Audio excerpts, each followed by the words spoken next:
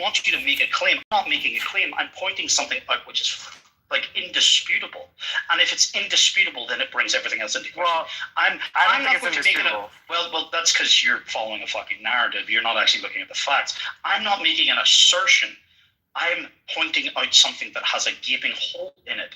Okay? That's a very different thing. What they want you to do is, oh, so you mean this? Well, no, that's not what I said. You see, and then that's what they do.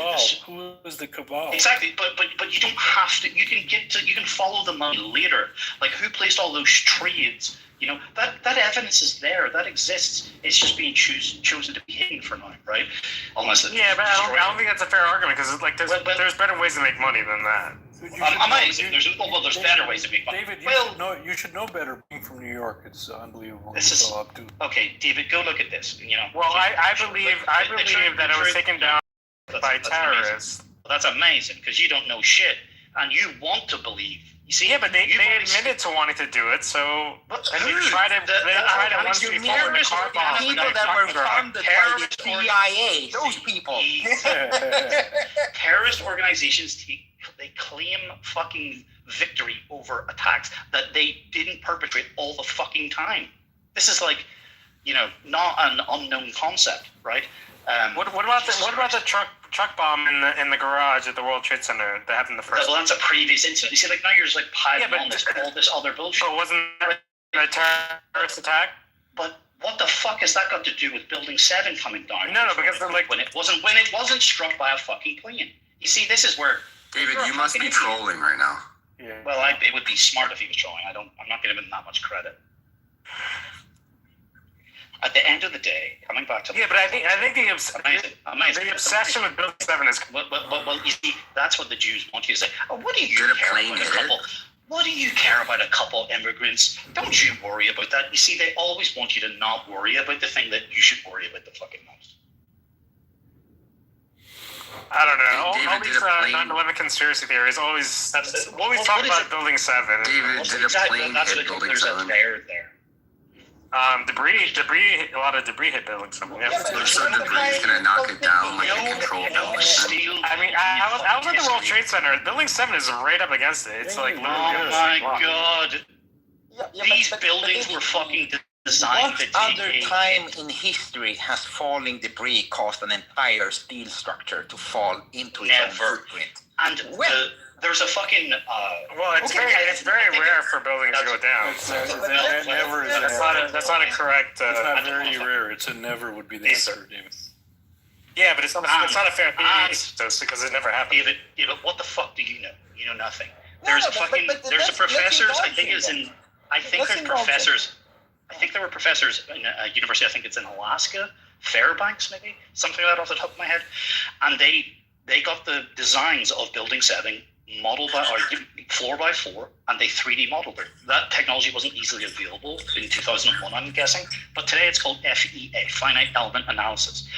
And by the way the videos show, and there's many different video angles of Building 7 collapsing, it collapses in on itself, very key point. The only way that they can model, and these things are very accurate, today's the finite element analysis. The only way that they can get Building 7 to collapse in the way that it did in real life, as it's documented on video, is to remove over half of the internal columns within it. It would only be possible. That's ridiculous. It's not ridiculous. Shut the fuck up, David. David, I'm gonna fucking kick you. Because this is just not ridiculous. You're a fucking read. I mean, again, let's put it like this, David. Do you think at the time, right? Do you think que bono? Like that's the easiest way to do this. Like even if we disagree on like the specifics of why the buildings fell down, who stand the most to gain from them doing so, right? How about forget Building 7? How about this? From Haaretz, the Jews themselves, written by a Jewish author, state, and this is like, I can go get the fucking links, where Odigo, which is a fucking Israeli-owned messaging app, they acknowledge in their own words, reported in Haaretz, this is the Jews talking about Jews, by the way, not a conspiracy theory, that Odigo, that there was a message sent out in advance of the attack by a number of hours, I believe, in Hebrew. Interesting, in Hebrew, that warning them of an attack. So let's just remove everything else, whether it's Israeli or whatever or not. How that means someone had prior knowledge, nigger. Prior knowledge. I mean, there's a lot of circumstantial. Like the guy who owned the buildings. Oh yeah, $4.85 billion. A fucking massive. Lucky Larry. Guys, He didn't need that insurance payment. So he's already wealthy. No, he didn't need it. He didn't. There's easier ways to get money than to collapse those He just stupid had to rely on the governor. He had to lean on the fucking New York. Could afford That to building pay was already prostitutes. profitable. It was like 90% rented already. David, he had to lean by That's his a terrible own argument. by his own But admission. again, He had to lean on the new David, governor. it's one of many arguments. So you have Lucky Larry, you have the fact that they have a training session. The United States Air Force has an air exercise the exact same day. Where they're like, oh, you know, we're training for a terrorist attack, and we're doing it on this day. And the air Very bad crews, timing. and the air crews literally had to ask, "Is this real world or not?" When the And actual Well, that building was already And targeted by a terrorist. 2 days prior, David's a fucking Donald collaborator. Rumsfeld He's meant to be Donald knowledgeable. Rumsfeld tells He's just a Congress collaborator with a that like $4 trillion is missing. And the part of the Pentagon that is responsible for auditing the $4 million missing, they get hit by this massive. How many And fucking the perhaps most exorbitant surveilled business, the perhaps astronomically? most surveilled business or building in the fucking US. So They only have one camera. They only have one camera of the quote-unquote plane hitting it, which looks suspiciously like a How fucking many missile. astronomically fucking And in see that? A plane did it. A plane took off from Newark and it hit the Pentagon. Fuck up. Are you saying that plane didn't land there? See the quote-unquote plane hit the quote-unquote Pentagon? Judicial Watch, who we know throughout the fucking election fraud stuff, Judicial Watch back in the day had to fucking sue the government to release the goddamn footage. There was literally no footage of this mysterious plane hitting the fucking Pentagon. And there was That's because no the wreckage. plane was traveling so fast. David, shut up. You have no idea The whatsoever. plane was at light speed. And there were no pieces left. There was literally a CNN reporter on the fucking ground it's a little known clip. You can find it. It was never aired again, but you can find it. It's online. It's real. It's verifiable. And he states there's no pieces larger than basically you could pick up with your fucking hands. If you ever look at an aircraft investigation, there's like the 4 quarters of an aircraft. Well, it was going so fast. It went in, you see. How fast can a fucking It It went so go. fast, the pieces disintegrated, you It see. can go over 700 miles an hour. A plane can reach that It's just horseshit. This is the shit that they tell normies to get them to go along with war. Yeah, That's- No, if you take a plane at 700 miles an hour into a building, David, disappears. David, what the fuck do you know? Okay, let's put it like this: the plane that fucking destroyed the only steel structure in history. Magically, one of the hijackers' passports just ended up on the street next to it, so they could identify him. Do you know what I It's find? like, bro, Do you know what I find amazing? you don't even have to be a conspiracy card to be like, wait, a lot of the things they are talking about here doesn't make sense. It doesn't add up. Alex, do you know during the recovery process, immediately, this was the fucking world's largest crime scene, but immediately they started putting all of the quote-unquote scrap metal onto barges, and it wasn't processed intentionally. It was not processed in the United States. It was all sent overseas. It was all sent, do you know why? So that there would never be a steel girder or some kind of steel structure that would be sitting somewhere in some fucking guy's scrapyard where you could then go get the evidence to go and actually reevaluate this in the future. It was all immediately shipped overseas. Why would you Great Expanse ship this metal which could be recycled? Do you guys know about the foundation of the World Trade Center complex? Do you guys understand there's a gigantic concrete slab and then like fucking support beams going down No, underneath it was a subway station. Shut up. Damn It's a near as terminal. tall as the Twin Towers themselves. Going down. Yes, I've been down there. It's a subway station. There's Shut the multiple fuck up, reports. There's then there's multiple these- reports of bombs going off in the basement. Yeah. Oh my god. And then there's these fucking cables. This shit is a whole underground complex. Again, with steel beams going straight down Yeah, to the hold steel the beams building were- up. Yes, I know. I was down there. I know what Shut up. Shit. And then you have these cables, these fucking long, fucking mile long, like hundreds of mile long cables holding those fucking beams and the big concrete slab on which the whole thing is built. When the towers got hit and fell, the whole foundation complex is compromised. All of it. This shit was probably cracked. All those beams fucking broke. Fucking the whole thing was cracked. It's a miracle more buildings didn't fall. I This is love like that fucking That's right. like Tower 7. That's right. You guys Finally, don't we agree on statics. something. You guys have never took a statics class, dynamics class. You guys There was way too much there to How come about to we right ask- seat. conspiracy Answer my- theories. Right seat. Get How all about your we ask the information from engineers YouTube. in the room? David's the You're fact. a stupid David's an conspiracy engineer. theorist. All I want to hear you learn- David's all you engineering know is opinion. all How you know is it that the buildings fell at near? I don't want to have to start. Yeah, how did it fall at free fall speed How did when they it has fall all near of that free- you say, near CM? free So, fall? CM is correct. When the foundation compromised, because don't forget, there's multiple But levels. that's plane not didn't how hit it the fell. foundation. You see, that's irrelevant. The plane didn't hit the From the foundation. foundation. Irrelevant. That's not how it fell from the foundation. Even It even a collapsed from the top in of itself. even a Collapsed from the compromise top in of even itself. entire Yeah, but can I just say one you did see the building on fire, correct? You did see that. Well, what the fuck? We're jumping to It was fire. on fire on top, Listen so not to these down in the fucking tap basement. dancers. Guys, This is the guys, shit I But don't. you weren't in the basement. You don't know that. Yeah, I just told you Neither about the were you, basements Nick. and the foundation. There was no fire down there. well actually There was no fire. Guys, this is the thing I least. it melted steel in the basement. This is Yeah, my least. It doesn't need to be Alex, built. It just needs to be compromised. You're fucking idiot. Correct. How did CM is compromise? correct. That's How did the nice. fire on the 80th floor compromise the basement? No, Freak out. but the subway station underground also goes through building 7. David, It goes through the entire World Trade Center area. basement. So when one is compromised, the whole thing is compromised. It didn't There's collapse from entire the fucking sewer tunnels basement. that collapsed under the Twin Towers. Oh, that was the cause of the collapse? No, I'm talking about the whole foundation of it was compromised. Yeah, how did the foundation collapse when the... This Because guy it is got hard. hit at 700 miles an hour. You're a physicist, man. You should do better than this. Please, bro. CM. It also You're it's stupid, dude. You're like you're not there a was fucking engineer, bro. the entire station underground was supported just by beams. It wasn't like No, and cables, and also cables, bro. Literal cables. Look up the fucking No, but diagram. look. Cables, the cables. CM, look, these guys are fucking yes, idiots. bro. These guys No, are they're fucking, intentionally Bro, doing it to bro. themselves. Bro, they're gone. these guys are fucking idiots, bro. Welcome to the idiot club. All right, they're gone. I'm done fucking talking. Yeah. This is No, fucking it's retarded. but again, it's The whole point was, you see, this is how they get you with anything. Oh, did you assert this? Did you? No, I didn't. We're trying. This is why you try not to assert anything.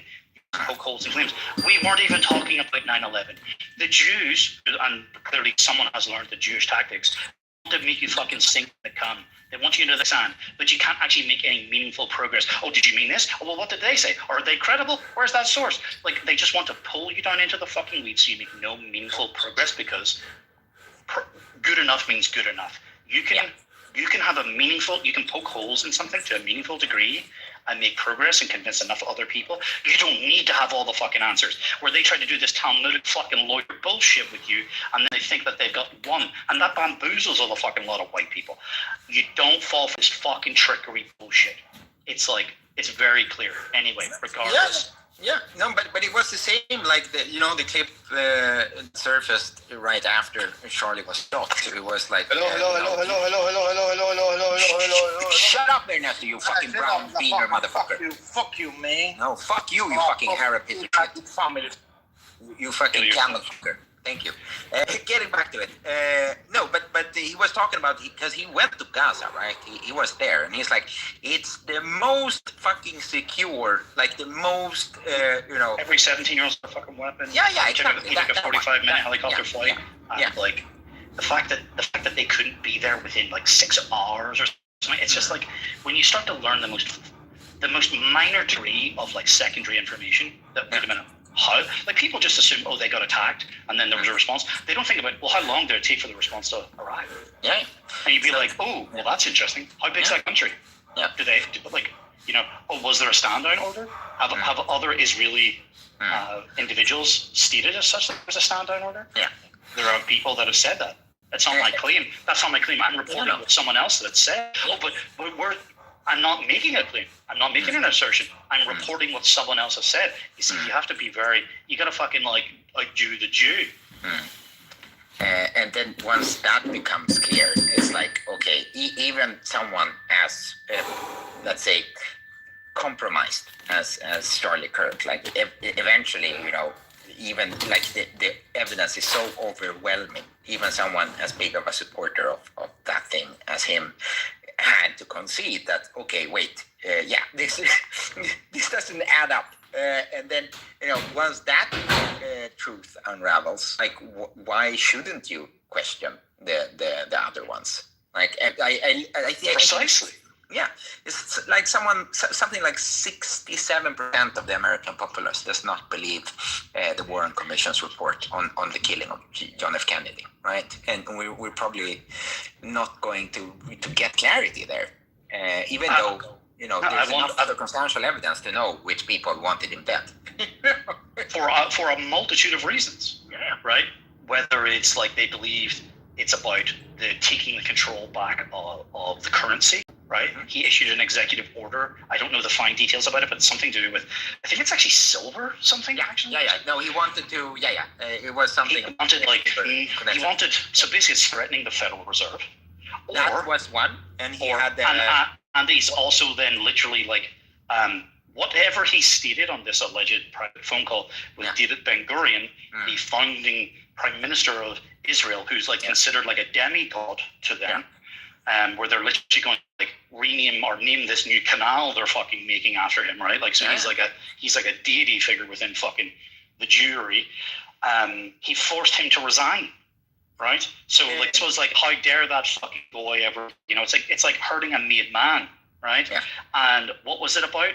It was about them tricking them. Right, them trying to hide the fact that they were developing nuclear weapons. Mr. Anderson, I just found this out actually 2 weeks ago. Do you know the guy, the penultimate, like the guy that was responsible for the hijacking of the boat? Who it was? No. It was Ben Shapiro's father. No, wait. What boat? I'm not aware. What do you mean? What boat? No. So because the way the nuclear program in Israel, the way it started was that they needed to source uranium, right? Sure. So there was a French vessel that it was coordinated that, like in the middle of the Mediterranean, this other ship hijacks the contents of the boat and then gets away. I'm not aware of this. So the Israelis stole uranium. Yes, and the CEO of the French uranium company was Ben Shapiro's father. So it's like... It's an awfully small world, right? Yeah. What a strange coincidence, Mr. Anderson. No, it was operation. So essentially, like they had already coordinated beforehand, but they needed the liability, right? So it was like, a pirate just fucking stole all our shit, and it's unfortunate. That's what happens when you just travel in an unmarked boat in the Mediterranean. So that's how they started their nuclear weapons program that they still to this day deny. Of course, but which of course is amazing because even if Iran denies that they have nuclear weapons, we'll go and bomb the shit out of them. Yeah. So why don't we place the same scrutiny over the Jews? No, because they're our greatest ally. Of course. Really? Which conflict is it that they've ever fought alongside the US? Yeah, it's a good question, Mr. Anderson. Joe blows my mind. I learned in the past year or two that even Australia, who had no dog in the fight, Australia fought in the Vietnam conflict, not Afghanistan, right? Which a lot of allied forces, from NATO, right? Mm-hmm. So you had you literally had by the end of it, because Afghanistan was going on so long, you literally had I think it must have been even Sweden. They were like, can we use some of our jets to make them basically war proven, they've been deployed in operational theater, right? Mm-hmm. But so they were that just became like an exercise for the military-industrial complex to milk the. What did Assange say? It was just a rinsing the tax bases of the the developed Western world into the hands of the technocratic security state. Yeah. But Australia, other nations, Canada holds like the longest sniper rifle fucking shot record in the world for a kill in Afghanistan. Like, so there's all these other nations. The British, we were obviously there. Yeah. But like, would you have ever thought that the Australians fought alongside American in the Vietnam conflict? No. So you have even obscure allies fighting alongside you, right? In, like, say for example, Vietnam. But yet our greatest ally has never once fought alongside. And wait a minute, they were in the region for Afghanistan. They were in the region for Iraq 1. But Iraq 2. supply intelligence, Mr. Anderson. Very important information that they do not share with, China or Russia. It's exclusive to us. No. They just don't sell that information. They don't supply it. They just sell that information. Like Mr. Pollard, This was also kind of interesting, Mr. Anderson, because again, getting into the lore, you've seen Munich, I presume. Just funny. Yes. Yeah. But a long time ago, before I had my eyes opened. Yeah. So I would like to revisit that. I actually quite like Eric Bana as a. I think he's a great actor. Not his filmography is a little bit all over the place, but I think I actually really liked. I made another one with like Edward Norton afterwards, like a couple of years afterwards. But I really liked his movie Hulk. Did you remember him when he was the Incredible Hulk? Yeah. I actually really liked that one. But regardless, and then he was he was in Black Hawk Down as a Delta operator. But no, I actually would. It's funny because there's so much now in life where I see it through entirely new eyes, right? It's like I remember hearing something about the dancing Israelis, but in my mind at the time it committed as like dancing sand niggers, like it was just clearly it was Muslims. I was like, oh no, it wasn't actually. No, you were like David before, but getting back. No. You see, the difference is David wants to believe, or David already has an outcome that he's already he wants to go back to sleep and eat his steak. That's him. Oh yeah, for sure, exactly. Just let me come back rich and famous and blah blah blah. But getting he's back to cyber. No, but like of course there's like a mythos there that they have to kind of because clearly the Mossad has gained a reputation, for the fact that they kidnapped, the Nazis in South America and stuff like that and brought them back, and then because was it Mengele? Or no, Mengele survived. He actually died of old age, but it was or was he? It was one of them. Really, I've never heard this. I know that there's obviously stories. There was even a documentary series on History Channel about hunting Hitler or something. Yeah. So there's a lot of German ancestry in South America. Let's just say. But hence all those South American Victoria's Secret models who don't really look that brown. Exactly. They're very European looking, aren't they? Or Giselle Bundchen and. So it's more the German aspect, I imagine. Of course. No, but I've never heard this narrative where that is really. But it's the same with like the Navy SEALs, right? That's why they produce like the American military so prone to give money to Top Gun and like projects like this because propaganda and recruitment. Yeah, of course, and the Mossad is no different. Of course, they want to build the myth of them being like perfect, ruthless killers. Like they like I think their motto is something like a ruthless man doing unspeakable things for the safety of their nation. Which again it's part of the propaganda machine. But the interesting thing about Munich, right after the terror attack, they made this kill squad that essentially could act with impunity around the world, right? They were sanctioned by the Israeli government in order to fucking enact revenge on these towel heads that had embarrassed them on the world stage.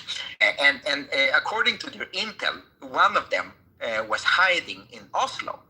So I just found out about this the other day. So they made, they did recon and they went there and they figured out where this guy lives.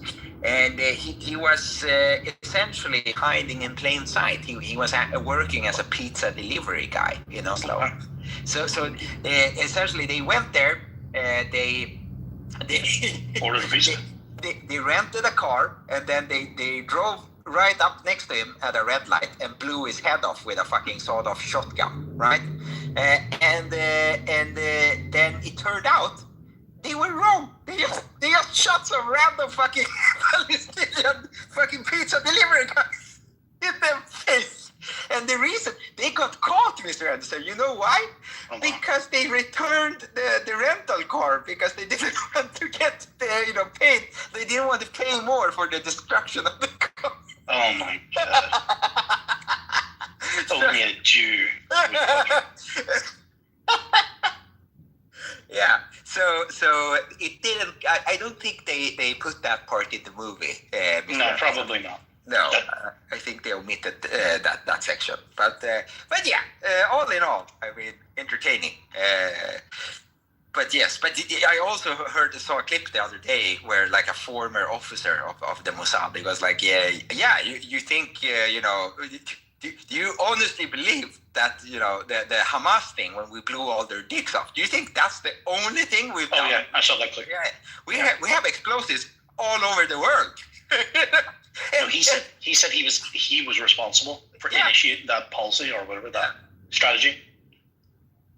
And that's the thing. Like it's not like, even if you want to, be as graceful as you possibly can, and take the most lenient position and be like, okay, you know what, we understand they're in a difficult situation. Essentially, all their neighbors want to kill them. They have to think outside of the box in order to do this. But it's like, it's not like he said, allied nations are safe. He didn't say that. He said all of them are possible targets. And to be able to say that and boasting about it, it's like that should not sit well with you, regardless of where you are in the world. That is a problem, No, so, when you actually hear what other intelligence agencies think of them, like from either like retired officers or whatever themselves, it paints a very different picture. Like there's this guy who went to prison, who does the sort of rounds because he's had to write a book because he's like basically unemployable otherwise. John Kirkow or something. It's like a Greek surname. I don't know what it is. Oh yeah. He used to be an intelligence officer for the yeah. And like he recently enough got on Rogan for the first time, but he's been on a few other podcasts. Yeah. And he's talked at length about how the fucking Mossad, every time they came to the fucking Langley headquarters, they tried to bring gifts and they're all bugged, and it was like every single time, like without feel, even though they were told not to fucking bring them or whatever, they try to bug Langley every time they fucking go, so they have to meet them off site, and that it's almost like universal that no one fucking trusts them, and like no one theoretically, unless they're a fucking Jew, like probably therefore like the rank and file, like the lower ends don't like dealing with them. And even seeing like the guy who allegedly killed the Navy SEAL who allegedly killed Osama bin Laden, what's his name, Rob something? He it was during like at the end of the Afghanistan fucking withdrawal fuck up or something. They were talking about something. I think so. I think it was around that time. And he tweeted something about, isn't it funny how like every time we train with the IDF we always have to lock up our gear? Because why? Because like one of the things about the US and British Special Forces is that, which is like, look at the F-35 for example program. There are tier 1 partners, and then there are other, like Israel gets its own little version with like watered down avionics, right? Yeah. Oh, we've got special needs. They'll fucking tell you. It's like, no, Nick, you don't. Anyway, but we don't trust you with the full source code for the full suite because you'll sell it off, and give it to the fucking enemies. That's why. But one of the things about the US and British Special Forces is we quote unquote own the night because of our night vision capabilities that other people don't have. And like what'll happen after the withdrawal of Afghanistan is like you see all these fucking Afghanis today running around in fucking Humvees and Blackhawks. Well, those night vision goggles would have fallen into the hands of back to Russia and China to be reverse engineered. But this is why Rob O'Neill, that's his name, was talking about having to lock up their gear because they couldn't trust the fucking Israelis, right? The IDF from not stealing their fucking gear because it wasn't shared with them. Not everything was shared, but they're just the greatest ally. No, but it is interesting. Like, say what you want about the inefficiencies of so grand America, but it's like the Venezuela thing was actually quite something to behold.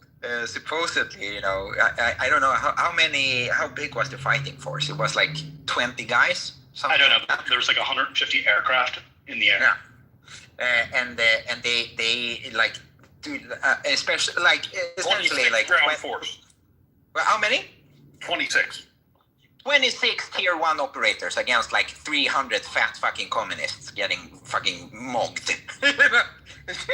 Straight up, just fucking massive. Yeah, but they did have the full suite of support of sure, absolutely. E-18 Growlers, F-35s, ground strike capability, and then F-22s in the fucking air just in case any other jets came up in the air, they would swat them down. Maduro. And then there would be a whole suite of just drones, right, who've been loitering for months, just continuously monitoring the situation. Yeah. But apparently they had like a mole. Mm-hmm. Maybe that's the guy who wanted the $50 million, right? There was a bounty, I think. Yeah. But apparently they had intelligence. I mean, because they started training for this back in August. Yeah. So like they had his pattern basically locked down. So like the worst case scenario would have been basically another, Mogadishu, another Black Hawk. Yeah. So, but it's super also impressive. It's going to be interesting to see also what happens ultimately with Greenland, right? Not that it's going to be a fight whatsoever, but it is going to place Europe in a very awkward situation where I don't know. They're going to accept it, of course. They've got no choice. Look, I think it's a bunch of bullshit. I think what Trump is doing is forcing the world this is actually just narrative, right? Yeah. I believe you can tell me I'm wrong, Rick. But the world is this way, right? We literally have been talking about these past couple of generations about the rules-based order and the blah blah blah. It's like it's always has been and forever will be might is right. Yeah. And if the US just wants to come and say, we're taking over your country, you might be able to put up a fight, but you're not going to win. And also, it's such a big fight. Terrence says you probably won't lift a finger. Like, if the US wants to take Greenland from Denmark, sure, they could argue it's the end of NATO. It won't be the end of NATO, right? That's just like, whatever. In one administration, it will self-heal itself and it'll be back to normal or whatever. But they can't stop them. Like, here's, for example, hold on. The US, I might have said I wasn't finished. The US, for example, just with 2 air bases alone in the UK, has equal, if not sometimes, more fast jets, right? They have more F-15s, they have more F-35s in the UK than the Royal Air Force does, their own host nation. Yeah. Right? So, like, the US has more, like, if the US wanted to just wipe out the RAF, for example, right? And I'd imagine they'd be really smart of them to have, like, a really secret backdoor that even the other, tier 1 partner, the Air Force doesn't have. And they could disable the F-35s on the fucking ground, and they could take over the air dominance of they could just seize the UK. We don't have a nuclear deterrent. Our nuclear deterrent is meant to be our continuous at-sea deterrent with submarines. Our submarines aren't even at sea 24/7 because we are down to so few of them, and one of them's in deep fit, refit, and then one's always at training or whatever. It's like, we're a joke of a fucking country. And But most countries in Europe and their militaries are fucking... Nigger, shut the fuck up. Most countries in Europe, you're acting like... You're acting like you're spiritual. Nigger.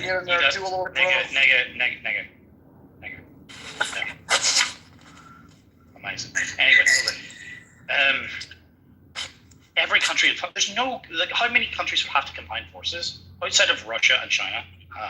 combining forces, right? How many other countries would have to combine to actually somehow compete with the US when we literally just seen what capabilities they're capable of, right? Yeah, all of them. So the US does fucking rule the world, This is a breaking of the narrative, right? The US has allowed these European countries to like spout and pretend that we're like serious leaders and blah blah blah and whatever.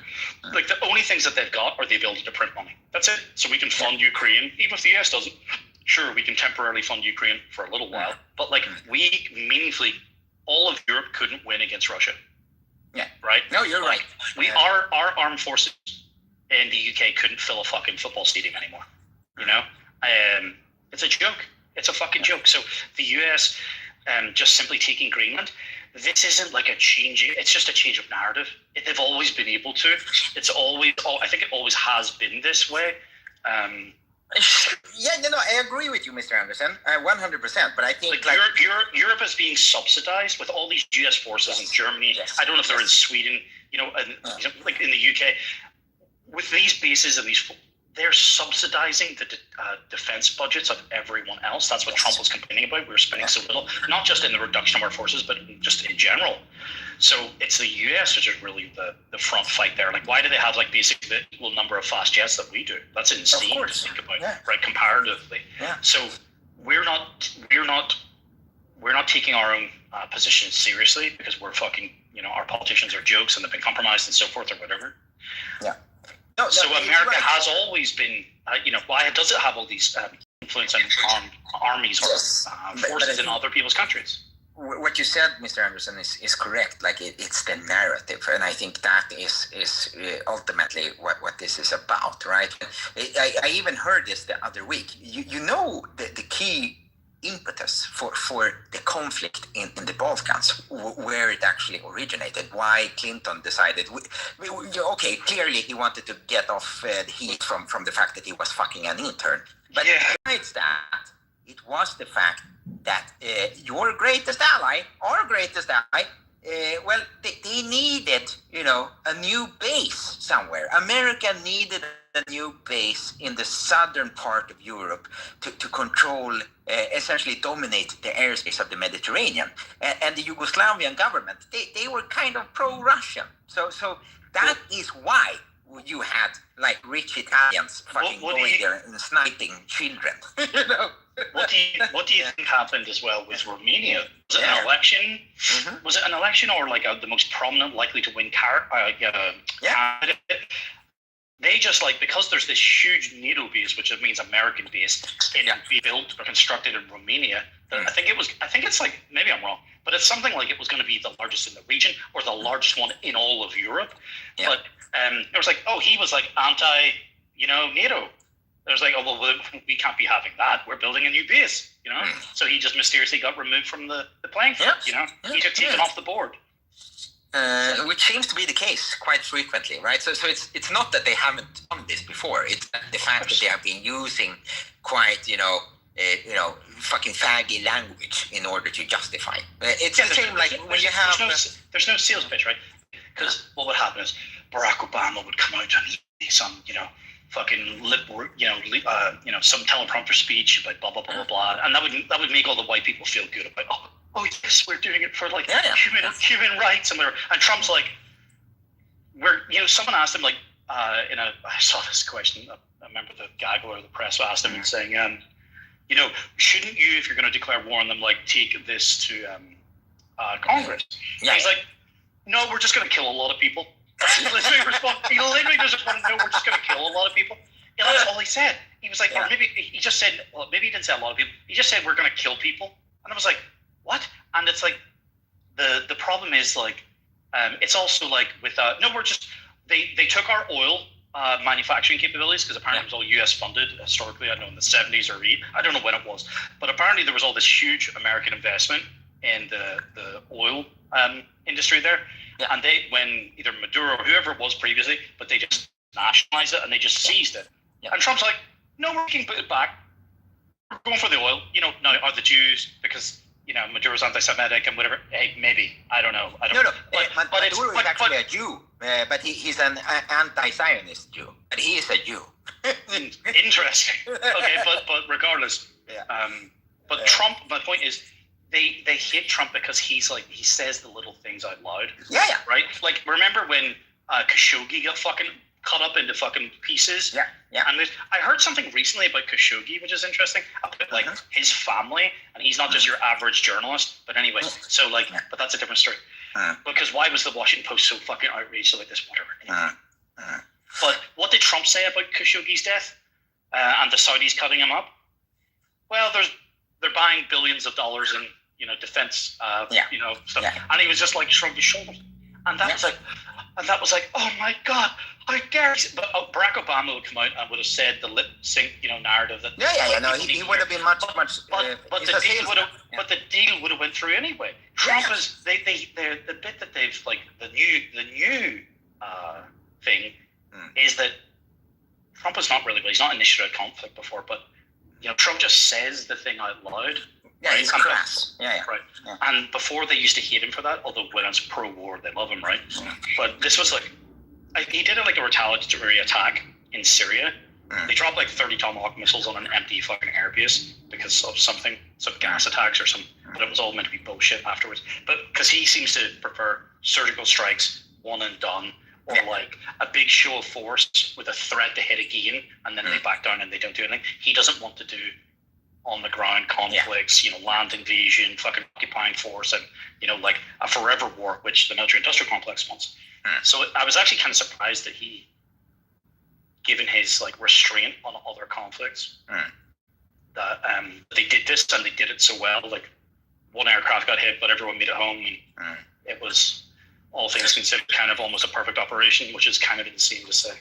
Yeah, no, but they probably learned a lot from like the fucking like the Iron Claw thing, like the what went wrong the other times they have tried to do this, right? But getting back to it, it's kind of interesting seeing like the new, like the way the administration handles this, and then you see like the old kind of guard, like the old foxes, so to speak, when they are trying to like, because there's this funny clip, right, where you have a joint there's a joint press conference where Donald Trump and Lindsey Graham, he really sounds like a closeted faggot, right? But he's like, well, we got this narco-terrorist, we got this narco-terrorist president, and we are going to save literally tens of thousands of lives in America thanks to this. This is a narco-terrorist state, and we are very happy that we got him. And then and not literally not even 2 seconds after he says that, in order to shift the narrative away from the fact that they are doing this for oil, Donald Trump goes, well, we also got the oil, which is nice. It's like, bro, you can't catch a break. He's trying to sell this for you. but he's so like, it's almost the same reason why I respect the Daily Mail, even though apparently the Daily Mail can't be cited as a source on fucking Wikipedia anymore. Because not only, well, it's a little bit different, but I don't know why this came to mind, but the Daily Mail, not only will they post complete, absolute bullshit and lies, but because they're so shameless for clicks, they'll even post the truth when no one else will, right? So like when the Hunter Biden type thing comes out or whatever, where Trump's just like, I want the credit for being so good. I'm going to say the thing you're not even meant to say just because, like, I can say it, like it's like another thing. It's like, well, don't forget about the oil, like he just can't help himself. It's like, even it's the same thing kind of with the vaccines, even though I know everyone boos when I talk about it, but Operation Warp Speed was amazing and blah, blah, blah. It's like, he knows people aren't a fan of it. They wish they're even giving him a Bible on it because it's a fuck up, but he can't help himself. He has to get the keywords out, right? He has to get the, whatever it is. It's, it obviously works for him typically, but it's funny to watch in these sort of the mixes of old paradigm and the new, or the old narrative and the new. You know what the best possible outcome would be, Mr. Anderson? It would be if they found massive oil reserves under the city of London. Then because Keir Starmer has a lower approval rating than Maduro. Oh, I heard that today. I heard that today. seems like you're in deep need of some freedom over there. That's what I hear. That would be fantastic if they found like a precious resource under British soil. But do you mean London City or the City of London? No, the City of London. Yeah, the City of London. Well, the problem is the Jews own that, so they. Yeah. Well, of course, then you can't touch it. You're right. They just claim the rights. That's the suck. What if the Palestinians occupy the City of London? Then maybe America can. Remember when I was telling you about that guy John Kirkconnell of the CIA? Like when I was telling you about when former intelligence officers who are now free or whatever. Yeah. What they say about Israel, right? Yeah. No, they fucking. Well, there's a former MI5, don't know, MI5 or MI6, who basically had she was a whistleblower for a totally separate matter or whatever, right? But when questioned on something, I have this saved clip, and she basically stated that it was one of her colleagues, right? It was another, senior agent's view that there's a 1991 Israeli embassy bombing in London, right? Because the Israelis were asking for additional fucking security. They were demanding additional concessions, additional you have to provide us, armed police outside. You have to protect our diplomats. You have to whatever, right? We're so fucking special, right?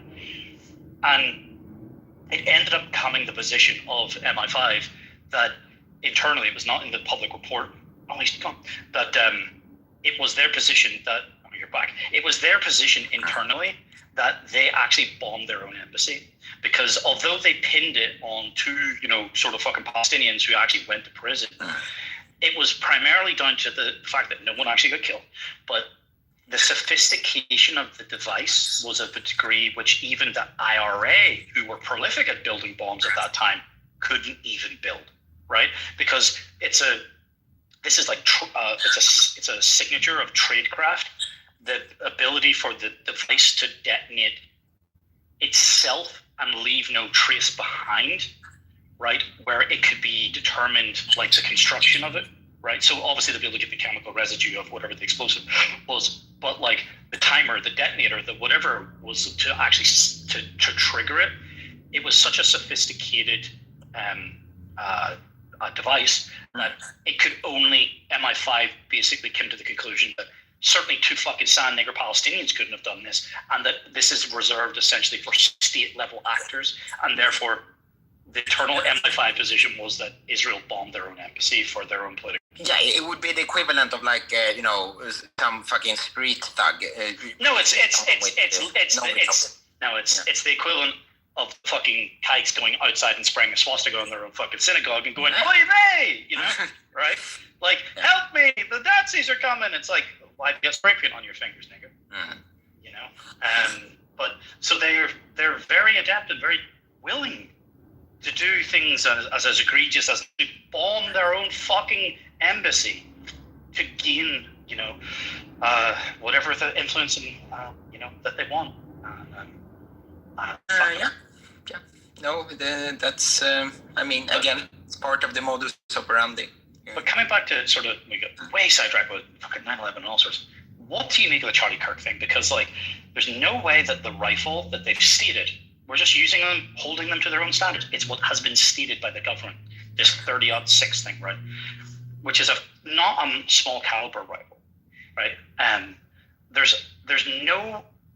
no place on earth, maybe a smaller round up close, where I remember when I was doing my training in the Air Force, instructors, from basically our army within the Air Force, the RAF Regiment, Royal Air Force Regiment. So they would be the equivalent of the Navy has the Marines. Well, the Air Force, we have the RAF Regiment. Yeah. So they'd be paratroopers basically. And I remember one of our instructors telling me about basically bullets do crazy things. It's when we were doing our first training, first aid training, and let's say someone gets shot in the hip, a big bone.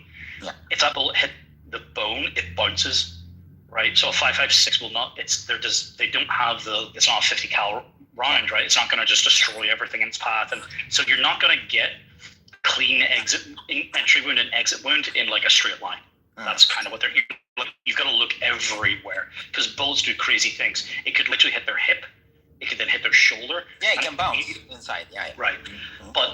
But they also said about there's one time he was talking about personal casualty that he came us where they couldn't find the entry wound. There was only an exit wound because whatever it was, the velocity or the fucking suction or there was basically, it sealed itself. I don't know what, but he's basically said there was no sign of an entry wound, but there was very much an exit wound, right? Where's the blood? Where's the exit wound? Where's any, or even that? And that's like a miracle. That's that's an exception where there's like this fucking vacuum like ability where it almost seals itself right from it being hit. Where's the blood? He's wearing a fucking white shirt. There's no blood when on any of the fucking his security detail when they're fucking taking him away. Where's the blood? But there's a lot of different narratives being presented, right? You have the one where they say but that's just a simple question that cuts through narratives. It's like, where's the blood? I'm not saying he's not dead. That's not what I'm not saying. I'm just like, where's the blood? It doesn't make sense, but with the fucking rifle that they're talking about from the distance they took it about, like, I've seen people do fucking comparisons where they go and shoot a deer or they do the Jello fucking ballistics gel thing. It's like, that's going to leave blood. There's going to be blood everywhere, frankly. Yeah. Especially if he hit in the fucking neck, I believe he's meant to have been hit. Like, I don't even know where it's meant to have been stated that he's been fucking hit.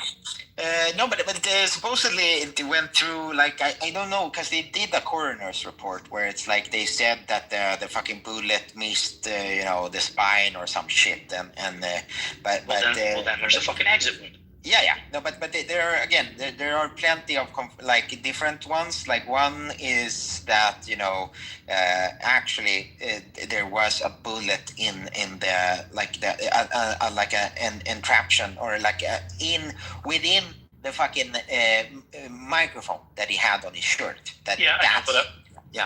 So that's one. I don't necessarily believe that. And even if it did, it would still leave blood. Why is there blood?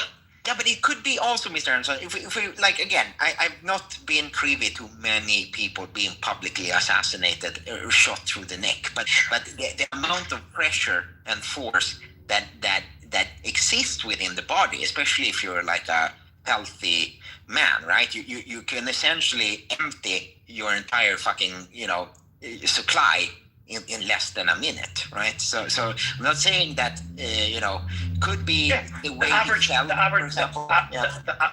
man carries about 5 liters of blood. A tall man like me with a bigger body food, maybe up to about 7 liters of blood, and you can pump out nearly half a liter of blood per minute.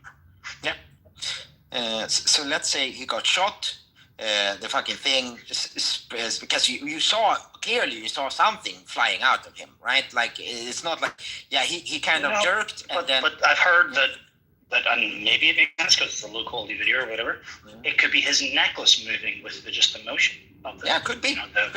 But there was a little blood in the video, right? You saw like instantly that it fucking started gushing out, and then he fell over. So it's like, how is it zero of it hit his shirt?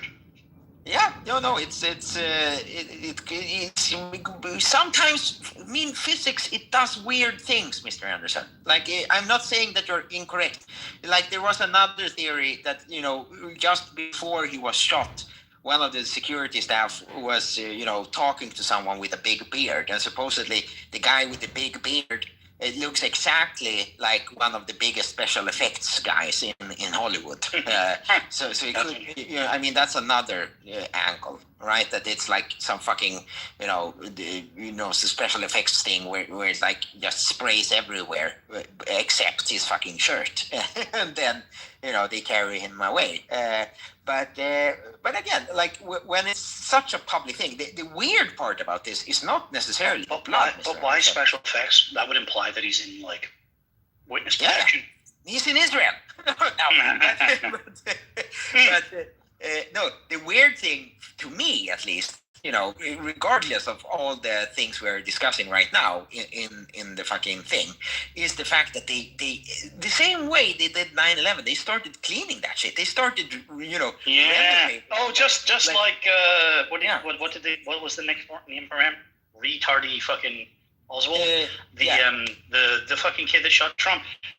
You've got FBI agents. Since when did FBI do fucking cleanup? There's literal whole companies after people have been murdered or in house or whatever. But they cemented the entire floor under it, right? No. But when they shot Trump, there's a fucking FBI agent on the roof hosing the roof down. Yeah.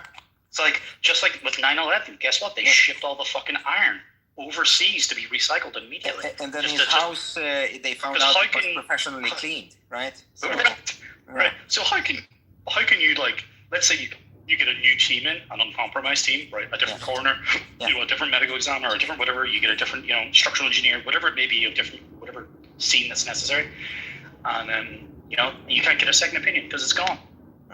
The evidence is gone.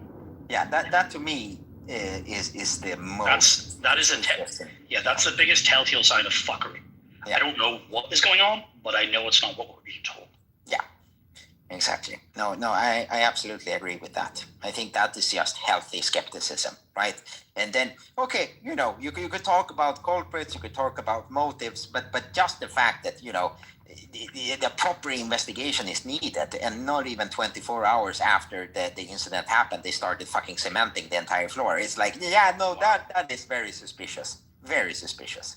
Like, at least close it off for like a month, so they can do proper investigation, that's the thing. It's like when a local small town sheriff or cop or whatever, some local crime or whatever, you typically or even like with Lou's passed away.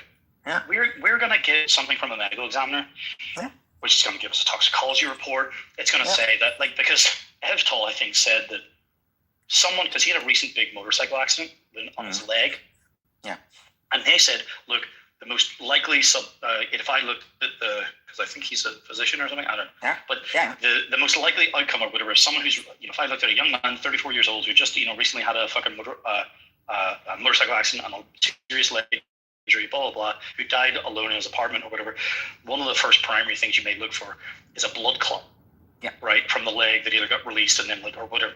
And I was like, wow, that's very interesting. Now, but the difference is, I think we have now been told a little bit more than that, but I'll not digress for too much. But what ends up happening is the more that you find out on these typical, normal world things, normal crimes, events, situations, is that as time goes on, your questions reveal answers. Your questions don't reveal more questions. Right? Where all of these major world events, these big things that go on, right? The more you question, the more you realize it raises more questions. Yeah. Right? You don't actually get conclusions. You don't get answers in the same way. It's like, isn't it amazing how, well, what does that mean? Or who was that? And then you're like, wait a minute, they're who? And the next, it's just like, you're down fucking 3 rabbit holes, right? Or 3 different levels, right? Where every other thing in normal life, it's like, oh, they died of this, or this happened, and that such and such. The building collapsed because of this fucking, these bolts were rusted and corroded over time, and the fucking weak link in the concrete, or whatever. You get answers, you get conclusion, you get closure. With these things, it seems almost universally true. And the big one recently was, it kind of got reignited in me, which is crazy to say that this year it would be 9 years ago. Holy fuck. But the Las Vegas shooting is mind-blowing. Yeah, that thing is still, to this day, a fucking black box. Yeah, no one talks about it. No one talks about it. No one talks about it. And it's like the silence is deafening, right? It's weird to describe it, because I don't think it was the killing. I don't think it was a shooting or a event where the most amount of people have been killed, but there was 400 people that took shots, in the back, or so many people, I don't know if they're paralyzed or whatever it may be, but there was so many people just injured in that one shooting. So you can't say the most deadly shooting. You can't say the most, I don't know what the real description is, but it's basically one of the most significant fucking events since 9/11, right? And the idea that, he could, squeeze off that many fucking rounds on his own in that time frame, and then the body cam footage that apparently, I didn't know this, but basically this guy Ian Carroll, who I quite like. Yeah, I know who he is. Yeah. So he went on Tucker just a week or two ago there. I don't know if you saw it, and then it was like, I've never heard this narrative before. I knew there was some fuckery where apparently the cops, when they breached the door, one of them let off a negligent discharge, right? Oh. He accidentally discharged a weapon. Convenient. This is convenient, and then they just find him lying, some fucking whatever. So it's like, that's a bit weird. Yeah. Since I don't know. So that was a bit weird. But apparently, and I don't remember this, I'll have to go back and look at it, but I'm thinking if Tucker published this online, right, but without, any, to it or whatever. I'm assuming that it's true. But apparently in the fucking body cam footage, the cops breached the room or whatever, or entered, and they were pulling back the curtains and saying, like, where's the glass? Or like, all the glass was intact. I'm like, wait a minute, what? You know? Yeah, no, there's a lot of things in like the circumstantial evidence, like the fact that the amount of rounds that were released, the fact that there were choppers there, right? That they were not, and then where did all the choppers come from? Yeah. The choppers without transponders. Yes. Right. But I learned a lot of things. Like, I thought I knew some things because there's all these other shootings later on in the night, reports by other casinos about, like, oh, there's a fucking, there's a, 2 suspects or 2 people fucking having a shootout in some fucking other casino because someone has done a full Google Maps of drop pins of I've seen that map. Yeah. Right. And it continues like 2 hours after the actual event, right? Yeah. And but the thing which I really learned from that more recent podcast, which I'd never heard before, and I thought I paid attention to this stuff before, like obviously it was 9 years ago, but do you know that do you know about the quote unquote Saudi connection to this? Yes, I was just about to mention that. But yes. But do you know that the week or month before, I think it's the month before, right? And these things do take time to build up. Yeah. That the Saudi Air Force had like an expedition, or they had a operation that they ran outside of Las Vegas. So there was a whole buildup of Saudi Air Force in the region. Right? Vaguely. Right. And then not only had there just recently been large groups of Saudi military in the area, right, officials and so forth, but they have just acquired this small, almost like the Little Bird. You know what the Little Bird is? It's the small helicopter which they would have used. The one they used in fucking Venezuela. Right? Yeah, precisely. It's still using it, right? Yeah. So but there's like some new version of basically the Little Bird, but now that's like an MD-500 or MD-5 or whatever they're called now, but that's a military variant. But there's some new version of like Boeing where this thing can be like, it's so small that it can be literally folded up and put in a shipping container and trucked away. Yeah. Right? So like there's basically nothing, because these things, the transponder for some of these helicopters that did turn on their transponders and then turned them off, and one of their transponders came up as a call sign of a fucking like Southwest Airlines 737 or something, right? Yeah. So it's like very fucking bizarre here because 737s don't hover over the top of Las Vegas, right? So it was like clearly some kind of error, let's just say there. But it seems like they literally have just procured or acquired these like highly concealable, highly mobile helicopters, which like the Little Birds, you can hang off a range of armaments, like fucking little Gatling guns were fucking rounded off, which many people, like, because it was a Trump type of crowd in the audience in this country, like there's people familiar with firearms, like even Dan Bilzerian was in the fucking audience, right? Yeah, I remember. And many people stated they heard belt-fed automatic machine gun fire. That's what they felt that they sounded. But the stated narrative, it's all bump stock ARs, right? Yeah. It's amazing. But yet they found loaded AK magazines in his room, but there were no AKs, right? So that would lead you to believe that a bunch of Saudis, if they were there, they might pick up the weapons they're familiar with, not bump stock ARs. They would pick up the AKs, and maybe they just take all the ammunition with them, right? Why would you have all this loaded ammunition for AK rounds, which is 7.62, right? It doesn't fit an AR, which is 5.56, right? It's just like these major inconsistencies of like, I don't know. And then where are these women that were there with him that have just, and then the guy who fled to like South America, but then came back and did a interview on Ellen, and then has disappeared forever again. There's like, there's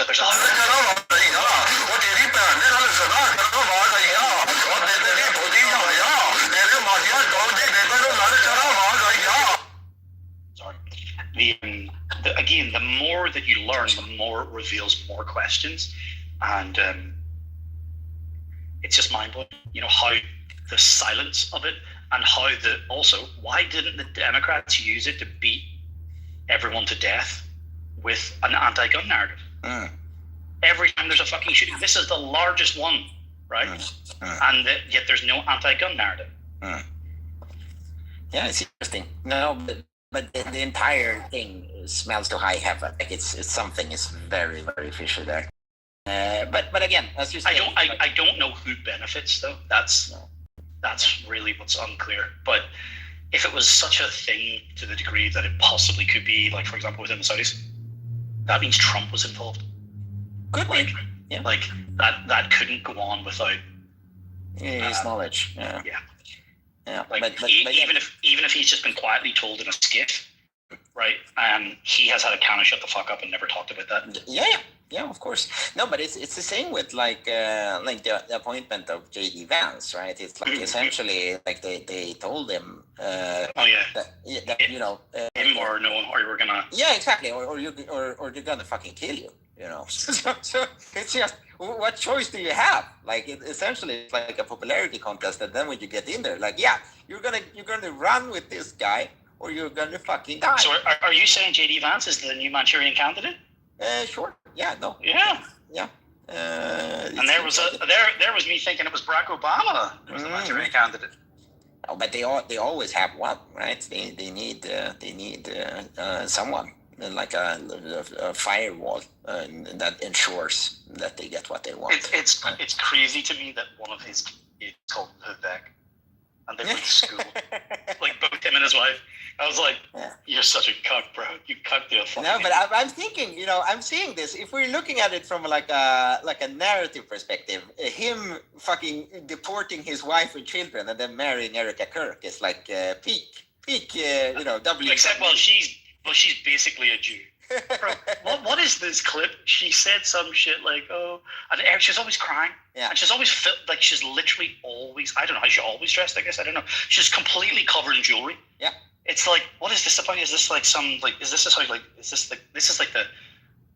is like in Casino where she like Sharon Stone is like leaving Robert De Niro just wearing all the fucking jewelry. She's like, this is how like estranged women or like newly parted women are meant to wear all their jewelry or something.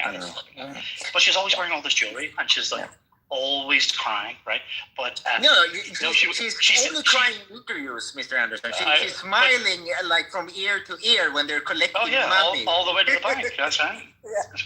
But she said this fucking thing. It was like, I know what you're going to say. Shabbat shalom, daddy's home, fucking nigga. What the fuck did you just say? It's like. Yeah, but she's Jewish. Her entire family is like half of it is at least. Well, but her dad is meant to be like some fucking executive for Raytheon Israel or something. No, it just surfaced like she was briefing some part of the Department of Defense or CIA or some shit about fucking nuclear weapons or something. Like this came out like yesterday. Like she's in a documentary about some shit, so she's clearly a handler. That's what it looks like, right? That she was a handler. But you see, the narrative is that he pursued her. Yeah, you're right. No, but I have watched something where it was like some lovemaking thing, like some like, and he was talking about how, look, she could have been. They could have had 5, potential honeypots in front of them, right? And he thinks he made a choice, but it was really, any one of them could have been a handler, right? But he basically was like, it's about like I think she applied or something like this, and he basically did an interview, and he basically like manipulated the situation because he had to like go to Hawaii next or something like that, and he was like, yeah, you're coming with me, and it was like, and then. It was meant to be like a job interview, but then it was actually like, no, how do you want to be my girlfriend? And I don't know. So maybe he thinks it was a sincere story. Maybe that's the best way. Maybe that was a really good job. Maybe she's a really good actress, right? And maybe she made him believe. Like, there's no, I don't know. Maybe I want to say I was going to say that there's no way that someone would act in the way that they're doing. But then again, who the fuck knows? They've been doing so many big shows and conferences and whatever. She thinks that she's fulfilling a role. It's like most people, I don't think. Most people are just NPCs, right? Most people are just going about, like when people argue, I think that they're literally, when you can see it in a different language, you can be sitting in an airport and you can like nudge the person beside you, like when you're people watching, be like, look, it's about to kick off. Because you can tell people are going through it's like a music, it's like the notes, so you can see it, like all the fucking, crescendos coming or whatever, the like bass drops coming, you can just feel it. You're like, watch them. It's like you can see people, I think, have absorbed throughout either culture or media or just watching other people in their lives argue. like, I think she is performative in the sense that this is what she thinks that someone who's grieving in this position is meant to do.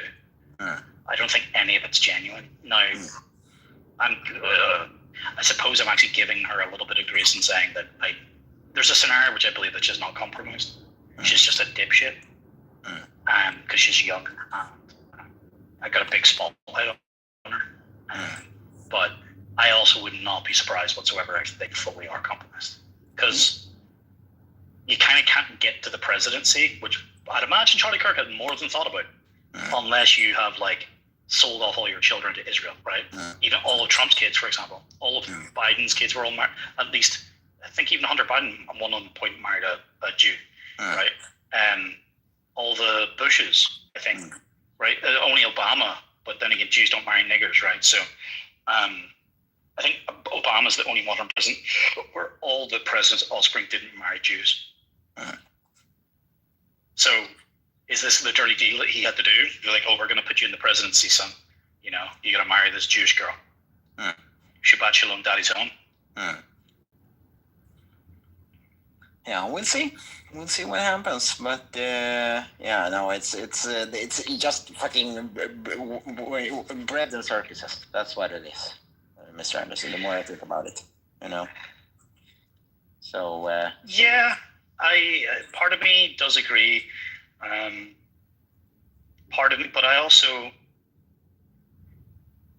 I always want to talk about. Let me rephrase that. I don't want to talk about the things they want us to talk about. So you see, whatever the current thing is, right? That became a phrase throughout COVID. The current thing. You know, the people took down their COVID masks and started putting up their, you know, Ukraine flags or whatever. You know, they're just whatever the current thing is. They're with it, right? I never want to talk about that. I want to always like cut through to the thing.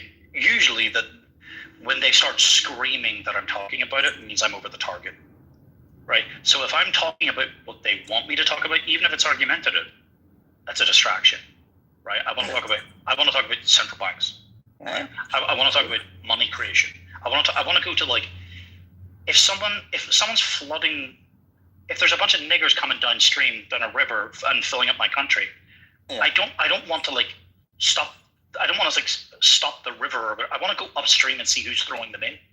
You know what I mean? I want to like. Who's throwing the niggers in the water? That's right. Yeah. The usual suspects, my friend. And that's where you come in. No. You know, there's the song throwing the Jew down the well, but we really should be talking about the kites throwing the niggers in. Yeah. That's right. The well that is America. I just found 4chan is undefeated when it comes to humor, right? So, but you know, I find it crazy that Tucker, like it's crazy. Tucker was literally the most popular fucking news host in like basically all of the world, right? Because the US is probably the biggest television network in the world, right? But like, the largest host by some margin. The most popular. Shut the fuck up! By number of obviously the Jews gonna fuck it. One of them. Literally by the ratings, the only fucking metric that he can truly do this by. He had the most. Yeah, he did have the highest ratings. That's to be fair, there's only like one mainstream right-wing station, and he was the primetime guy. But he had the highest. But he had as many as like the next 5 shows combined or something. Like it wasn't even close, right? But regardless, whether or not you fucking agree or disagree, it is a fact that he has the highest. Amazing. You're just begging to get kicked, aren't you? Amazing. No, free speech. Well, come on. So. This is it. They want to see. Well, what is that credible? Where's your source? This is just the Jew move. You can't even have a real conversation. I'd like to have a real conversation. Fuck up. No one was talking to you, Jew. No. What's amazing, Alex, is that just like a couple of years ago, right? Tucker was fucking mainstream as it comes. So the number fucking TV show. He is now like going like warp speed, jumping through 20 years of 4chan memes, talking about everything from chemtrails to fucking Building 7 to like, it's like, you know, SSRIs and puberty blockers or what, like anything, everything. Like it's amazing because Tucker is the guy, and he's the perfect guy for this, right? He can't do what, like, for example, what I think I do when I did things, right? For example, like torture people in this fucking app, which is I'm happy to be the battering ram. I'm happy to be the lightning rod. I'm happy to be the guy at the edge of the fucking Overton window that makes people scream. when I start talking about topics that they don't want to Is talk that about. how you see yourself? Shut the fuck up, faggot. So that people can fall in behind afterwards, because now we can literally say remigration, and that's openly being discussed in the UK, and that's not something you're going to get your account deleted for. But like, not that many years ago, that was like, that couldn't even, they just wanted to restrict immigration. Now we're talking about sending people back. It's like, we're going from inflation to deflation. We're talking about deflation now, you know, that's the equivalent. So it's like, but it's only possible because people like as mainstream and as palatable as like Tucker. But he's like doing a speed run through fucking 20 years of fucking of 4chan. It's the real Operation Warp Speed. But Mr. Anderson, let me ask you, because I really want to hear your take on this, right? Because I actually asked myself this question the other day. Because now you have like Slavoj Žižek discussing Curtis Jordan, right? So that's where we are in culture. I've not seen this yet, but no. He's talked about Curtis Jordan. He's talked about Nick Fuentes as well. And I was thinking, like, due to the exposure that Nick has gotten in the last, couple of months, especially after the fucking after having Piers Morgan, and me mom, but I have a lot of mixed feelings about Nick Fuentes, but I love his like Curry, go fuck you. I love that bit. I fucking love it. But getting to the core of it, then I was thinking, because during the Charlottesville thing, right? Richard Spencer became kind of like a household name for a couple of weeks. Isn't that amazing how palatable he is? He gets on CNN. And the thing was that it's like he's controlled opposition, but anyway. In a sense, sure. But this was the thing I was thinking about, because I wanted to know, what does he think about someone like Nick, right? Because essentially, at least at some point in history, they seem to agree on many points, right? So I wanted to see what does Richard Spencer think about Nick Fuentes today, and ultimately he seems like super duper blackpilled. He's like he essentially his entire thing was like he's young. He's going to grow up and he's going to become not disenfranchised, but he's going to become like jaded to all these things, right? Because ultimately what you're going to realize is that regardless, like even if we deport every fucking illiterate drug member Mexican in the entirety of the United States, it's still going to be shit, but now it's just going to be full of white people. But what's going to be shit? Like the poverty rate, the fact that that's bullshit. That's firstly, that's bullshit, and secondly, what I say to these people, you're a GDP nigger then, right? These are the people who are like, oh, but my GDP. It's like some things are worth more than GDP. Some things are worth more than money. To be able to say that, like these are the people that believe that it's like this is perfectly okay. Well, obviously he doesn't, but there's a lot of people that believe stuff like this where, like, you literally have fucking brown people. No, okay. Fuck. I have to answer this. You've got brown people issuing... You've got brown people issuing passports to other brown people in the UK, and you're like, you're... Yeah, no, we get it, Mr. Anderson. Take the call. It's fine.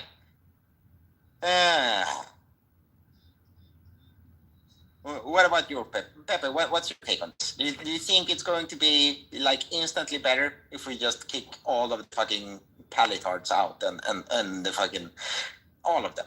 Just send them back. If we kick out all of the like in Europe in particular, dude, kick out all of the Middle Easterners and the blacks, dude. Yeah. They're fucking. Even though they're like fucking stupid, lazy, they live disproportionately on welfare. They're also gonna compete with you guys for power, and they just don't like you fucking people. Like people think that they can live in peace with us. Sorry, they can't. They fucking hate us, and we'll never get along. So just fuck them. Fuck their crocodile tears, and just live in your nice white countries as God intended you to. Don't fuck it up. Yeah, get you. Sorry. No worries, Mr. Anderson. No, we were talking about you've got literally get to the point where we've got like fucking non-ethnics or foreign ethnics, right? Fucking issuing fucking passports. Like it's like You think this? Do you know what I love? I always like. So, which of the four countries of the kingdom are you from?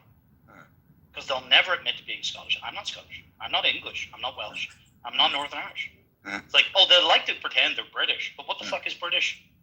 It's one of those four things. Yeah. Right? It's amazing. Anyway, you know, it's they're just paper Brits, you know, and they're just guests, and it means they're going home. Yeah. No, but there is something to be said about this, right? Let's put it like this, Mr. Anderson. You know where I stand in regards to the kind of watering down of Europe. Like we can all agree there. But if I can take. Oh, you mean that Sweden's average IQ is going down? Yeah, that too. Well, I wonder why. I wonder why. It's all the new Swedes, isn't it? Right?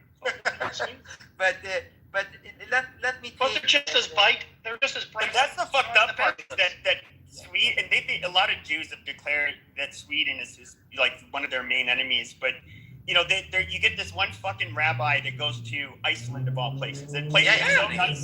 You can like a month later. Your baby's like outside, you know, out of the store, and nobody touches them because it's so high trust. And this fucking kike is sitting here saying Iceland needs more diversity. It's like seriously. Can Jews go anywhere without fucking the place up? Like, mind your. But that's like we should go to fucking. It's like I almost like just because of how like. I don't know how to put it, subversive they are. It's almost like, well, you know what? Fuck, you guys probably don't deserve a land of your own then. Because you just... But Pepe, that's not just Iceland fucking up everybody else's place. It's not just Iceland as if they're like an island nation. Like, that's the norm in Norway. I was blown away. My sister-in-law, my brother married a Norwegian girl. And they leave their kids in the strollers, what we call a pram. Yeah, outside. Yeah. When, like, literally in the fucking cold, in the snow as well, right? Which is bizarre. They leave them outside when they go like into some small stores or maybe it's like good for their health. Yeah. I know, but they leave them basically unattended. Yeah. Right? As in like you know why? They they're don't have any niggers in Norway. That's right. They don't have any. Let's be fair, okay? Like I'm even somebody like me who's more Southern European.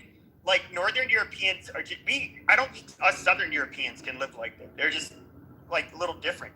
Yeah, that's why they should not allow Jews, they should not allow people of color, and they should only sparingly let in non-Scandinavians into places like Iceland. But Pepe and Mr. Anderson, let me play the GDP nigger devil's advocate here, okay? Just to iron to take care of all the. No. But what I'm saying is like we can all agree that if the way they have handled this, right, in the past, you know, 30 years has clearly the outcome has not been desirable, right? So we could make the argument, you know, that tomorrow by decree European Union decides edict of expulsion. Yeah, okay, we do that. That's and right. Then, you know, instantly overnight because Denmark, they released a study like a month ago. It was in late November. They had, because they love collecting data. Yeah. Not to say that they might be collecting secret data as well, but that's beside the point right now. So they have seen that for every percentage increase of immigrants to their nation, the surrounding neighborhoods from this fucking ghetto hellhole that the migrants move to, the price increase is tenfold the percentage increase. So for every percent, yeah. So what do you think is going to happen to all these fucking poor, hard-working Danish people that have amassed massive amounts of debt in order to not live amongst the niggers? Their property value is going to go under the floor. But this is the problem, right? Yeah. This is where the boomers have gotten over their skis, right? Because so much of this, it's a Jewish fucking trickery, right? Of course it is. No, they have, right? So they've tricked everyone into believing that their home is a fucking investment, right? Yeah, and therefore it must go up. Just like GDP, it must always go up, right? Yeah. And because the price must always, no one's going to want to voluntarily eat that shit sandwich and be in negative equity and so forth. right? So turkeys don't vote for Christmas. No. Okay, but the problem is the boomers are dying off. Yes. And the young, this is the problem. Like, there's a fucking boomer. He's actually not a boomer. He's technically Gen X. But there's this fucking, like, borderline Gen X or boomer, former British fucking military fast jet pilot. I follow him fucking, he's trying to become a bit of a personality or whatever, and a commentator. He is. But it's small UK niche. And I was like, you fucking idiot. Like, it was funny. What did I call him? I said, you fucking dummy.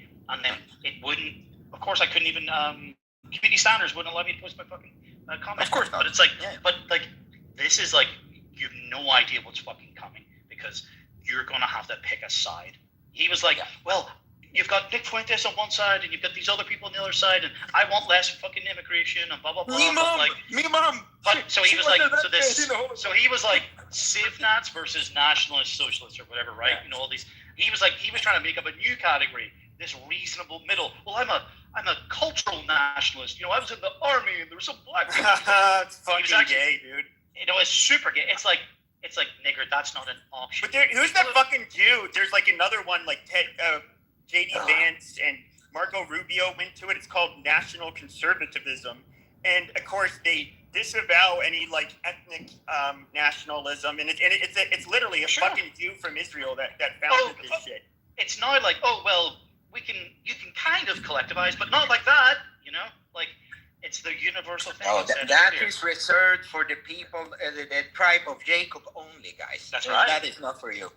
But you see, if you collectivize, you're a white nationalist. But if you because you did the Holocaust. That's why you did it. So you were not allowed to anymore. Alex, don't get me started on that 1 second. But like, if you collectivize, you're a white nationalist. But if you notice them collectivizing, you're an anti-Semite. So like, they're allowed to collectivize. Everyone's allowed to collectivize, but you. Isn't that amazing? But do you know what I love? I love telling people that they're like, you know, Trump's the next Hitler or whatever it is, or it's just like, well, why Hitler? And you're like, huh? Why Hitler? It's like, they didn't kill the most amount of people. Stalin killed more. And they're like, oh, but whatever. Do you know what I love? Because that's the usual answer people got. If they have half a brain, they'll go, oh, well, Stalin killed more, right? But this is something I learned in the past sort of 6 months or so, right? Which I find fucking astounding. It's beautiful, in fact. Do you know how many Indians the British killed during the rule in India? Probably millions. 50 plus million. The floor of the estimate is 50 million through famine. That's why Indians joined the SS. They joined the SS just to be able to get their lick back at the Brits. Maybe, but listen to me. No, the Indians did. They did. They had SS. Maybe. They had SS brigades with Pajeets smelling like shit. Amazing. Are you kidding me? No. They put them what kind through. Of D-tier Nazis are you? We had to delouse them through the shorts first of all. But seriously, but think about this: if we killed 50 million fucking Indians, and you've never heard about it, okay? Of course not. Why might we kill more people than fucking Stalin and Hitler allegedly combined? Right? We killed them more combined. So why is it that you've never fucking heard this? No, but you're suffering the consequences now, Mr. Anderson. Your country is turning into Pakistan. Well, we're suffering it because we've got too many fucking Jews, or 1/10% of the world's population, overrepresented in our fucking halls of government and fucking civil service and so forth. But regardless, and the central bank.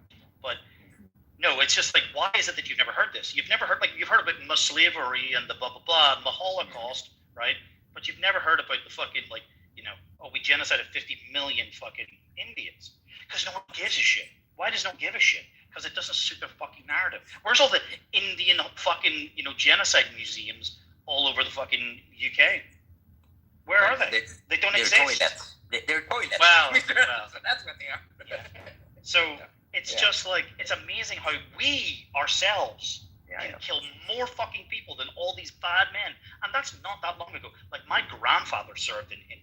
Right, my grandfather was in the Air Force. Like, this was like within living fucking memory that people. Mr. Anderson, did you hear what Benjamin Netanyahu said about the impact? Oh, you mean Benjamin Milankowski? Yeah. What he said about the impact of the attacks of October 7th. Because how many people died in the attacks? Do you remember?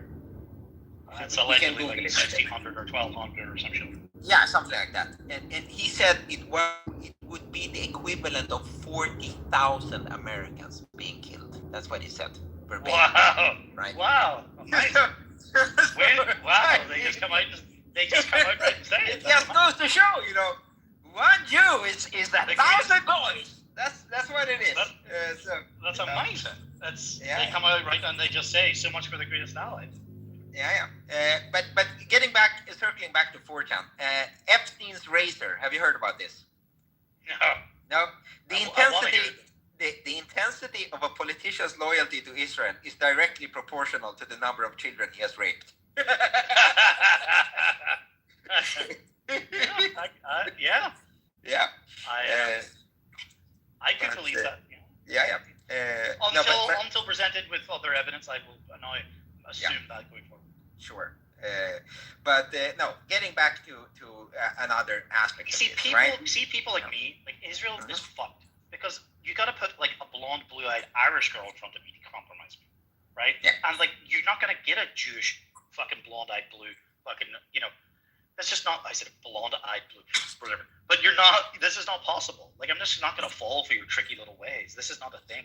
Like I'm not interested in fucking some Sandiger kid, some Palestinian or whoever they're gonna be able to get. No, well, actually, some Russian, maybe.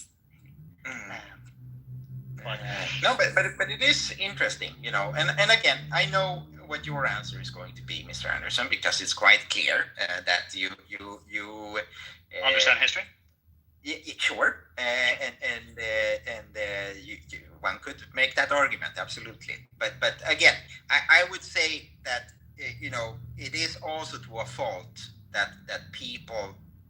Many people's weakness is that they tend to their own self needs before the needs of their nation or their countrymen. Well, this is the interesting thing about Nick Fuentes, and I have to admit, I used to really shit on him about this whole dating girls is so gay and blah blah blah blah whatever. But there's almost like, and forgive me if this is a little bit of a maybe it doesn't make immediate sense, but like why is it that, for example, like James Bond, like in the Casino Royale movie, they're talking about in the scene with the train, they're talking about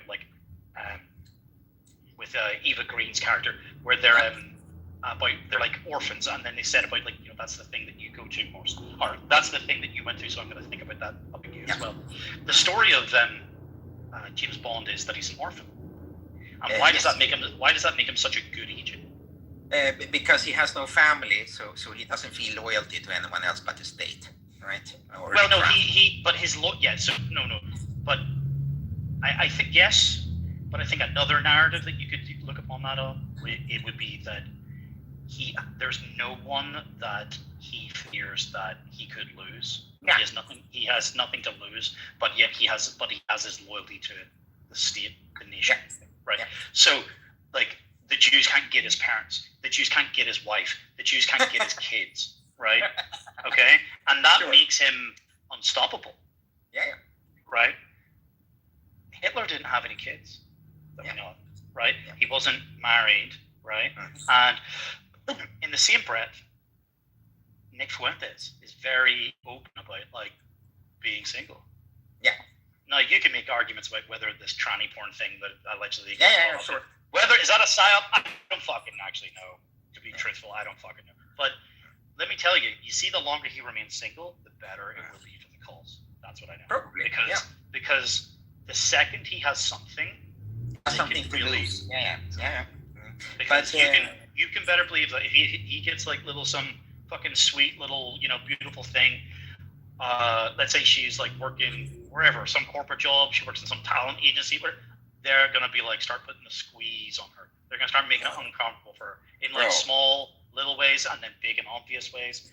He's getting Ben Shapiro's sister's massive knockers or bust. That's the end goal here, Mr. Anderson. Bro. No. Bro, I equate that to bestiality. Because that's what Jews. I love Jews equate by the book. They equate that to bestiality. Right, but isn't it funny? Isn't it funny that when they all make a few shekels and they all want to move to the West or whatever, do you know what they all do? They'll go marry themselves a white girl. Isn't that funny? Harvey Weinstein wasn't married to no Jew. Although, Joe, it's really funny. Ben was married not to an American Jew, to an Israeli. Oh wow, to an Israeli. Oh yeah, true believer. it's also funny because his what do you call it? His little hat, it's grown bigger. It keeps getting bigger. But isn't it astounding? Because like he came to this prominent rise of like. To be fair, it's like a prize fighter. You know, he's a Harvard graduate. You know, not a dum dum, and Jews have a wicked tongue and a fucking high speech rate. I can do that too. But getting to the ring like children, like fucking like high school students, it's actually not that impressive. No one was doing it. It was like a marketing glitch. You know, they find it, they exploit it, then everyone does it, and then it's like no longer valuable, right? Yeah. But he did it. He rose to prominence, blah blah blah. Although I love like he wrote this article in like townhall.com or something about like population transition is not a dirty word, and it basically like he was basically stating out loud that we should just move all the Palestinians out because it belongs to us. See, if I said let's just move all the niggers out of fucking England, you know, because they don't belong here, it belongs to us, I'd be in prison anyway. Yeah. But isn't that amazing? Someone who had such a not necessarily quick rise, but like the daily, like I even used to watch a lot of the Ben Shapiro show during like the Trump election years and stuff.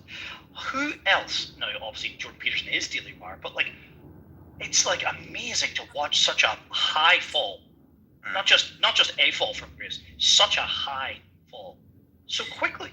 Like but again, I think it's mostly because both him and Jordan, in a sense, right? They have built their entire brand on being like feelings that doesn't care about facts, right? No, it's all been built on a house of cards. I just mean, but how quickly it's just fallen apart, you know. And this is what people should be hopeful for, because they're like, oh, the Jews are in control, whatever. Yes, but this is how quickly it could fucking collapse.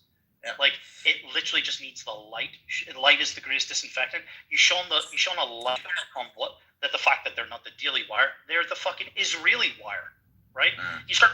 Everyone starts calling it the Israeli Wire, and their business is gone. Right? But like, Mr. Anderson, sorry to interject, but did you hear? I heard another quote from Mr. President, the real one in Israel, not the one in the Oval Office. But he said that they've come into their own right now. So they are saying that they are going to implement a plan where like they can stand on their own 2 feet. They don't need America anymore. So they have a 10-year plan where they intend to like stop receiving money from the American taxpayers. and someone commented right under saying like, oh, it's a parasite leaving his dying host. Yes, that's right. I thought it was quite funny. I'm thinking to myself, they must have found a way to like counterfeit US dollar notes. Yeah, probably. They maybe asked Kim Jong-un. Supposedly North Korea are pretty good. Yeah, the super note. Apparently, it's not Venezuela, but is it Venezuela? There's some like, no, is it Chile? There's some country where basically the currency was so weak, the special paper the currency was written on was more valuable than it was actually monetarily valuable, so that they were like bleaching it and then reprinting it with US dollars. And that like it was passing all detection methods because it was this special seam, because it's actually a cotton. It's not necessarily, it's a mix of cotton and paper or something. I don't know. I watched some YouTube video and I was like, I've seen this North Korean super note thing before, I think is what you're talking about, right? But because they got state level access from the same companies that make the printers. But there was this thing where I think it's in Chile, where they basically like bleached the notes, or they got the fucking original printing off it. Or we were able to dissolve it off it or whatever, and that's how they were doing it. So, yeah, dude. But hey, why do it illegally when you can just get into the tribe and print the money legally? Yeah, exactly. But getting back to the core idea, right? Where essentially, like, it's not only to a fault of the fucking retarded policies, right? Because they are retarded, but it's also the kind of exploitation of the lesser nature of people, Mr. Anderson. So there is like the fact that wait, are you still there? My phone is weird. Yeah. It still says that you're on a call from the icon. Oh yes, that for me too. Yeah, but no. So essentially, in 1978, a postman working for the post service, just doing his bike rides every day, he could afford for a year's salary, he could afford to buy like a pre-built home, like what we call yeah, exactly, we call them what like a duplex. Is that the American way of saying it? Like it's a street and you have a maybe 2 or 3 bedroom house right next to another neighbor, and then the street just goes on for forever. What do you call that type of house? Like a duplex is a different thing. I think a duplex is like multi-occupancy, so it's like. But you get it. It's like it's like it exists in England as well, right? In the smaller. It's like all the Detroit fucking automobile workers who could like afford a home, 2 cars, vacation, and all on one salary. Yeah, exactly. But the interesting thing is, right? It's not that postal worker has produced more output for society, right? It's the fact that inflation has gone up. And also the housing market has been kind of wonky because of a lot of factors, right? So one that they cite quite often is the fact that the European Union are very strict in where they allow people to build new housing, right? Because it's criminal. Yeah, it's criminal. Yeah. Environmental. I look in America. No, it's not even so much environmental. There is stuff like. There's definitely stuff like a bat survey and a fucking this and a blah blah blah and a whatever, right? But no, it's very simple. More so, there's literally green fields beside me. I live right on the edge of town. One side of my house is I live on a very outskirt of the city. Yeah. So one side of my garden is all green fields, and the other side is like the housing development I live in. Yeah. So it's like whatever. But you see those fields beside me. I cannot build a house there if I bought that field. Yeah. But you see, before I die, there will be houses built in that field. Right? So there is some town planner, right? There's some central planner determined that right now that can't be built upon. It's not that and so therefore house prices are just artificially high because that's the other thing which I'm like, it's in no one's incentive. There's no incentive for anyone who's already in the pyramid scheme to allow the creation because otherwise, because you see, if you could just go and build new homes, all this old housing stock from the 1920s or the fucking whatever, the 1970s even, were like in insulation and rundown, like people would just go and build a new home because it's cheaper to go and like the bill of materials to construct a new home is not even close to being the actual price of these homes. It's literally the artificial constraint, right? And the lack of, so it's just supply and demand, and they're artificially controlling the supply. And as demand increases for fucking population changes among many things, right?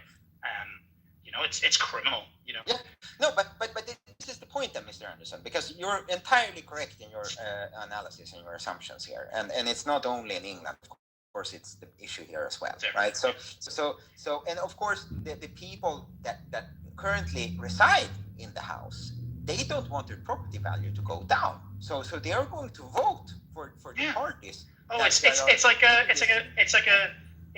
famous person giving away too many signatures. It devalues their signature. Yes. So the people in the permits and planning office, the more rubber stamps that they authorize, the more theoretically they devalue their own home. Yes. And they don't want that. No one is going to do that to their own house. No. Because they would be stupid. They are stupid, but not and with their own money. But the thing is, I don't even know if they truly understand it to that degree. I think a lot of it is, like my sister and my dad also did about 20 years ago. They built what Americans call a custom home, where basically you buy land, whether there's permitting on it or not, you go through the whole process. The process itself is so arduous, right? So painful and can be expensive. But it's so drawn out and whatever, and jumping through hoops, and then there's the game you have to play, where basically, like, let's say you want to build a house and just make up a number, it's 10,000 square feet, whatever. You have to apply for one which is 15,000, right? Because they're going to want to no, you can't have this and that. So you're hoping it's like a negotiation that you overextend, and then they go, no, you can take it back, and then you hopefully get get what you want, because if you apply first time for what you want, they're going to knock you back, Yeah. and then you don't get at all what you want, right? So there's the whole. I don't think the people in the planning office. I don't think that they're thinking this is like. Let's say one of them built a custom home, right? Or I don't think it's going to be that they understand that every time they approve a development or a home, that it's going to potentially devalue their own home by whatever, some incremental amount. I think a lot of them just see it as, this was really fucking painful for me. Yeah, like they're just like, well, it's got to be painful for you too. Like there's no one would be willing just to be like, oh yeah, this is just the way it should be, you know, like it should just be easy. Like there's places this is what the European mind cannot comprehend. You know those memes, right? You know the European mind cannot comprehend, and it's like some American driving a pickup truck with a fucking you know, right? There are places in America what are called no code. Like you literally don't, like there's a lot of people I follow on on YouTube from northern Idaho. Yeah, Ruby Ridge. Anyway, but from northern Idaho, right? And they literally have to file like a $25, okay, some like, you know, nominal amount for like a just a piece of paper. I don't know what the fuck it's actually called, but they basically just let the state know that they're building something on this land, right? And they can build whatever they want, and they can build it to whatever building standards they want. So it's literally, there's no building code. There's no building, like, no, don't get me wrong. Most of them build to standard, if not above, because it's their own home, and that's what, like, you know, but there's no requirement. Like there's states in America, like I think Florida's the biggest one, where there's no annual inspection of vehicles. You can just drive your fucking vehicle down the fucking road with the shock absorbers blown out, and fucking disc brakes fucked and whatever. Like, have you ever had to put your car through annual inspection? Yeah, you're in fucking Europe, right? Every fucking year, try having 5 fucking cars, right? It's like, it's a pain in the ass, right? Although I don't keep all of my cars on the road all the time, but there's amazing, like the European mind cannot comprehend that it's possible to live in the developed world where you don't have the state breathing down your fucking neck all the time. Yeah, but they're also being so heavily indoctrinized, so they think that is disgusting, right? Yeah. Well, exactly, right? It's like, they literally, it's the Neo fucking Matrix, you know, with Morpheus. It's like it's the red dress scene, right? And it's like, you know, are you listening? No, he was looking at the one in the red dress. And before that, he goes, these people are not ready to be woken up. They will literally, very people will fight to defend the system that like oppresses them, right? You try to tell them that, oh no, here's your firearm so you can defend yourself. I don't fucking want that. What the fuck? I don't want that in my house. That's what people would be like in Europe. People would be like, here's a fully automatic weapon. You know, you can defend yourself and your family with. The like average, the majority of fucking people, right? Like great people, actually, a lot of them. You know, like I thought about this with Lou passing because he has a cat, right? And I was like, who's going to take the cat? You know, there's a lot of people in society who like, someone volunteered to take the cat, although I think his aunt is going to take it. And like, not everyone can be a fucking trailblazer and, you know, on the cutting edge and the tip of the fucking spear and like pushing boundaries. But like, we do need these quote unquote good people who, like, you know, if people like me die, like, you know, they're going to raise my kids in my absence. They're going to take care of my dog. They're going to take, you know, like, it could be your mom, it could be your aunt, it could be a good family friend. They're going to take my dog if something happened to me, right? Your society needs some of those people, right? Of course. We can't all be like, we need the good little teacher who like type like my aunts and uncles, right? You know, but those people are also the first ones to reject any new system, even though it's an old, even though it's technically the old system. The system that was once here, they've been so slowly, the frog has been boiled so slowly for so long, they wouldn't even recognize it. You know, it's why I'm convinced they don't want us to know about Rhodesia, because Rhodesia is like, if Britain and Texas had a baby, it's Rhodesia, right? Yeah. Like, have you learned Rhodesia is well known, though. Rhodesia is well known. Rhodesia is globally recognized. That's Globally right. recognized. Yeah, but no. And you know what? But people I'm telling you, people in the UK don't know about Rhodesia. And you see, if you even like, I have a Rhodesian Ridgeback. Yeah, because these young UK guys are niggers. These young UK guys are niggers. That's right. He gets It's it. a fact. He gets it. But seriously, even if you Google, which of course you're Googling it, right? Let's not forget that. But if you Google Rhodesian Ridgeback, like the dog, it literally says in the like blurb for it. From Zimbabwe, right? No, it says it's a South African dog. Okay. It's a South African dog.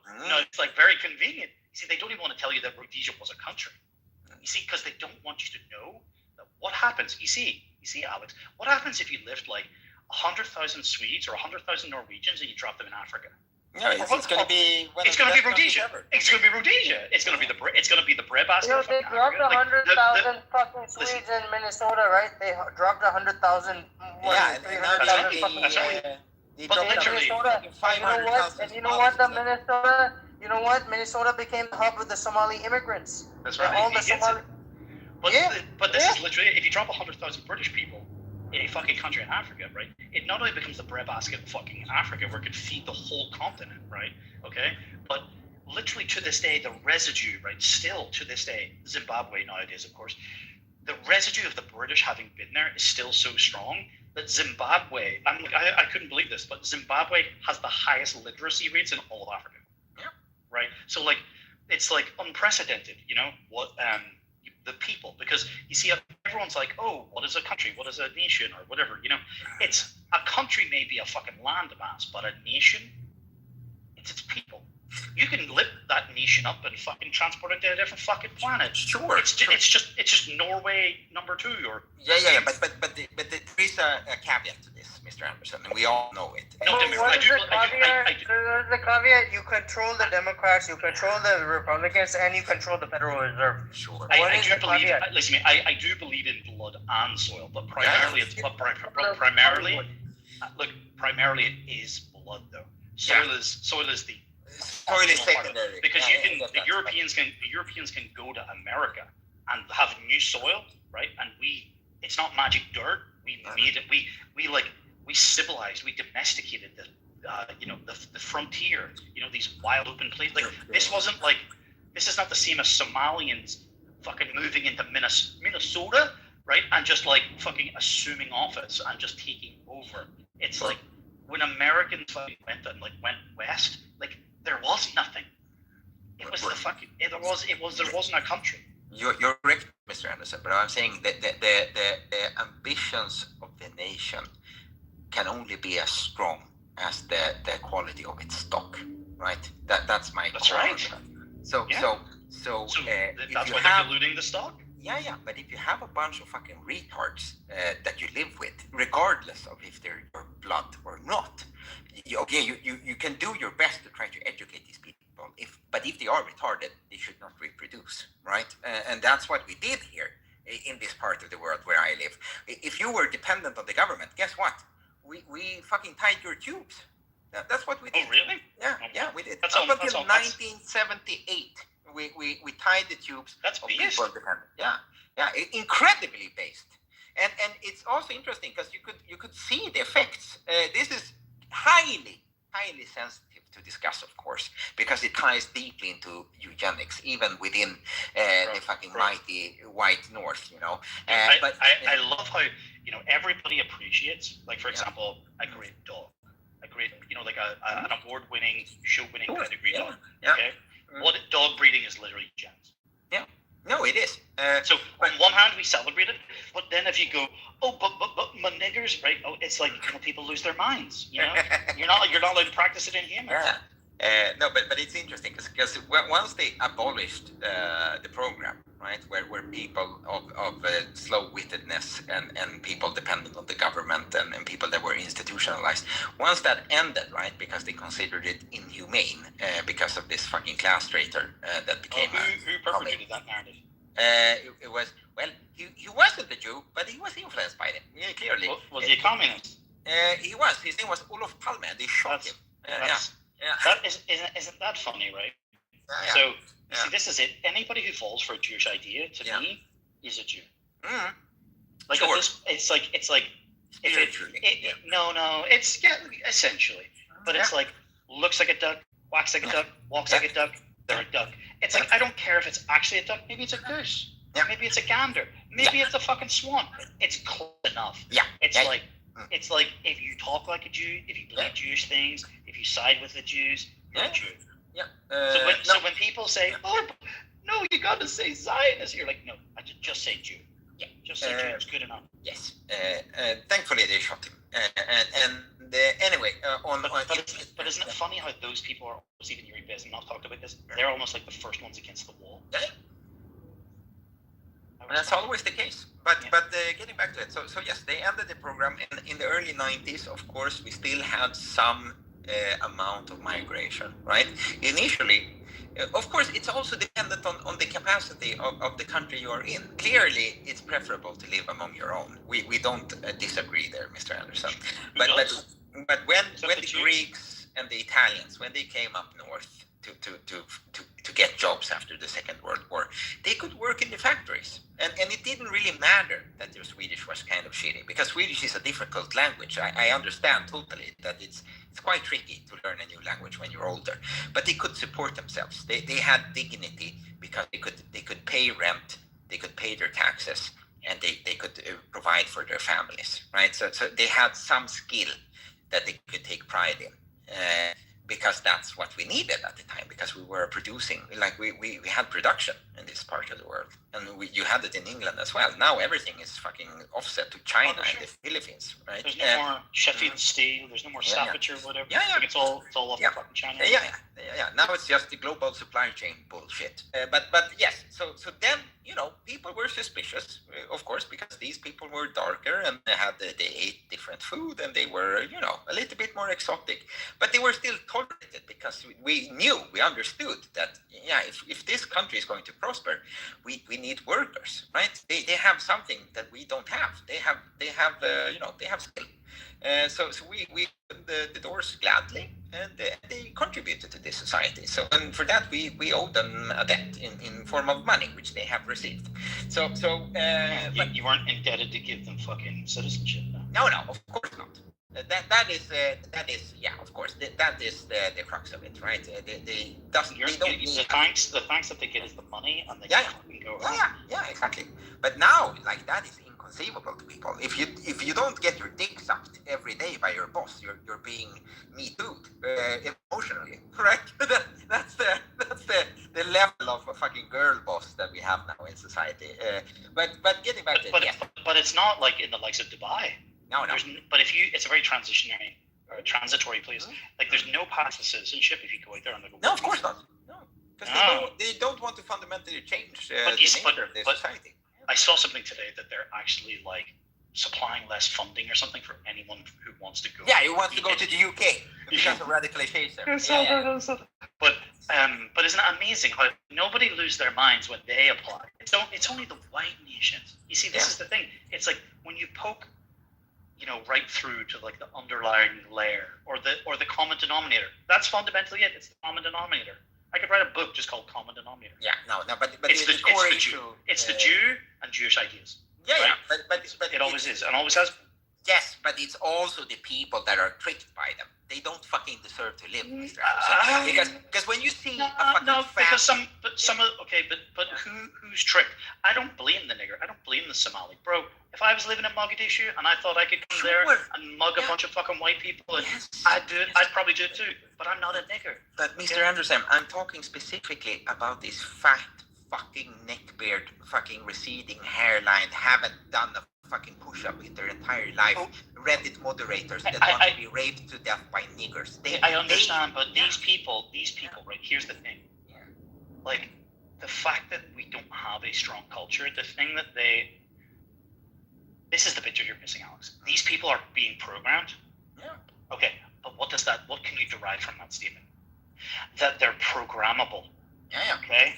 That we just have to be the ones. We have to take back the programming rights, the ownership rights, and we have to be the ones to program them ourselves. That means we have to take back the culture.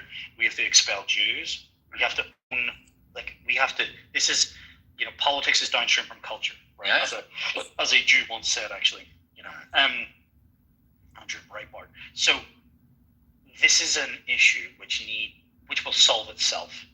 Bro, are you telling me you've never dated a girl and she could have been a fucking liberal a little bit, and then eventually she ends up liking your music?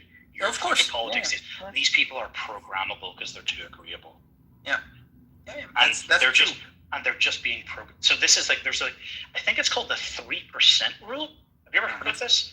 Yeah, I have. Where it's like basically like you basically need like a fucking not violent, but you need like a militant group of like 3% of true believers. 3%. It's enough to change public opinion. Yeah.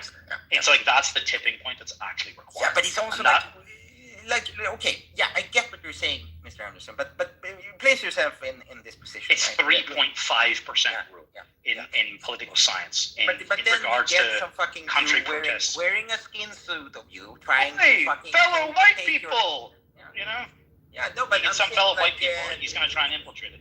Fucking Tommy Robinson, for example, great That's example. right. Yeah, That's right. What the fuck do you do about Tommy Robinson? Do you know what's one of the, no, you drown him under the Tower of London and London Bridge. Do you know what's one of the most beautiful things? Do you know what one of the most Jewish things about him is? Besides him actually being a Jew, yeah, what is it? That's not even his real name. No, of course not. Yeah, you ever thought about that? Right, Stephen Jackson Lenley. Ah, okay. So it's not a Steen there in the end as well. That's right. But no, but it's just amazing. You know? Oh, I've got the photographs of them. In fact, I'll send them to you. Of like in the full fucking IDF Mossad T-shirts, like it's like a Jew in Israel. You know, wearing. No, but that is also it's so funny to me. Like again, like we differ here, Mr. Anderson, because I do understand that the nature of Jewry is one of the most corrosive things that can happen to any society. I don't disagree there, but like on a personal level, you know, we talk to my friend, we talk to a lot of guys here, and they're like you can kind of, if you squint really hard. I understand, but you realize that you have to look at this from like a systems level engineer. Yeah. Okay, the fact that you. No, but I agree with you. It's like, put it this way: if I don't allow niggers in my country, there are no niggers fucking white girls that they shouldn't. Yeah. Right. If I, or if I'm a little bit compassionate, well, guess what? The chink in the armor. That's why is a phalanx? Do you know what a phalanx is? Yeah. Right. Why is it strong? Because there's no gaps, right? They stick together, right? And it's uniform. Yeah. Right? And everyone acts in unison. Yeah. What happens if a single person was left-handed? No, it breaks down, right? So I get that. So when they say shit like diversity is our strength, that's a humiliation ritual, because it only ever has been and always will be unity is strength. Yeah. No, it's only applied to us. Like that's when right. it comes to their countries, then it's the opposite, right? So I get that. Like in principle, I understand. So, from and it's also a negotiation tactic, okay? Because you see, if I want a pay raise, and I go in and I say I want 100,000 euros for my pay, and I go in and let's say I say, and this won't happen obviously in Europe, no one gets paid these amounts, right? But like let's say you went in, you'd be like, okay, I want 110 or 120 or whatever, and they go, blah blah blah, and you're earning like 70, right? And that would be a good wage, right? And then they would go, blah blah blah. Maybe if you ask for 100, you're never gonna get it. Okay? Now, you can't ask for 120% of them depopulated. Well, that would mean us going back to Africa and killing 20% extra just for good shits and giggles, right? Well, maybe we should, as a deterrent. Don't ever come back, right? Send them all back and then go over there and kill an extra 20%. Maybe, bro. Maybe that's the answer. We'll see. So, but it's like you have to argue.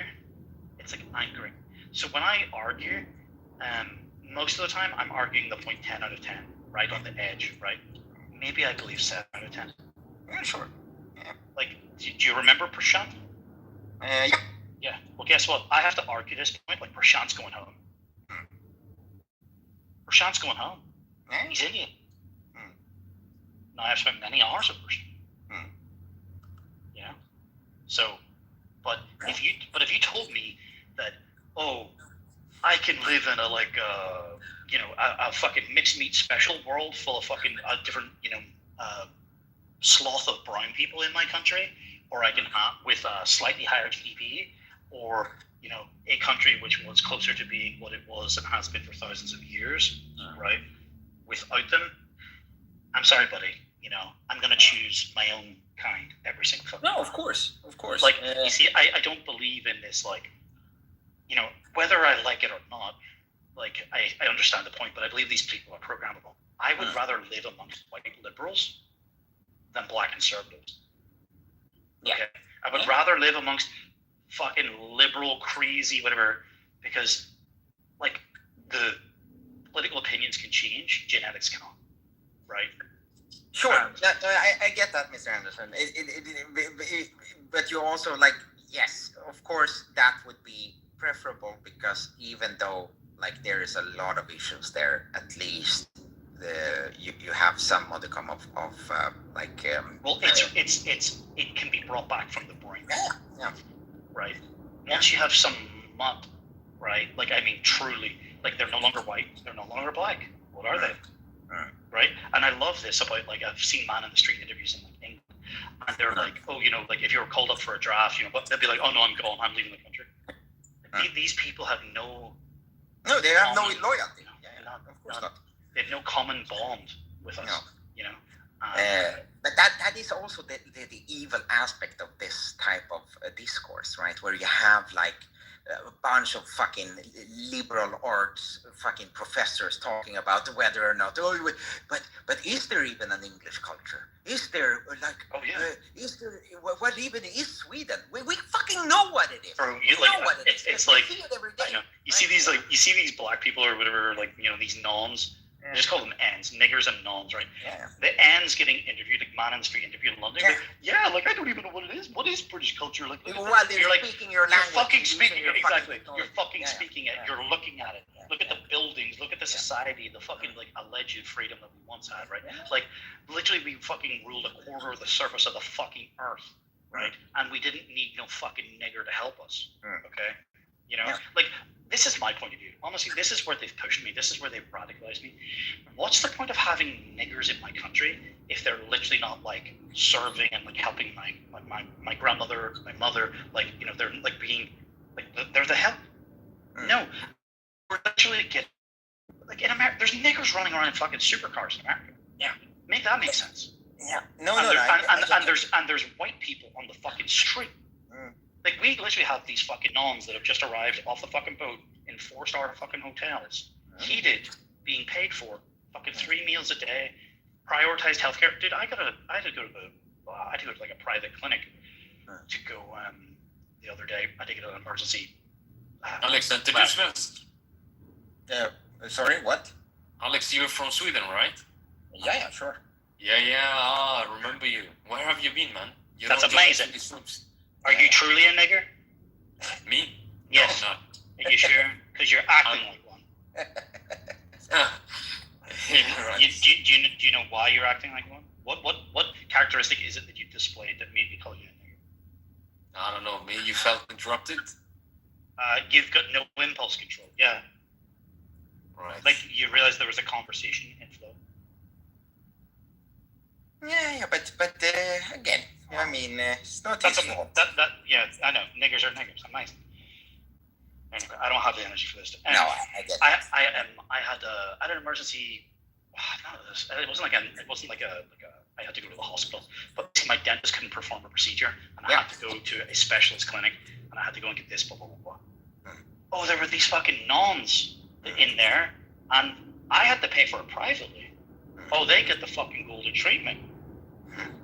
It's like, so these people have just arrived in the fucking country. They're getting to go to the best fucking clinics to go and get the best treatment, all on our dime. Isn't that amazing? Like, you know, meanwhile, like, my mother or, like, my grandmother would have been, like, struggling to pay for their fucking heating bill because it's so fucking cold and whatever, and they're all paid for. It's like, if you made the argument to me, well, we do this for our own, like, our homeless, right? All of it. Like, if there wasn't a single British citizen, if I was to be so, you know, not crass, but if I was to be so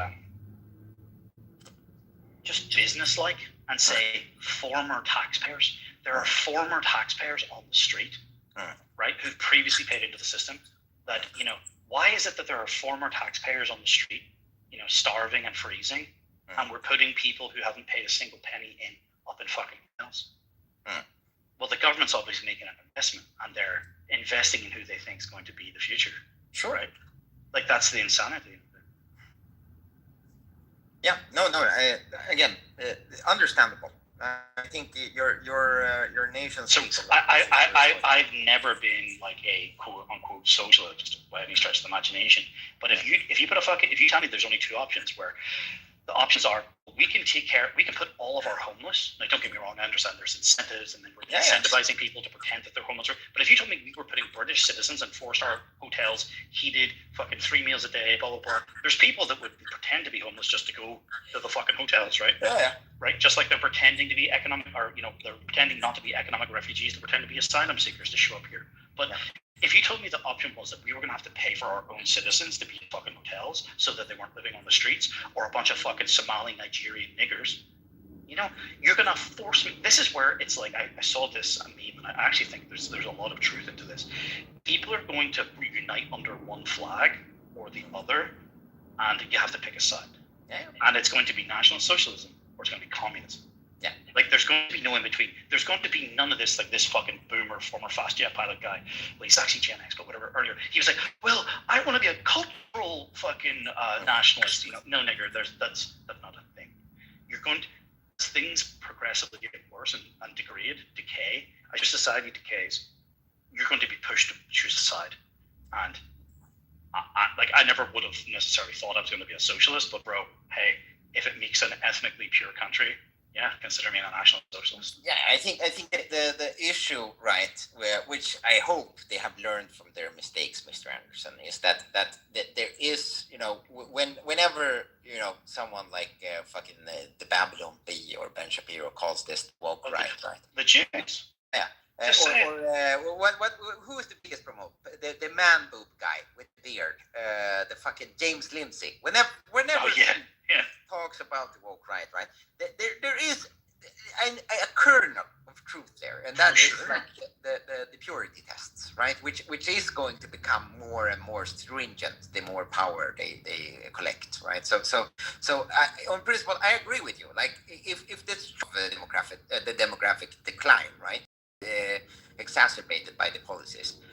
Clearly, there is a reason why people want to go to the West, and it's because they have produced. It's magic dirt. Yeah, it's magic dirt. If only they occupied the magic dirt, they too would be great. Yeah, and then once all the white people are gone, it's going to be a third world country. I love magic dirt theory. I just love it. And people telling it to people for the first time, it's like, what? Yeah. But still, like, it's going to be very, very difficult for some people to and maybe that is a price worth paying. I don't know. Like, for instance, me, the act of what the Jews would consider bestiality, right? Alex, you're white enough, bro. Yeah, I think so.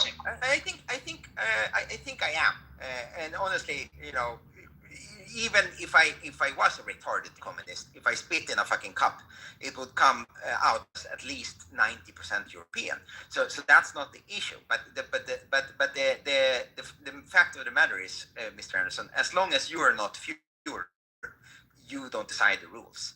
So if you ask blood and soil guys, like the real hardcore blood and soil guys where I live, they would absolutely put me on a fucking boat tomorrow. But it will never be. It will never be 100%. No, of course.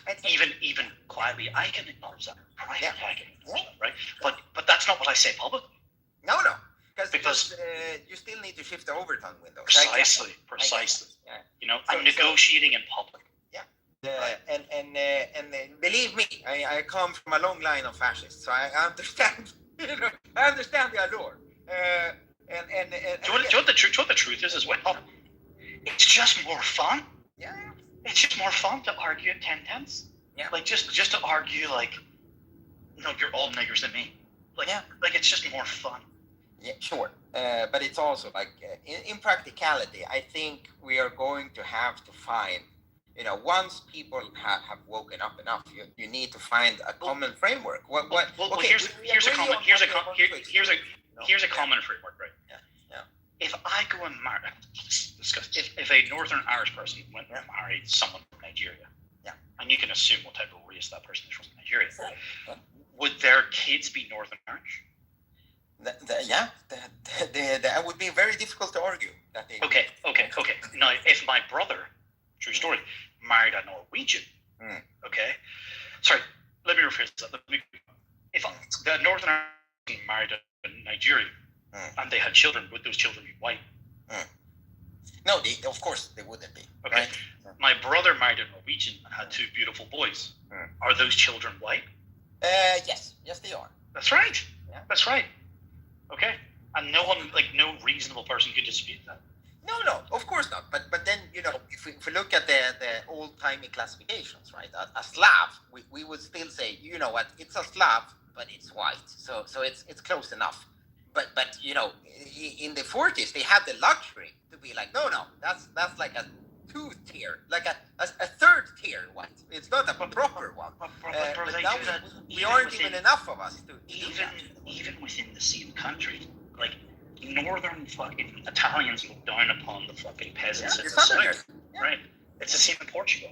All the money's in the north, in the cities, and in the Algarve in the south, where I used to live. So they look down upon the peasants. It's all contextual. It's all text.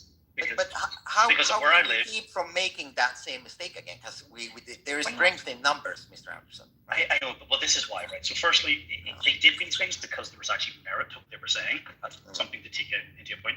Because it's those, those nasty little Protestants up in the north who were way more productive, than the lazy Catholics in the south, right? That's typically what it usually seems to be, right? Yeah. All the, Milan and, the Lamborghini and the Ferrari, all these things, I believe that's in the north of Italy, right? Yeah. It's more like the German side of Italy, right? So you get this more productive side of society versus the lazy fucking southerners, the Sicilians or whoever, right? And they have a totally different work ethic, right? But here's the crutch, right? So where I live in Northern Ireland, we've had 50 years of conflict here, right? Now it's been hundreds of years basically, but really there's been an ongoing, a serious dispute for the past 50 years since the 70s and late 69 or something, I think it was. Anyway, here's the thing. You literally had protests here where we rioting is a national pastime, right? And we would end up not just rioting with each other on each perceived side of the divide, we would riot with the police, right? So universally both sides would riot with the police, although strangely enough, maybe this makes sense or not, the Protestant side, who are perceived to be the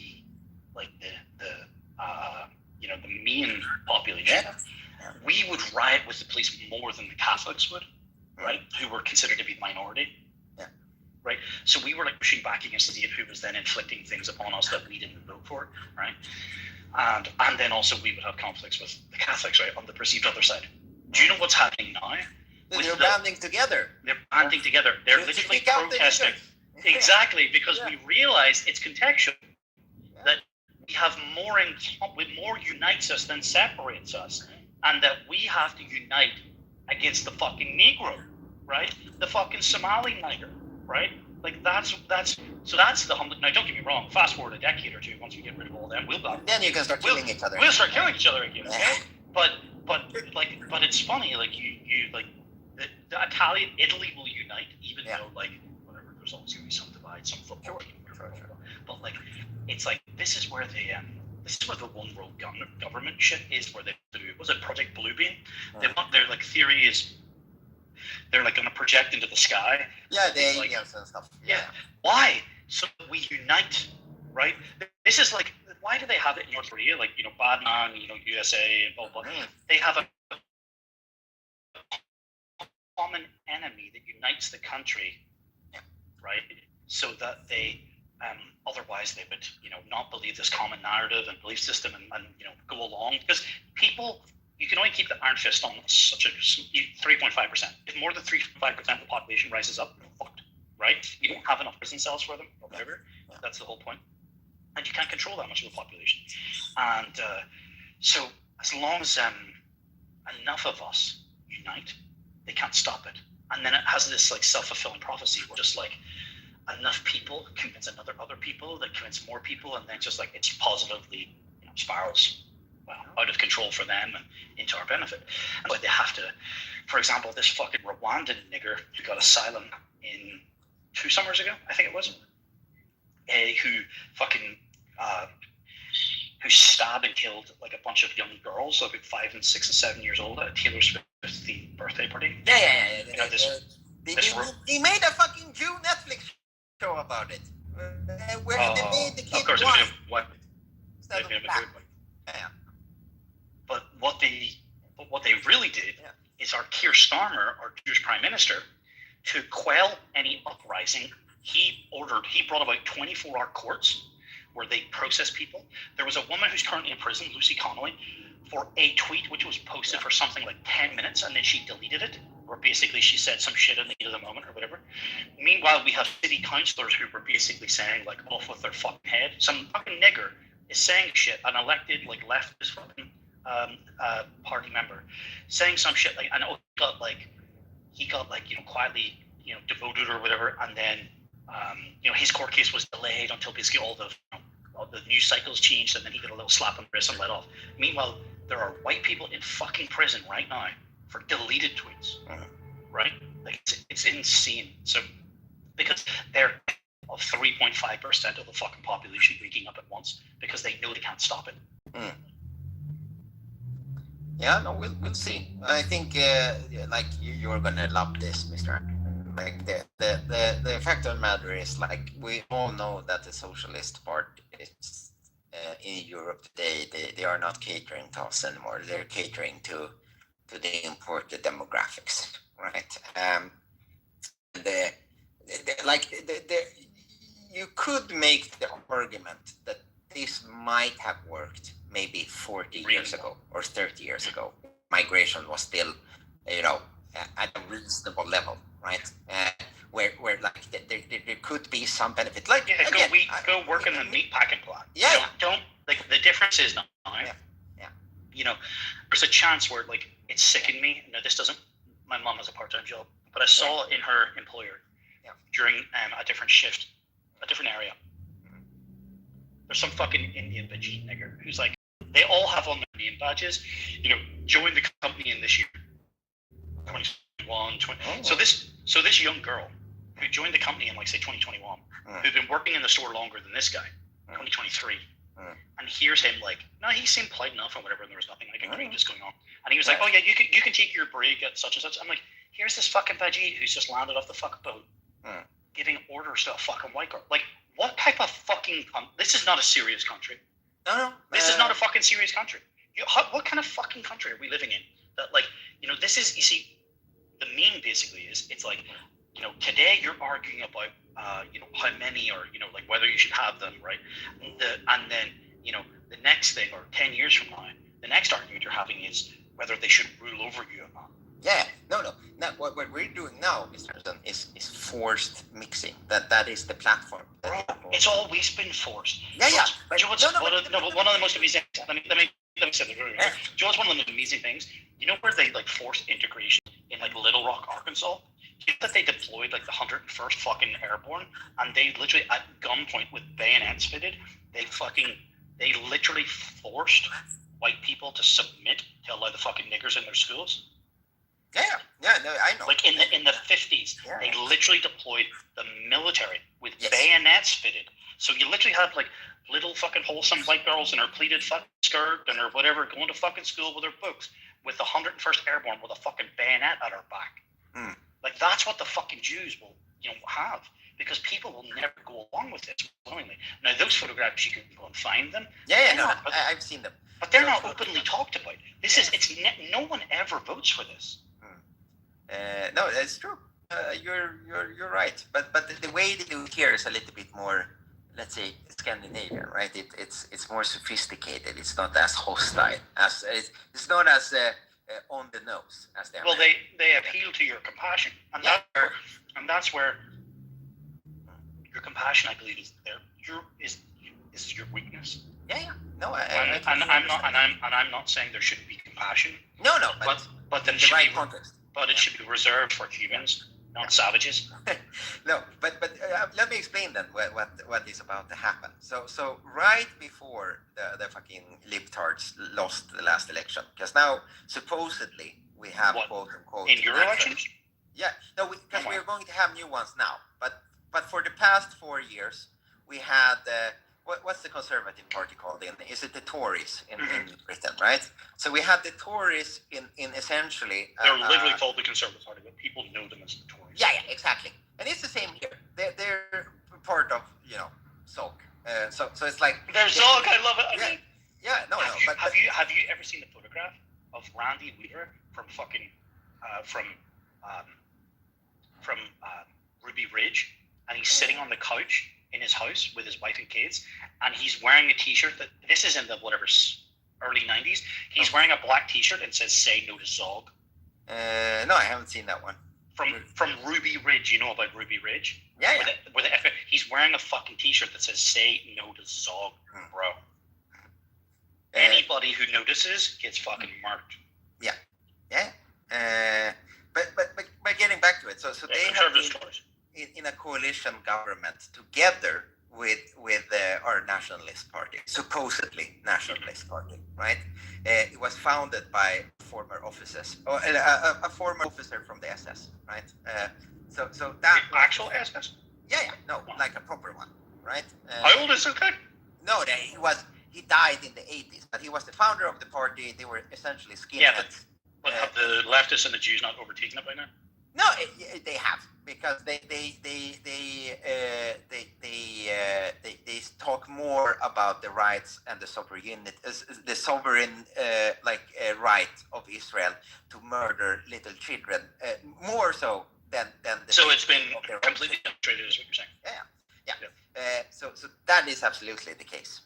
But getting back to it, so even though on paper they have been boasting about the fact that we have net now, that is not the case, because within the data, family reunification. So we've had about 100,000 fucking shitskins coming in the last 4 years, every year. Okay, so they filled up the country with 500,000 more fucking illiterate people. What's the population? Is it 8 million? Like if you take native Swedes, we're 8.2 million. But if you add in the fucking parasites, it's 10.5. Okay, so almost 20% of the populace is just people dependent on the government. So how many million non-natives? 2.5, I would say, something like this. So they're bringing 100,000. Yeah, every year. Yeah, even though they claim, the asylums has gone down. Yeah, but they're anchor babies, right? So they're taking their whole fucking families here because they got their asylums before they won the election. But right before fucking socialist assholes like the Keir Starmer party in Sweden, when they lost the last election and it was clear that they were going to lose, they snuck in a rule change just before they handed over power, and this kind of contextualizes an old Cold War era law that we have in Sweden. So essentially, the Swedish state is able to enact a veto. Whenever someone wants to sell their land, the Swedish state has bidding rights on this land. Like they have preferred, like they can say, you know what, this land that you're going to sell is of interest for the Swedish state for national security. So you can't sell it to like Russia or something. Eminent domain or something. Yeah. But they have kind of recontextualized this law to include, whatever. It's not only matters of national security now, and they can enact it on a municipal level. Before it was like, we have to go through the proper instances. We have to, provide the proper legal justification in order to buy this land or this property, right? But they enacted a clause. They snuck in a clause where they're like, no, we can actually do this, whenever we want, and we don't have to supply any justification more than. Yeah. So essentially, what is about to happen if these motherfuckers win the next election is that they have essentially said that the migrant crisis has resulted in widespread criminal acts and generally a heightened sense of insecurity in the country. So we are no longer going to let these poor fucking Somalis live close to each other. They're not going to build to live. They're not going to be fenced off in the ghettos. No. So whenever they're going to try and force them to live next to you. No. So what's going to happen, Mr. Anderson, is whenever a boomer decides it's time to cash out, right? When they die and their Gen X kids they get to take over the property, they're going to want to sell it. And guess what? The Swedish state has dibs on the selling of that property. And they have actually up to 6 months to consider whether they want to buy the property or not. So you're going to be, jonesing for the fucking money for 6 months. And so are you restricted from selling it? Yes, because the Swedish state wants to evaluate whether they want the property or not. So if you inherit a property, for example, or not sell it for 6 months. You can as of today, but because the rule change, right?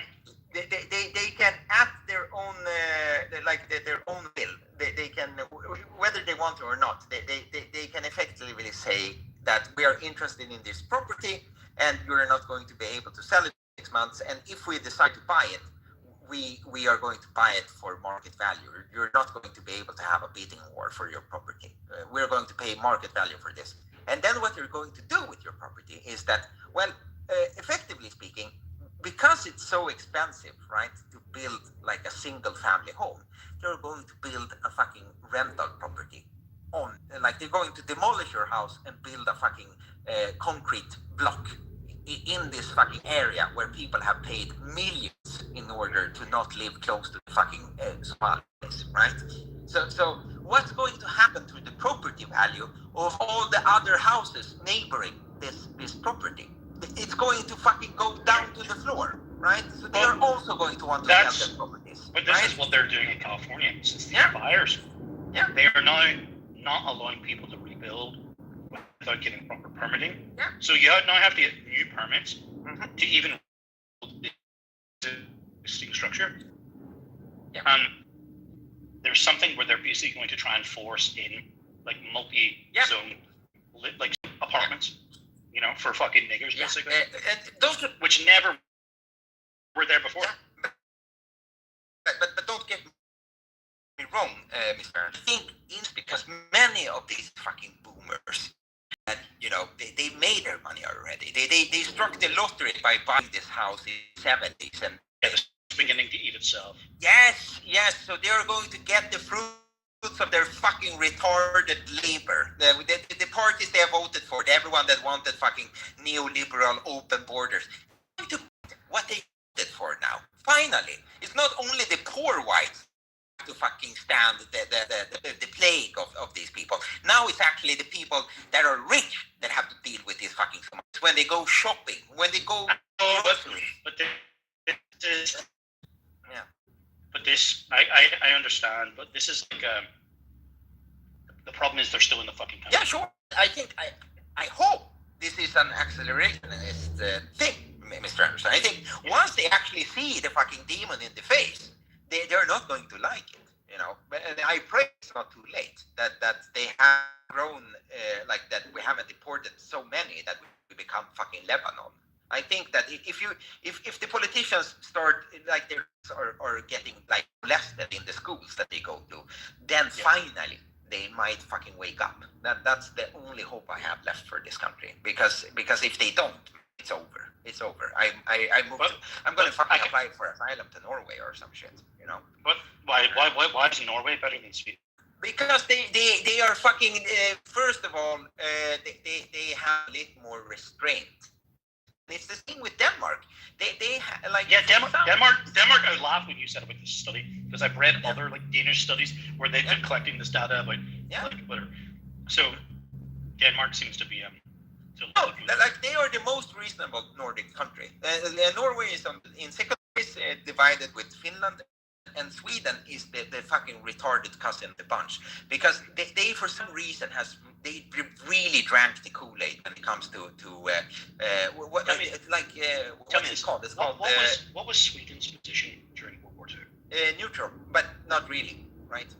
And that was the thing. So what was the not really bit?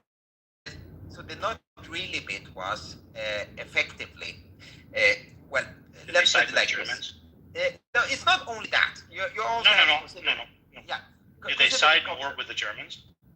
What they did was pragmatic. So ultimately, the idea of eugenics comes from Sweden.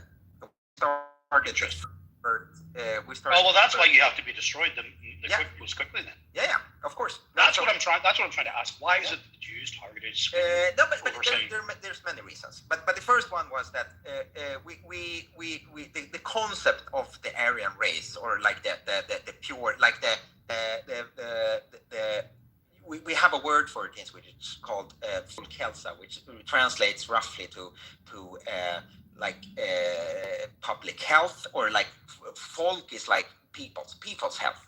So essentially, racial hygiene. The entire concept is Swedish, right? And Hitler essentially was like, yeah, great.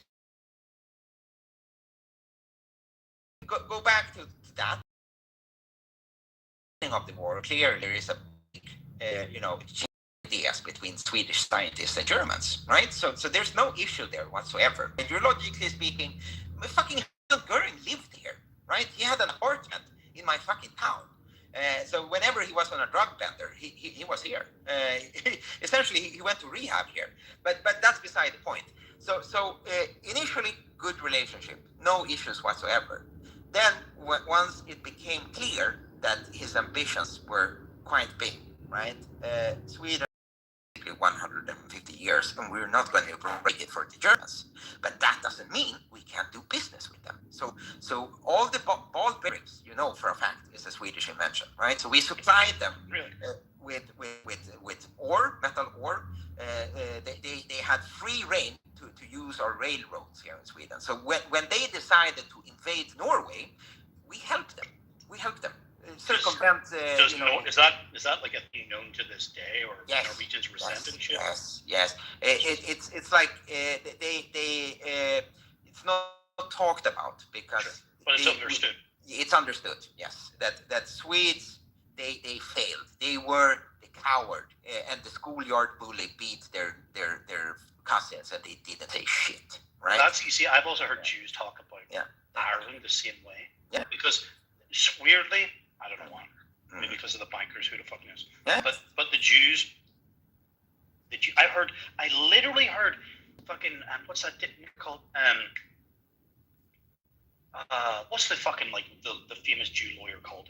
It was on Epstein Island. Dershowitz, Alan Dershowitz. Yeah. Alan Dershowitz. I literally heard on a fucking Irish news radio show. And he basically, first of all, he started this by, not started, but he started his point about this. It was obviously a much bigger topic show than just this, but he said something about there's only two countries that were neutral during the war, Switzerland, and he said something that basically gives Switzerland a pass. Yeah. And he was disgusted. Yeah. That Ireland was considered neutral. They didn't act in Germany's favor. In the Jews' favor. Yeah, but that was his response. So my point is, if they feel that way about Ireland, who just did nothing, right? If you helped the Germans, oh my God, you must be destroyed. Yeah, no, absolutely, no. So yes, but what you could also make the argument that once Denmark was taken over and once Norway was taken over, then what could we really do realistically? We didn't have the defense capabilities really to do anything, and Hitler was already planning on invading the country anyway. So the most pragmatic thing you could do, you know what, we're not gonna fight you, and you can essentially do business here, but we are not going to support you more than just doing business with you, right? That's the gist of it essentially. And then once it became clear that Germany's position after Operation Barbarossa, once it became clear that the tide has turned, then we started trying to we were keeping it was essentially a spy hub, Sweden, because a lot of there were a lot of British here. There were a lot of Russians. There were a lot of people all over the world. So it was quite active during this time, right? Because of their outspoken neutrality as well. So it was a natural way for people to kind of switch, conduct intelligence work. And not to say that we didn't help the Allies. Of course we did, but it was very, very hush hush, and it became more and more overt once the tide has shifted.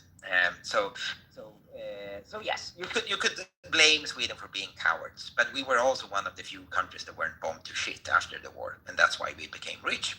But we had to pay. But Sweden doesn't have any like. Norway has, which is insane to me because Norway has oil, but it only has half of the North Sea oil. Britain has the other half, but the Norwegians decided to put it in a national sovereign wealth fund and grow it, right? And hence they are immensely, wealthy per capita. But Britain just fucking squanders it. Like we get the same oil. Like I don't know if it's 50-50 or what, but like we share the North Sea oil fields, right? Because like they fly out from like North Scotland on helicopters to the rigs, and the Norwegians fly out from Stavanger, where my brother used to live. Right? So like, and they just basically meet in the middle of these fucking oil fields. And it's like here's two prime example of like how they do deal with their, unlimited money basically, and how the English and they fucking. And I mean. But sorry, my question was, Sweden doesn't have any oil, though, does it? Well, but the thing was that once the Norwegians discovered the oil, they actually offered a little bit to the Swedes and said, you know what? Because we at a certain point in history we had the same royal family. We had the same government, and then once they gained. It's like Portugal and Spain almost. Yeah. So they said, you know what? We don't want you to feel left out. So if you want a little bit of the oil, you're see more that's some white people shit. Right? Yeah. Specifically Scandinavian, but yes, and you know what we did because of our pride. We said, you know what, we're good. Yeah. You keep it, which we regret up until this day. Imagine how many Somalis we could feed with that oil. Oh, I know. I love these memes where it's like a photograph in like Manhattan, right on the water's edge, and it's like some stainless steel plaque which says "Don't feed the seagulls; it creates dependent populations." Right, and then it's like the tagline underneath is like I wonder where I've seen this before or whatever. And it's like the whole. Every time you were growing up, you watch a television advert. It was always like these starving kids in Africa with flies all around their face. And I'll come back to that in a second about the flies, but. Amazing to me how like the narrative is so shifted where people are like, no, don't feed the niggers, don't do Mr. Beast. Like all you're doing is creating dependent populations. Like you just like it's the antithesis of this. In one generation, people have flipped. Like the young people, and I really mean young. Like mine. Here's a really quick example. I was going over to my friends to work on my car, and you know how these things go. It takes longer fucking than you plan, blah, blah, and I'm starving. So I stopped at Burger King before I went there because I didn't want to have to stop in the middle of it or the job taking forever. And then, like, if you're starving, I'd rather just eat. I'd like rather wait an extra 20 minutes, arrive 20 minutes late, but have eaten, and then we can work for like a couple hours uninterrupted. And I when I arrived, his son got out of his car, who's 7 years old. Sorry, 11 years old. And he said to me, "Did you get a crown?" And I was like, "Huh? Get that fucking nigger bitch off my head." Bro, he knew. He fucking knew. And my friend started joking. And I was like, wait, what? Like, because I didn't know if he knew what the fuck. I thought he just like wholesomely meant it. And so my mates his dad, my friend started joking or laughing. And I asked him, I was like, where the fuck did he learn that? And he goes, Instagram. They're called Generation Cyclone for our sister. But here's the thing. It's like I want to come back to the flies in the face thing. Well, I'll tell you that very quickly. We'll hold the Generation Cyclone on Instagram in a second. But see the flies thing, bro. I live in a street with less than 2 houses, and a black family moved in because it was being rented by an agency, and they got kicked out of the house after just about a year because the house was infested with cockroaches. and the house was, and it got completely ripped apart. The guy who now lives in it just moved in before Christmas. No one's been living in the house for over a year because it was up for sale for a very long time because it was just such bad repair anyway or whatever. But like he literally gutted the place. Like they were behind the wallpaper. They were in the fitted wardrobes, the closets. They were everywhere. And these black people just thought it was like normal to live among. But best of all, Alex, do you know what job they were doing when they were in this country? They were carers. They were carers. They were going out into the community. Literally, our most vulnerable people in society with systems, and they've literally they're living amongst cockroaches, covered in God knows what, right?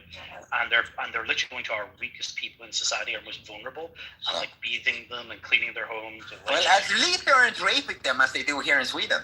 Well, they do that too, but in regards to Instagram, right, and the generation, it's like, don't forget who owns these platforms, right? So it's insane to me. I know that it's kind of like when, is it Twitter? I don't know whoever unblocked Alex Jones first, and then they all had to unblock him type thing. Yeah. Although I don't know if he's actually back on Twitter. But once they blocked him, they all blocked him. Yeah. Right. So they can act in unison. Yeah. Right. Jews unite against the goyim. Not that I don't believe that Alex Jones doesn't. He doesn't criticize. But then again, maybe he's afraid. Who the fuck knows? But he doesn't say Jews very often. Not anymore, no. It's always the globalists, right? But I wonder why they're allowing all of this content to come out, because they used to stop this stuff. No, I think maybe it can also be an accelerationist incentive, right? So if this becomes wild enough, they could make the case that history we said never again, and now it's happening again. So we are going to enact, like Palantir is going to fucking maybe it's a trap. Maybe we're all being put on a list right now. Yeah. Because this is. I'm sending you the 4chan meme now, right? But it's like, it's in the coming months, the system will start backing down on a few woke issues due to the concern about the lack of participation of white men in the you need to go to the war. You have to die, Mr. Anderson. They know their diversity months are disloyal cowards and are incapable of winning a war. Yeah. They must first use the good guys like Joe Rogan and Musk to lay down the groundwork for certain ideas to be allowed to be pushed back upon. They know white men are checked out of participation in society and conflict, and they know they've whipped them. They know they've whipped white men too recently with a lot of woke nonsense. So they will roll back just enough woke nonsense in times in hope of remoralizing the patriot white man to go to fight in the global conflict. Important. They still want to genocide Western white men. Don't be fooled by certain concessions in the system will try to make. They still very much hate you, but need you to fight their war. You're a descendant of Esau. You need to die in the war of Gog and Magog. That's it. You were promised it. Your deaths were promised to me 5,000 years. So I mean, it's just go to the range and prepare. You're shipping out, so no worries. We'll see. I find it very, very funny, however, Mr. Anderson. You know what? If for some unexplainable reason I happen to become, the great leader of the country of Chile, right? Chile. I will grant you, honorary Chileanship. Wow. Because I will tell you why. We talked about this before, but supposedly the rockets that Israel has in the southern option, they don't reach Chile. So that's where we will go once this shit goes off. Maybe I go to New Zealand then. That's where all the other Jews are. That's where all the Jewish billionaires are buying. And they wouldn't shit in their own backyard. So yeah. Isn't it funny that New Zealand from Europe is pretty much, do you ever remember playing this stupid, idea of if you drilled a hole through the center of the it's an exact opposite end. It's literally New Zealand is pretty much the only place on the planet from Europe where if you keep going, you start coming back, right? It's that far away. Like if the UK, if you drill a hole through the opposite side of the Earth, you end up in some part of the ocean beside. Well, listen, Mr. Anderson, it's been lovely to talk to you again. I wish under better circumstances, but of course, and here's hoping, we survive another year and don't get fed with the meat grinder. So always good to hear from you. I wish you all the best, and I hope the rest of the year is a happy year. Yeah, likewise, and hopefully they don't ban our account, so we can talk more here, or if not, we'll see each other on Telegram. No worries. Yeah, we gotta trust. We can trust the Russians not to do that. For now. Yeah. Okay. It's good. Okay, talk to you soon, man. Yeah, take care.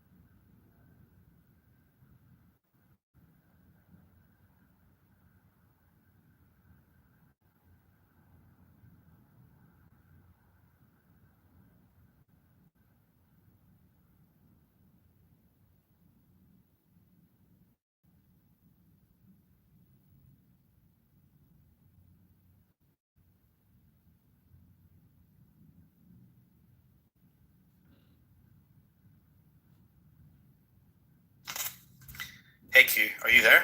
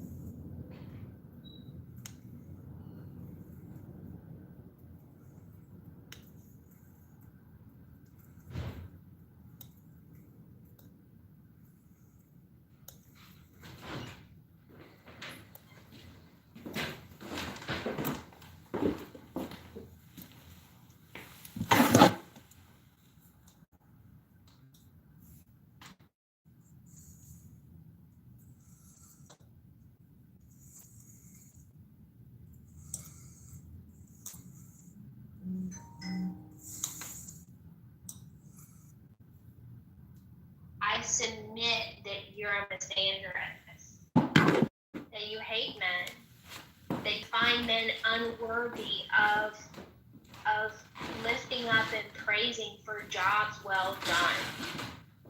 I find you lacking, but you can.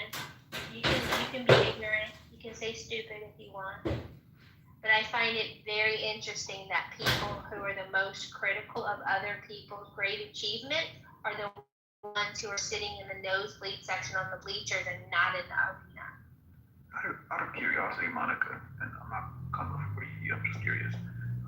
Why don't you hold, let's say, Tony Robbins, Anthony Robbins, with the same sort of like reverence as Jordan Peterson? Tony Robbins? Yeah, Anthony Robbins. You know. I think there's a commercial aspect to Tony Robbins, but I don't find him objectionable. I don't know if he's reached. It's kind of funny to me how you just painted all men or white men as victims, right? Terrible victims of all these, I don't know, things that I guess men are victims of. But Jordan Peterson over and over reiterates how much he hates victimhood. I have a list of his quotes here. I won't read them out to you, but he laments the idea of being a victim, victimizing yourself, of victimhood. But that's what you just did, Monica. So this is why Jordan Peterson's such a fucking idiot. This shit makes no sense. You're not an alpha male if you're crying about being a man all day, right?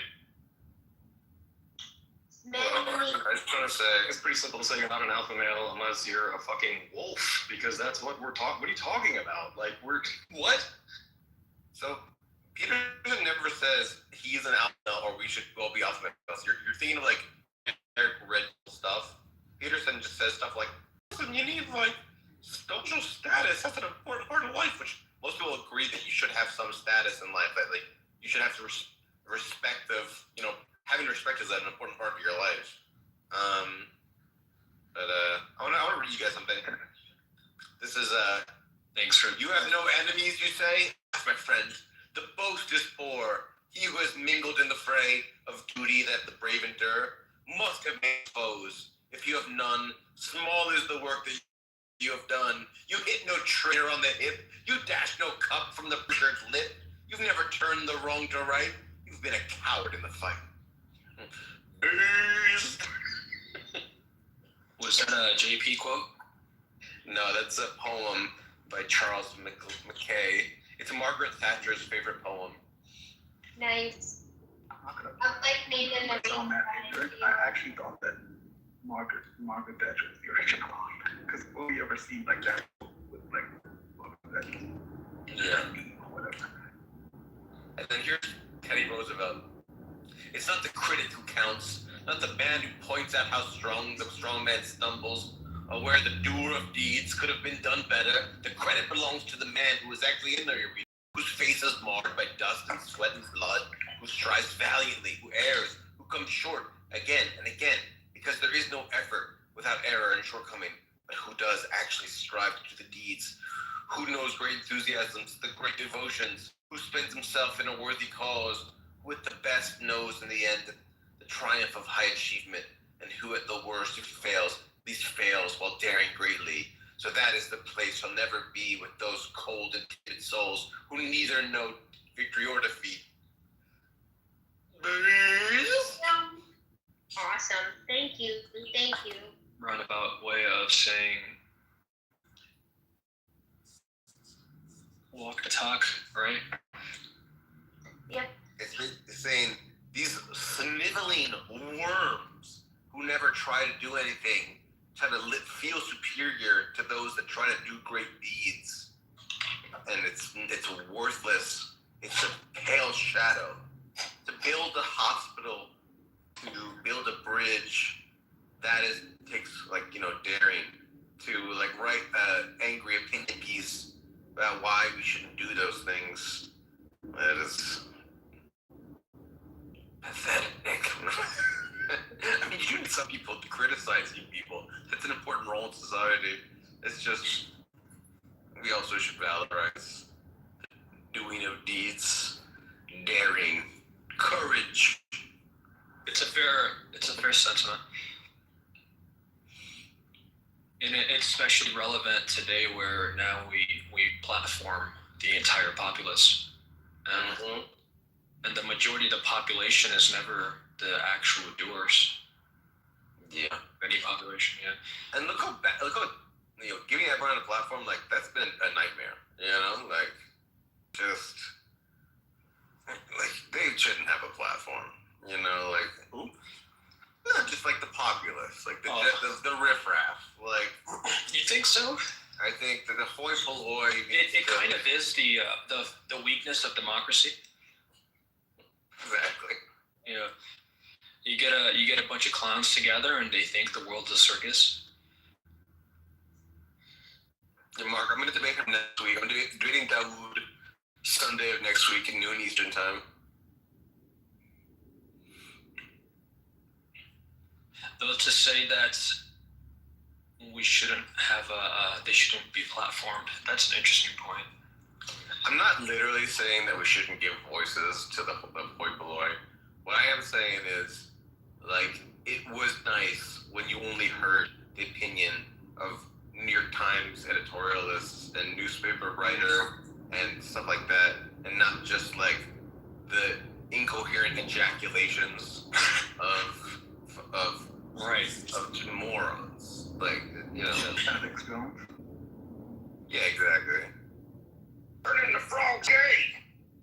Well, he was right about that. So we gotta give credit where credit's due. It's a good way to measure the state of the population, though. And then we know what work needs to be done. I generally believe that the way here's this idea I came up with. I don't know if it's crazy, but I kind of like it. It's here's what you do when you vote. You get your vote, then you get to give someone else 2 votes. Okay, you get to choose one person, give them 2 votes, and then you get to veto a third person's votes.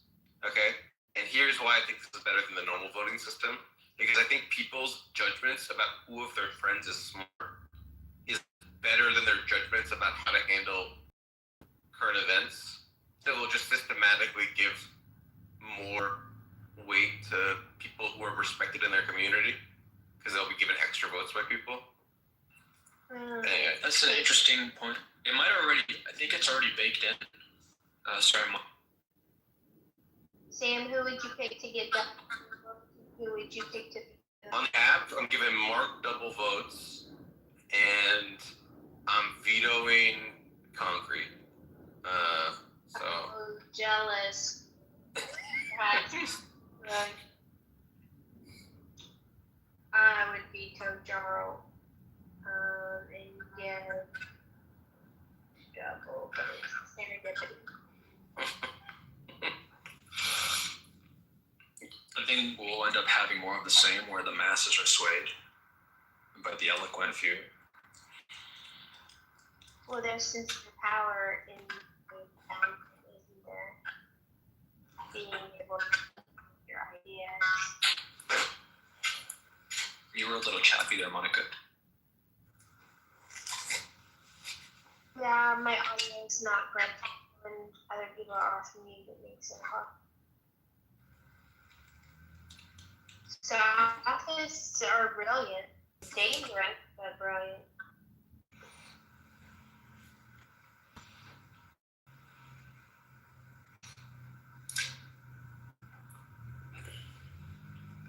What I like about my idea is it's mostly just counting on people to have a good intuition about which of their friends are smart. Now, I don't think that like people have amazing intuitions about this. I think that's like reasonable that you just like, yeah, like my brother knows stuff about politics, so I'll give him my votes. Like, you know, it's pretty reasonable. I don't know. John needs me to hate Peterson. It's so strange. Darrell, the nihilism that I see in so many clubhousers, it's so fashionable to be jaded and snide and condescending and act as if nothing you do matters. It's also super convenient because if nothing you do matters, then you actually get a free pass to do nothing. There's no respect in that. There's no dignity. There's no achievement or meritocracy. It's much harder to act as if everything matters, and I think everything does. And that's a huge responsibility that many people are advocating. But go ahead, Jarl. Be your nice. I want to give you the best criticism of Peterson I've heard. So the best is that he uses lots of truths to tell one big lie, and that the one big lie is what I'll just call the just world fallacy. That just our world is just, and people like that, like you know, the status quo is good basically, and our world is just. And I think that he does lean that way. I think I've even heard Peterson say stuff like, "I've never seen a person not get exactly what they deserve." Like, fuck off. Yes, you have. You've seen children with cancer. You've seen like dictators who die of old age. Like, that's an insane thing to say. I don't think that's what he means by that though, because he had a daughter who had as a child had arthritis, like ankle replacements and hip replacements and incredible pain and suffering. And she didn't deserve that. I think there's some more we need to look at that. I think he meant you get what you deserve with the choices that you make, not what happens to you would be on your control. Can I steal man the criticism real quick? Because I'll be honest, if I had one critique of Jordan Peterson, that would be it right there. That like he fundamentally believes that like most of the hierarchies we erect in our sociological structures and stuff are rooted in some kind of like competence structure, and that like postmodernists get the whole attribution of hierarchies for the purpose of power thing wrong. And I kind of fundamentally don't see how he can reconcile the idea whilst promoting a meritocratic-based system which will ultimately reward people who are competent with power, right? So postmodernists are still right in the sense that like power is the thing that matters in these dominance hierarchies, right? His presupposition that like it's really competence that's the core thing. It's like competence is useless if it's not like useful for other people to attain power with it, right? that's just how our society works, right? Like you could be the most competent individual, but if like it doesn't directly benefit me, it's kind of like, well, fuck you then, right? I can't put you in my company. I can't do anything with you. I can't attain and gain more power that way. We kind of see that that's kind of how society works to some degree. So the fact that Monica, you're like, oh, I think what he means by this is that. That's Jordan Peterson in a nutshell. Nobody ever knows what he actually means by anything. He only speaks in like allegories and like he doesn't ever actually say anything concretely. If you've ever heard him try to speak with an atheist, it is a ridiculous back and forth of him never actually answering a single question. Nobody in this room, I bet, knows whether he is a Christian or an atheist, because he refuses to answer questions like an adult. He has to like put in big words, make it philosophical, make it sound really deep, which to people who like, I don't know why everybody falls for this, but to people who just hear Jordan Peterson for the first time, they think he sounds like a genius. But anybody who's listened to Jordan Peterson for like 2-3 years eventually realizes that it's just meaningless gobbledygook, and it's like super basic, stupid talking points like clean your bed and make your room. You know, a type of advice that you would give like a 4-year-old. If the 4-year-old children are not being not new, all of his information is old. It's wisdom, and people haven't been taught it. You tell me what's wrong with telling someone to stand up straight with your shoulders back, or tell the truth, or at least don't lie, or don't let kids do anything that makes you not like them. Those are literally everybody tells kids that all the time, Monica. The fact that you think that's like a groundbreaking thing to say to children, which no child is actually listening to Jordan Peterson, is insane. That is, every parent teaches their children not to lie. What the hell? Oh, hi, Ari, you're new here. No. He's atheist or if he's a Christian, Monica? Does it matter? I like it a fortune cookie. If I think there's universal wisdom in a fortune cookie, I will appreciate the fortune cookie because it's wisdom. I'm sorry, I didn't cut. Yeah, your appeal to authority logical fallacy is noted. No true Scotsman is observed. You deal with logical fallacies all the day, spout them daily. And it's no true Scotsman fallacy would be saying he's not a Christian because he doesn't behave like a Christian, or I don't think he's a Jew because he wasn't born a Jew. In this case, I'm saying we don't know what he is because he's incapable of. I try to act as if God exists. That's incredibly honest. Because he doesn't know. So if he doesn't know, why would he say he knows when he doesn't? He has doubts like many of us. I try to act as if God exists because if I try to act as if God exists, I have to be fearful of God because he's omnipotent. What is a no true Scotsman policy? How did I do that?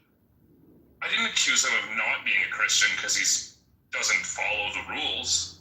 What? I also don't have to fear God to simply think it exists. Sure, it's in the Bible somewhere. I'm with Monica on this one. So, Matt, do you think, is he a Christian or an atheist? That's the appeal to authority. He has to have a qualifier before Charles. Appeal to authority would be something like saying a scientist wrote this, so we must believe it, or I don't know, the WHO said this, so we must believe it. You're saying appeals, Monica? They make no sense. How did I make an appeal to authority? What is the authority I'm appealing to? What is incorrect in what I said? Yeah, please explain it, because again, this is the second appeal to whatever the hell that you say, but you don't seem to know what they mean. Explain how I did an appeal to authority there. Who's it? Are we trying to determine if Jordan Peterson is Christian or atheist? Is that what's going on?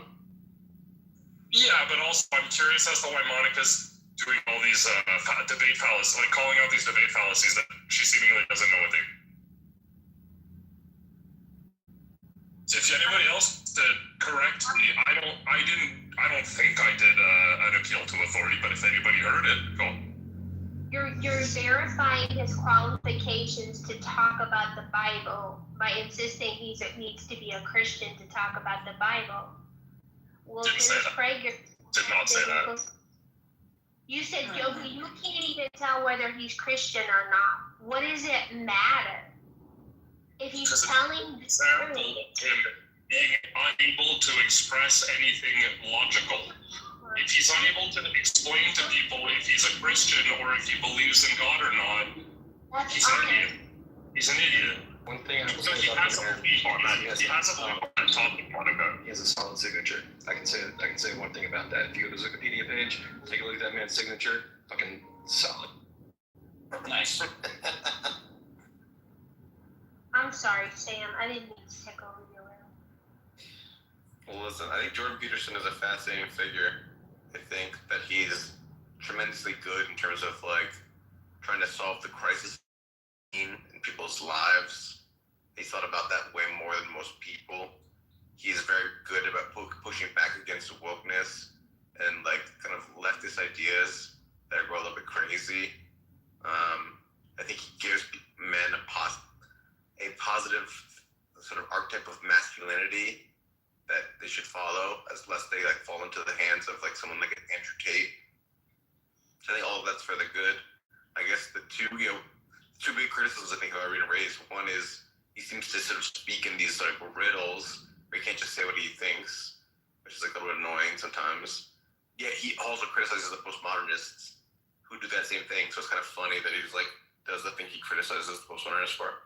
But then also he has this idea of our society is just. And, in many ways it is just, so there's a sense in which that needs to be said. You need to point out the ways it is just, but then the ways it's not just, you shouldn't try to rationalize them. So it's one of these delicate tightropes you gotta walk.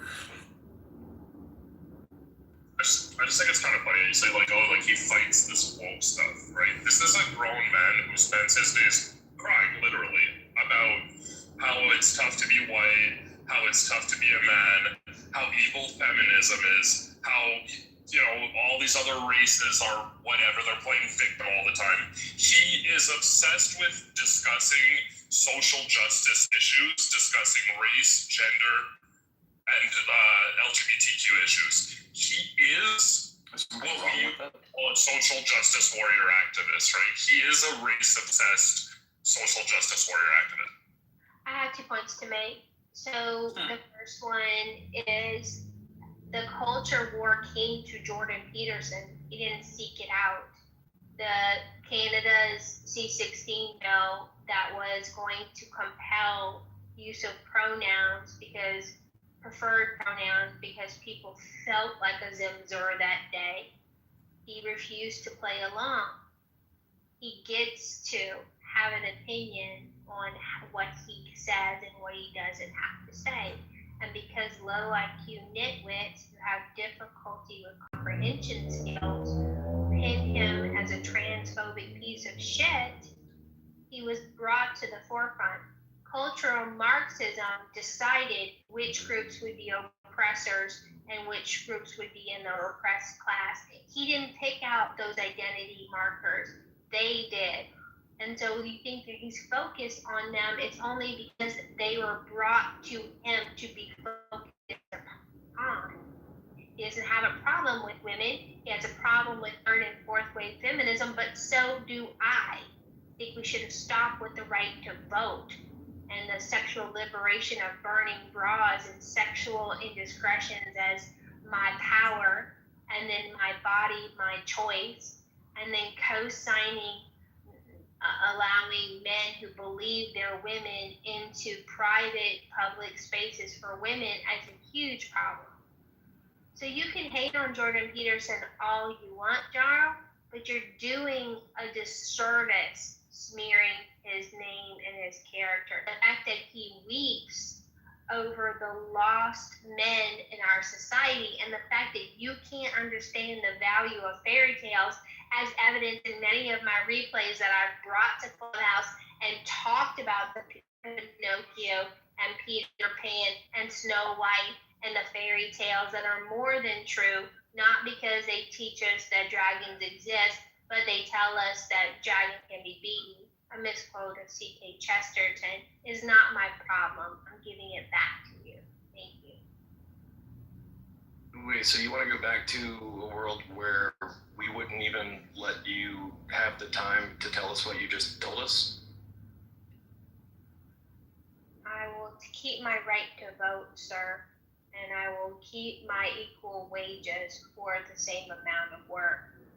But I don't co-sign the, I think we've done a disservice to our girls where we've told them that body count doesn't matter. It absolutely matters on multiple levels. And I think it's a huge problem that we've told them that progeny is a pain and an inconvenience to their life, when it's the one thing that women can do that men can't yet. Just very quickly, just a quick correction, Monica, the Bill 16 did pass in 2017, so we've been living with that for about 8 years. I suspect you have no idea what it did. Bill C-16 added LGBTQ essentially to protected persons in the Charter of Human Rights. Just like white people, black people, immigrants, religious people, people with mustaches, basically everybody is protected from discrimination in Canada under the Charter of Human Rights and Freedom. So all the Bill C-16 did was add them to it. It does not compel any kind of speech. And the proof of that is that we've been living with that for about 8 years now, and no one has ever been charged with any kind of crime or anything under Bill C-16, because what you're saying is fantastical, right? And everyone in Canada knew that when Jordan Peterson made his whole grift. It's just not real. It's delusional. Comedian who picked on a disabled boy, and he was put upon the tribunal and prosecuted. And also, they were Jordan Peterson. Wait, are you talking about Mike Ward? Because I'm like an expert on the case. Mike Ward, he went to Supreme Court of Canada and he won his case, meaning he cemented our right to make fun of handicapped children. Thank you, Monica. Great example to prove. We have no child in our society. We allow people to be jerks, and because we allow people to be jerks and say asshole things, I get to say the things that I don't think are asshole or jerkish. I protect the free speech of jerks. So should you, but you don't, because you're too busy virtue signaling about how Mike Ward, the example you're talking about, took that case that he lost to Supreme Court and he won. They overturned it. He made a shit ton of money. And he enshrined our right in Canada to insult handicapped children. So your example is wrong. Your example is flat out fucking wrong. Mike Ward, search it up. I know the case by heart. It's in my province. There is a point there. It's actually, it's good for people like that to be able to express themselves and make themselves known. Would you rather they hide? Maybe. I don't know. Nick said, if someone's anti-Semitic, wouldn't you prefer that they be anti-Semitic to your face than playing your doom secretly? Do I have to accept your premise of someone being anti-Semitic? Can't we just knock that shit off? I know. Yeah, I guess that's very specific. Maybe just people who have a problem with. Maybe don't do that shit. There will always be people who are operating on an antagonistic side of wherever you are, right? I don't know. Do we have to tolerate the views of people that think that all of humanity should be wiped off of the face of the earth for the betterment of the world or something? That's a dumb view. I don't feel like I have to listen to it that much. And then don't. It's not about tolerating it. It's just allow to be spoken so we can refute it. You just asked me what my preference was. I don't want the guy that wants to kill all the people speaking. I don't want the guy to kill all the Jews speaking. I don't want the guy killing all the blacks, the Mexicans, the Chinese, the Asians, the Japanese. I don't want those crazy people talking. I don't want them silenced. But you asked me my preference. Yeah. I think they should shut up and learn. I don't know. How do you know who they are unless you hear what they're thinking? And how do you know what they're thinking unless you allow them to speak? Why do I have to know what anyone's thinking? Can't they just keep their thoughts to themselves? And that goes back to Bunker Boys violent acts because they are not allowed to speak their bad ideas and have them refuted. It's fine if that's what you want to do. No, you speak his bad ideas, and he should learn. Yeah, that's the point. Also, we're on the same page with that. Yeah, but the primary goal is the learning, not that he be able to speak whatever he wants, right? Well, when he does say something dumb, everyone is going to recognize that immediately, and there will be a consequence for it. Except for the people that agree with him. We're letting that consequence be organic rather than turning it into law. The organic consequences of that are not always the disinfectant of bad ideas.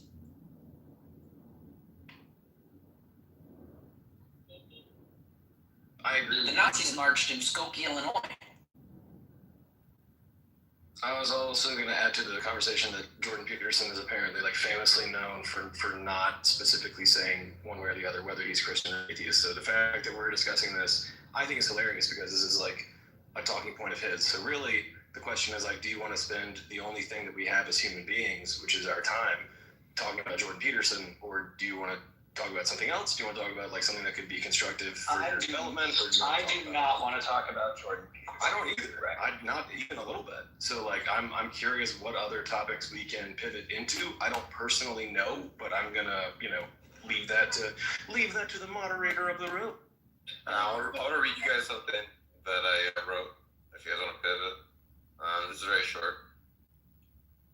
I hear your thoughts on it. Let's have it. There are 3 ways to have better vision. One is to increase the pixel density in your visual field, so you have sharper details with more resolution. Way 2 is you increase the size of your visual field, get a wider canvas. You can take in more at once. It's like having an eye in the back of your head. Way 3 is increase the number of objects and properties you can identify, where you have more concepts with deeper recognition. Way 3 is the weird one, because you get clear eyesight even though your eyes haven't changed at all. If you had perfect visual clarity but could only recognize a ball, you'd still be blind to a lot. Compare that to seeing a Spalding basketball at an all-star game that's slightly deflated. It's the same pixels, but you're seeing more of the world. Learning does this to your mind. You don't see a column, you see a Corinthian column. You don't see a flag, you see the flag of Zambia. You don't see a man, you see John Haggerty, regional manager of the local Arby's. The Bader-Meinhof phenomenon makes this even more obvious. You learn for the first time about humpback whales. And suddenly you start noticing humpback whales everywhere, references, images, and conversations. Your visual field doesn't get sharper or wider. Your mind just gained a new category, and now you can see. You used to be blind. Education helps you see more, and seeing isn't just about your eyes. Good point. Hear, hear. Thanks. I like that shift in perspective with flipping the script. Serendipity 9 we replay on The Great Mental Models, the first book, and the last 20 minutes of the book, Sam, the guy referenced Florence Nightingale, Sun Tzu, the Art of War guy, and a third one, and I'm like, oh my gosh, that's the best ending of a book I've ever heard. In the chat is a link to a 15-minute documentary, 5 Reasons for Hate Speech. Did I ever tell you about that one, Sam? No. It's really good. It's from No Longer Functioning, a comedy YouTube channel called We the Internet TV. But he talks about the value of letting people express their bad ideas and what happened before World War II that played a huge role in the creation of World War II. What, like nationalism? There were hate speech laws and in the Weimar Republic. And I think not allowing people to talk ugly ideas makes us weaker, not stronger. I mean, I don't think anybody really particularly has a problem with like silencing bad ideas. I think if anything, it's a good idea for bad ideas to be aired out. However, the problem is that bad ideas are not being aired out so much as they are being highlighted and then spotlighted, and then it turns out that the rest of the undereducated seem to flock toward, like the ideology that like it's not your fault, it's society's fault. It's like, okay, that is the exact opposite of what we want every fucking human being to know, which is that every single one of us individually, exclusively, is the only person responsible for our behavior. And like, do you follow what I'm saying? Like, it's extremely harmful that there are people capitalizing on ignorance and hurt, which is what happens to, I guess, kids through their, developing years. Like, I get it. At the same time, like, platforming ideology that is anything other than helpful, to me, is anything other than helpful. Thank you. Well, you inadvertently brought me back to Jordan Peterson. He's got a 6-minute video on PragerU that's got 2.5 million views called Fix Yourself. Talks about the activism in our society and how it's detrimental to the mental health and well-being of many of our young people. We kind of saw that play out with Renee Good recently, where she thought it was a good idea to impede law enforcement, thinking that what could possibly go wrong. It was a terrible cost she paid to learn the hard way. The link to the video from PragerU is in the chat. I'd like to understand, Monica, you want people to have the right to discriminate, be able to, say hate speech. I hope that's fair to say. Therefore, I'm assuming, correct me if I'm wrong, that you also want companies to have the right to, say hate speech and discriminate. Right? So far, are we in agreement that you want companies and people to have those rights? It's the law for businesses and companies to discriminate based on race, religion, sex, or sexual orientation. Right, so are you for or against it? Because it sounds to me like you're for people's right to discriminate, right? Are you not for the right for people to discriminate? Because you're pretty... Not really. I don't think it's okay, no. I don't think people should have that right, or companies. But I'm asking you, are you for that right? Do you think it's like do you think companies should be allowed to discriminate and to, like, just let's use the word discriminate? Yeah, I think having a position anything other than anti-discrimination is worth investigating. Okay. The point being is that if you do believe, and then you also want to ban DEI, those are contradictory, right? The idea that you want to ban DEI is because it's racist, it's bad for white people, and it's discriminatory, right? But you just made the case that companies and people should be allowed to discriminate and be racist. So now, you know what I mean? It's like, it's very contradictory to ban wokeism or DEI and then argue that we should have those rights to discriminate and be racist, right? So you can't have both ways. Say it's okay to be racist. Saying, right? It's okay. So you would agree with it, that it's okay to be racist, right? I'm gonna need an interpreter. Can you help me, or Beamer maybe? Someone, Matt, anyone can help me? What he's trying to say is that if you're pro-discrimination, then why the fuck can't DEI be allowed to discriminate? If discrimination is okay. Discrimination. I'm pro-human, and being pro-human means that I'm gonna let people live.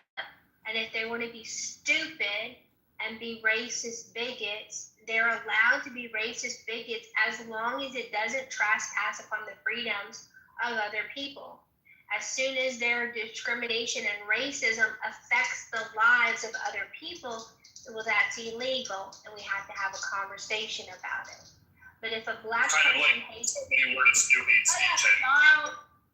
shut up, Jarl. You already made me break my New Year's promise. I was totally with you. If a black person hates white people and they don't want to hang around me because I'm white, they get to discriminate against me. as long as it doesn't interfere with my life. But Jarl doesn't see it that way. He's only focused on white people being discriminatory and racist. And that's not correct. I think it should be illegal to like put up signs in public that are discriminatory to Jews, let's say, or to black people, or to any group, white people too. If I went outside in Montreal and there was a bunch of signs saying white people suck, you know, we should get rid of all white people, I would think that's terrible and that should be illegal. I don't think that should be legal, but you do. Faith Goldie was canceled because she had a sign that it's okay to be white.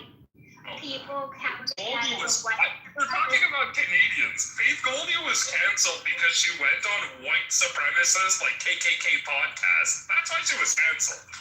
I don't know what you're talking about. She was canceled by Rebel Media, right?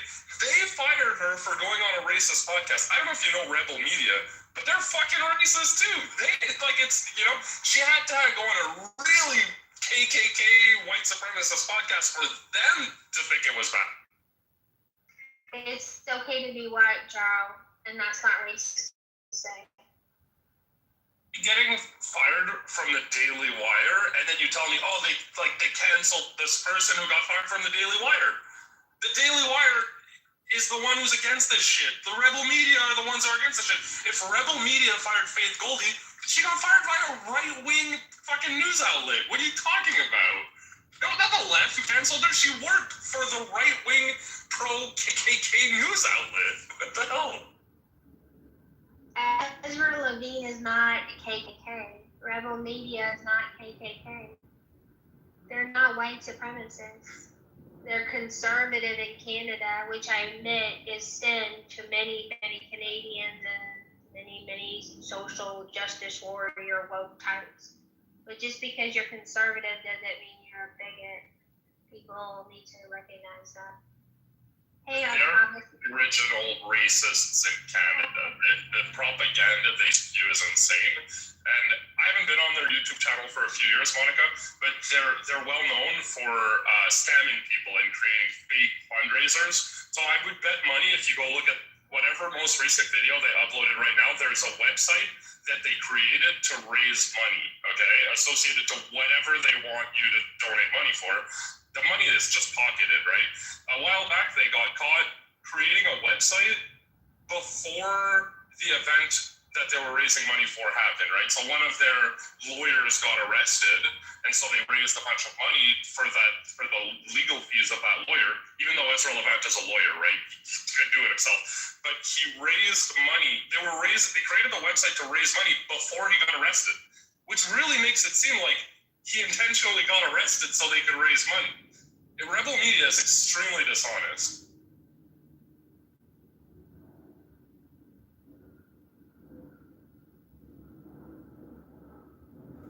Gavin McInnes is pretty funny, though. I'm surprised you like Gavin McInnes because he's irreverent. He has no sacred cows either, does he? He's just a funny guy. Like, just ignore his problematic political opinions. Like, can we just admit when funny is funny? Like, I can admit that Jon Stewart's funny, even though I don't agree with him politically. Like, I don't know. I don't know. Thank you for the mic time, Sam. We can. You hogging that shit like you're fucking Kobe Bryant in the finals. You're just fucking doing crossovers. Fucking jumpers. Like, can I say one last thing, and then I'll shut up too, because I've been talking too much too. The most recent video posted by Rebel Media's YouTube channel, you can go in the description and find the link what's the link? It's like, it's freespeechtruck.com. They love making stupid fucking links like that. And if you click on it, it's a fundraiser. You can donate to Rebel Media so they can protect their free speech or whatever. This is what they do. It's like the most grift of all the grifts, Monica. I love that you brought them up. Thank you. It made my day. And I recommend go look at their video in the fundraiser. You'll see what I mean. You can't not see it if you go click on it. All I see is about a cancellation of a speaker at the university. I just put it in the chat. The fundraiser fundraiser scam. They're raising money for Rebel Media, right? On this bullshit fake website. They're taking and pocketing the money for whatever this is. I promise you, whoever needs that money or whatever the fuck they're raising it for, they will never see a penny of that. Ever. At one point they were fundraising, I swear to God, because A&W was selling like, I don't know, non-Canadian meat. We're not Canadian enough or something. They were fundraising because a fast food chain was selling non-Canadian beef. It's crazy. Why would Rebel Media need my money? And what the fuck are they gonna do with it? Because A&W is selling non-Canadian beef? That's insane. It doesn't even make sense. Every single video they've ever made, pretty much, I mean, you can see their most recent one has a fundraiser and a phony baloney website with a fucking call to action on it. It's insane. I couldn't have predicted that their most recent video would have one unless it were actually something they do on every single video, Monica. And look at the fucking stupid website. Go read that call to action. It is brain rot levels of call to action for dumb conservatives that are fucking brain rot.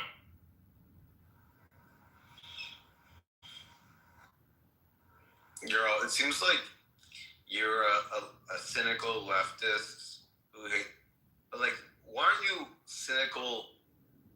I understand being cynical towards right-wing people, but why not just have the cynicism both ways, where like, you know, lefties like to protect their sacred cows and can be hypocritical too and humorless. Like, I don't like a dumb MAGA Trump supporter, but nor do I like a person going to stand-up comedy jokes and being like, that joke is problematic, no, let's not make that joke. Like, that person also sucks. And I guess, why is there more? Sorry. Like, do you know the comedy mothership? They're there too. What? Because you're saying, like, oh, I don't want people policing people's jokes. Do you know what the comedy mothership is? Yeah. So they get, like, cheers and applause all day long for just saying N-word, hard R, or trans people bad. All day long. That's all they do. It's the most popular type of comedy on the internet. Joe Rogan is the biggest comedian in the world, or podcaster. So this idea that, like, oh, people's jokes are being policed, that's the opposite. And making a joke about black people or trans people has become the most, like, easy to do, like, unbrave jokes ever. You want to be brave? Call out these fucking losers who spend every single night making fun of trans people. That's brave. Because guess what? If you do that, you're going to have Joe Rogan's posse of mothership comedians going after you, trying to cancel you. This is happening currently, if you're familiar with the comedy mother.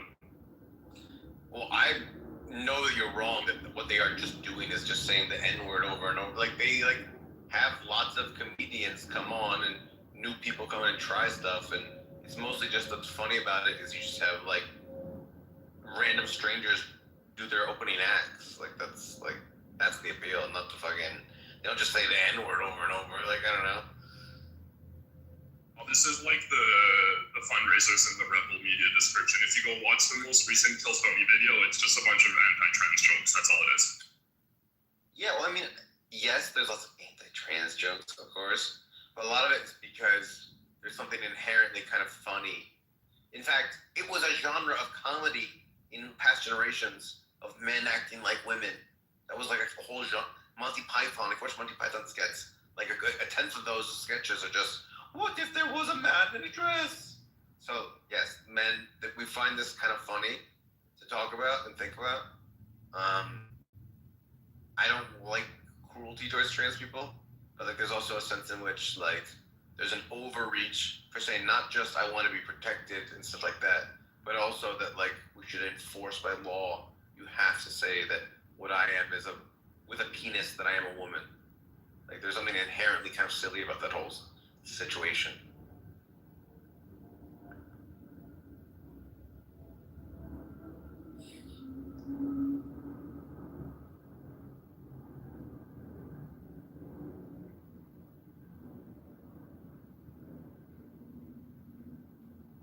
Makes you think really hard. Like, do you think somebody in DC one day was like, legislate this, no, legislate that, no, legislate my dick? and then now we're here. What now? That's what we're getting down to. We're talking about legislating things. That's it. Free the penis.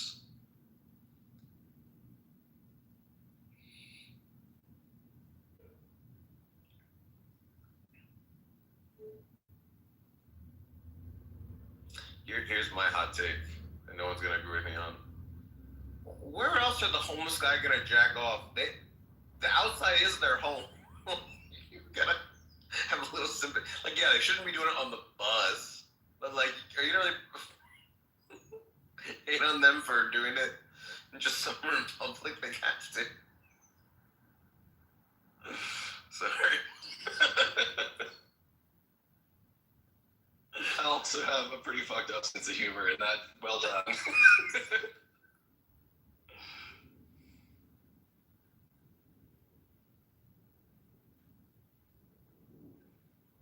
Oh my god, have you seen Master of None? It's the Netflix show of Aziz Ansari. No, I haven't seen it. Oh, dude, it's worth a watch. You know, whenever. Anyway, Master of None, put it in your mind if you want. Okay, but there's this scene where he and his friend are like on the subway, and this homeless guy is like clearly beating off on the subway, and like they perform a citizen's arrest. And it's fucking fantastic, like, because they have this whole conversation beforehand about like, is this even a fucking thing? Like, can we actually do this? Is this real? They're like, yes, it's a fucking real thing. We're gonna, and then they like jump up in front of this guy like, this is a citizen's arrest, and it's a good time. It's a good time. Are citizen arrests even real? Like, can I citizen arrest someone? Oh yeah. Yes. What the fuck? I can just see someone doing illegal shit and just arrest them. I wouldn't advise it. I think it would be a really unwise and very potentially dangerous thing to do, but citizens arrests are a real thing. It just seems like there's no way this is gonna go well for me. I mean, it depends on what it is. Like if it's somebody stealing your fucking radio out of your car or something, then like cool. Like you might want to chase them down and be like, what the fuck? But at the same time, it's like at a certain point you're like, this isn't worth it. I don't want to trade, things for bullets. Thank you, I'm good. Yeah.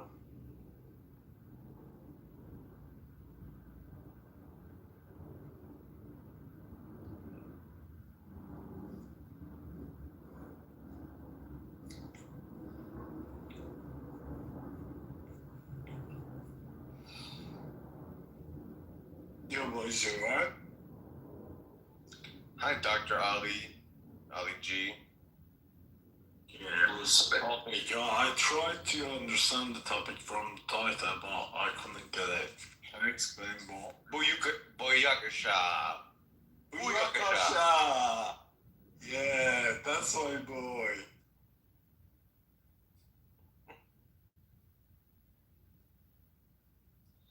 Well, the title of the room is just, we talk about philosophical things, but we're also just chilling, so don't take it too seriously. Yeah, that's cool. Yeah, I was thinking like, it's so serious thing. So, how's it going, guys? It's good. I don't love talking about people when they're not around, but I'm saying this as though if Monica were in the room, I would still say this. I didn't love I kind of felt like Monica came at me after I came in the room. I didn't love it, and that's all I'm gonna say. And that's all. Thanks. Well, Caleb, you came after her dream boy, her father, her surrogate father, Mr. Jordan Peterson, and how do you do that? So, what do you have to say for yourself and your crimes? Your crimes! I mean, I don't know. I'm really into certain people and like certain thought processes and schools of thought, and like I'm into different thinkers and authors and blah blah blah blah blah. But like when somebody's, oh, wonderful, Monica. Okay, I was literally like just speaking about you, and I was saying like I didn't want to speak about you if you weren't here, and I'm glad that you're here because now I'm not speaking about you behind your back because now I can actually say it too. Okay, when I came in the room, I felt like you kind of came at me, and like I didn't know what to do with it, and like I hope, are we cool? Like I don't know, but yeah. And then Sam was like, it's because I was talking shit about somebody that's really important to you, and I was like, Well, that's fair. But then I was saying in response to that, like when people talk shit about people that are important to me, I'm kind of like, okay, cool, like let them, like you're like who am I to interfere with your personal relationship to something else or someone else? Like I don't, fine, like like okay, cool. I'm sorry that you're not into that, but yeah, you know what I mean? Like I don't know. That's what, yeah. Thanks. Yeah. So you intimated that I am excited about Jordan Peterson. That's kind of gross. Oh no, I didn't see it. No, I didn't mean to apply that at all. Yeah, he's kind of gross, yeah. Wait, Did, hold on. did Sam, did you apply that? If that's what does it for you, go with God. Like that's like, and then also. That's because in the chat you said Caleb is a clown. So then I responded to that with like, well, that's what does it for you. Like, go with God. Like, cool. Did I misspell it? Was it Caleb? Who was giving me a hard time earlier? What I'm saying is that I was unaware that I was giving you a hard time at all. Like, I appreciate your comment with the lithium theory about Mel Robbins. It's from what I know of it, it's a good philosophy. And then, do I owe you an apology, Caleb? Was it Caleb? No, I don't think you owe me an apology at all. I think that I was kind of like asking whether or not like this is something I can expect in like future interactions with you, or whether or not this is And was it kind of a one-off. that was calling Jordan Peterson a misogynist who did not know him? Was it you, Caleb, or Caleb? Because it might be a typo, and if it's a typo, I owe Caleb an apology. I don't think that Caleb has been in here. I don't think so. I do think that when Sam and I were talking about Jordan Peterson, I definitely said, I said he's a misogynist or chauvinist or one of the two. I don't recall exactly, but yeah. A misogynist, the replay will show. And then I said, what do you know of him? I know enough. And I'm like, do ya? Do you know enough? Have you read the 12 Rules for Life? I mean, when another post. Mm-hmm. Like, what kind of investment have you made into learning about him and his work? It turns out that I'm actively investing time and energy into it. It would seem. So I'm doing my best to be receptive to the universe and its unfolding information. Though simultaneously, when someone says to me, I know enough about that subject, I believe them, because if they're an adult, then that's it. So it's like, okay. And then if I want to continue talking to them, I'll talk about something else. But that's me.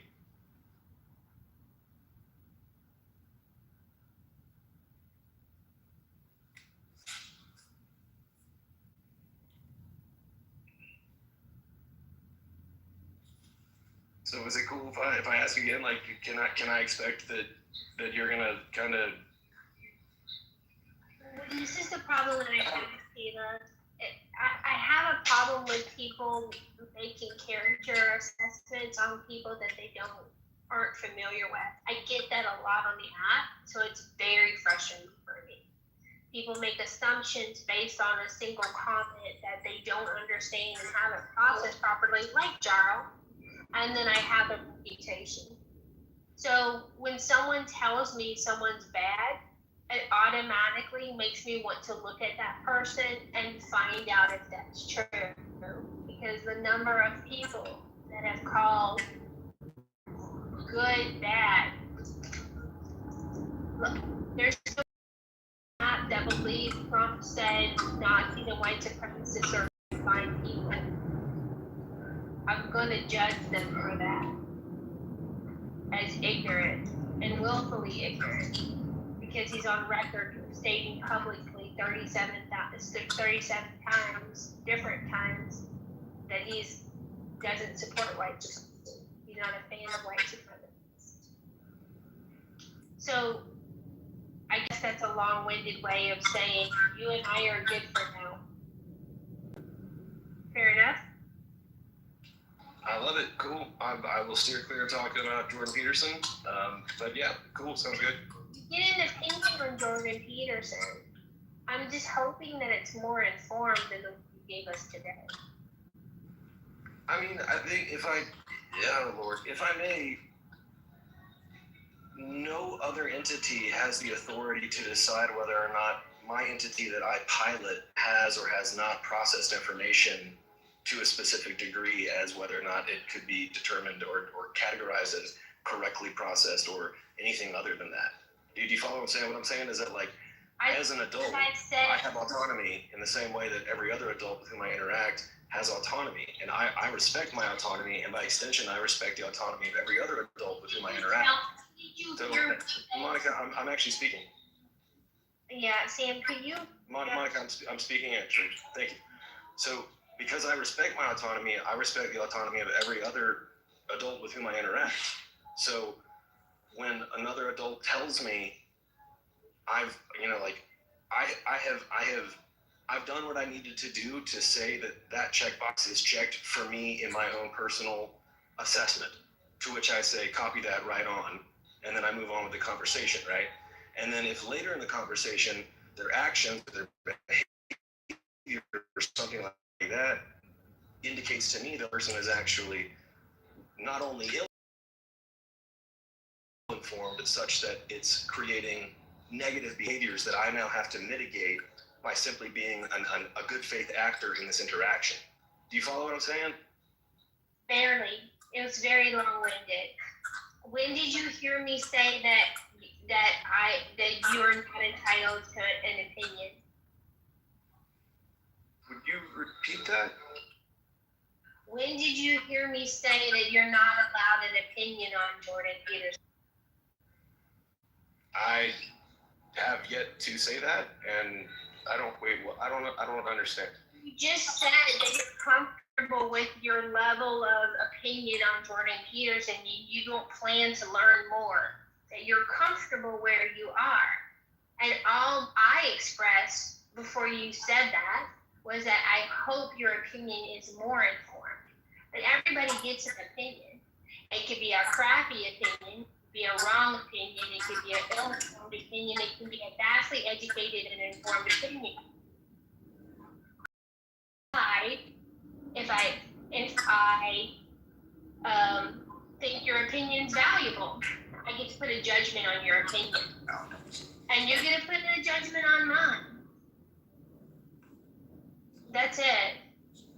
Yeah, you think you are so valuable. Sorry, everyone thinks like Jordan Peterson is a valuable person. So you need to judge us, etc. You feel like you are an amazing person and you judge people. Come on, you need to talk about these people, why they're wrong. You need to justify why you think that. It's not like that. Come on, like. You need to convince us. It's not about like other people. Jordan Peterson is an amazing person. Other people, they are amazing. If you're not like following them, okay. Let's talk and convince us why you think Jordan Peterson is a bad guy or whatever. Because he's a drug addict that gets high on his own supply, fried his brains, and spews racist, anti-Semitic, homophobic, anti-LGBTQ bullshit all day. Oh, and he makes Can you give us evidence? I'm a scientist. Sorry, I can't leave like people in talk, right? Can you just talk with evidence and etc. Then we discuss like one by one. Don't worry about it. Like, let's discuss one by one. I'm scientist, right? Simple. Okay. Which would you like? Which claim would you like evidence for? The one where he cries all the time, or the one where he got high on his own supply? I've never seen Jordan Peterson cries. Want to see it? I'll share the video. It's hilarious. Actually, there's a whole bunch of them. Yes, please send the video. Yeah, they're great. I'll share them in the chat so we can all enjoy Jordan Peterson's compilations. And is it a fake AI video? That's my job, by the way. Well, actually, Doctor, I have seen Jordan Peterson cry. Do you want to know why? He was overcome with emotion and shed tears. because he was mocked for being an influence, a positive influence over young men. I know it's pretty evil, huh? To be a positive influence for young men. Jarl It's pathetic to cry over that. Yeah, that is pathetic. For a guy who tries to tell people how to be alpha males and... And for any girls that say, like, for any girls who say, that guy is feminist, everyone is okay. Even terrorism is okay. If there are, like, feminism is okay. I know that. I'm into it. I'm not following this guy, by the way. I'm not even supporting this guy. But what I'm saying, we are all spoiled. Like the way you're talking, you're all spoiled, guys. Come on. This guy told so many right things and so many wrong things. I agree with that. But for you disagree with every shit, like, come on. Every person has their opinion. We can talk about it. 3 of it is right, 2 of it is wrong. Even your opinion can be wrong or right, whatever. But so, like, I don't know. I don't know how can I say it. Like, why you think like everything he says is wrong? That's my question. I think it's because he doesn't trust him. The guy, if you Doctor, you actually haven't watched the compilations. Jordan Peterson has a mental issue. This is totally my opinion, right? But I believe it's caused by the benzos that he took for too long. He fried his brain. If you go watch the videos of him crying, most of the time, he's just having a normal sit-down discussion, and he becomes overwhelmed with emotions. That's not normal. Normal people can talk about, like, the death of their children without breaking down crying. Jordan Peterson has a hard time talking about, like, God without breaking down crying. You can see there's something wrong with him. If this was someone in your family who broke down crying over such, like, simple, mundane things, you would want them to seek out help. I like that opinion. But I'm not a fan, by the way. I'm just trying to just investigate everything scientifically. But he talks so many, like, fact stuff that you don't like it.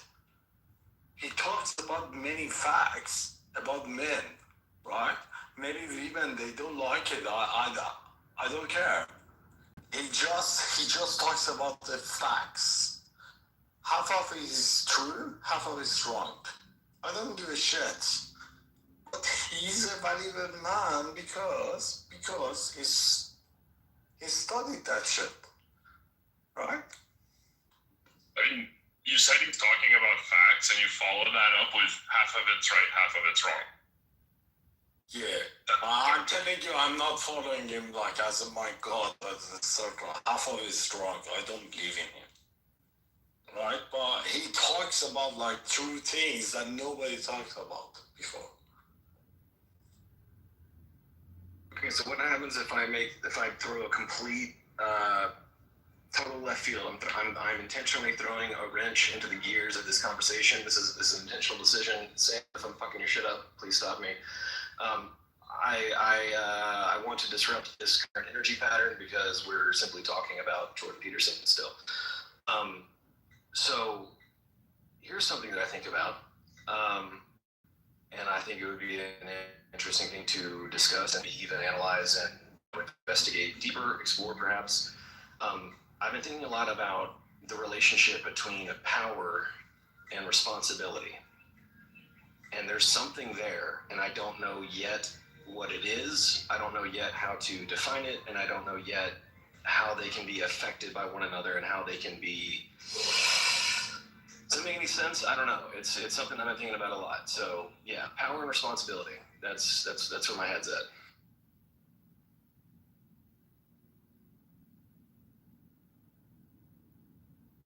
Is this the time for me to throw in the Spider-Man quote? from one who has great privilege and great responsibility. No. It's power,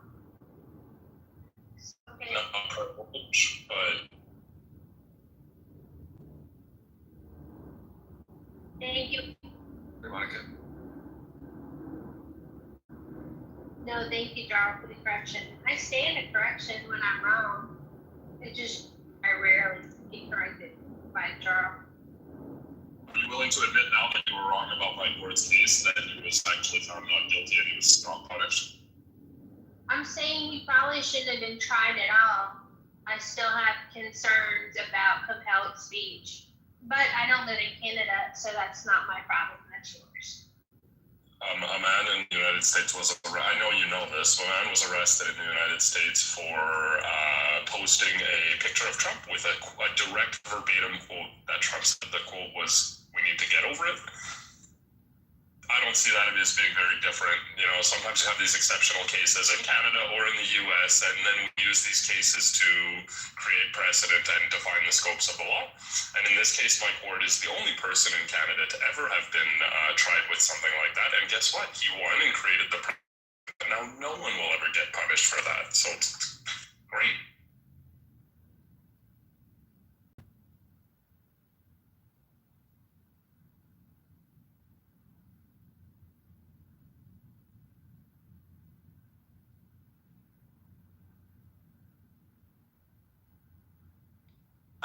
Just a different topic, guys. What do you think about like Tommy Robinson? Do you know him or etc.?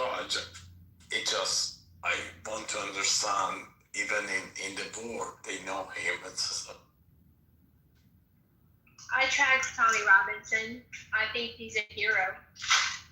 But I know I'm going to get disagreed with. I think he sacrificed greatly to expose the grooming games and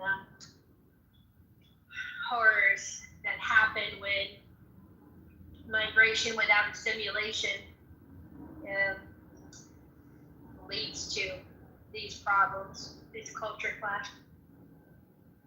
Alright, so how do you know Tommy Robinson? You're not in UK, I guess. You are in a different country. How do you know him?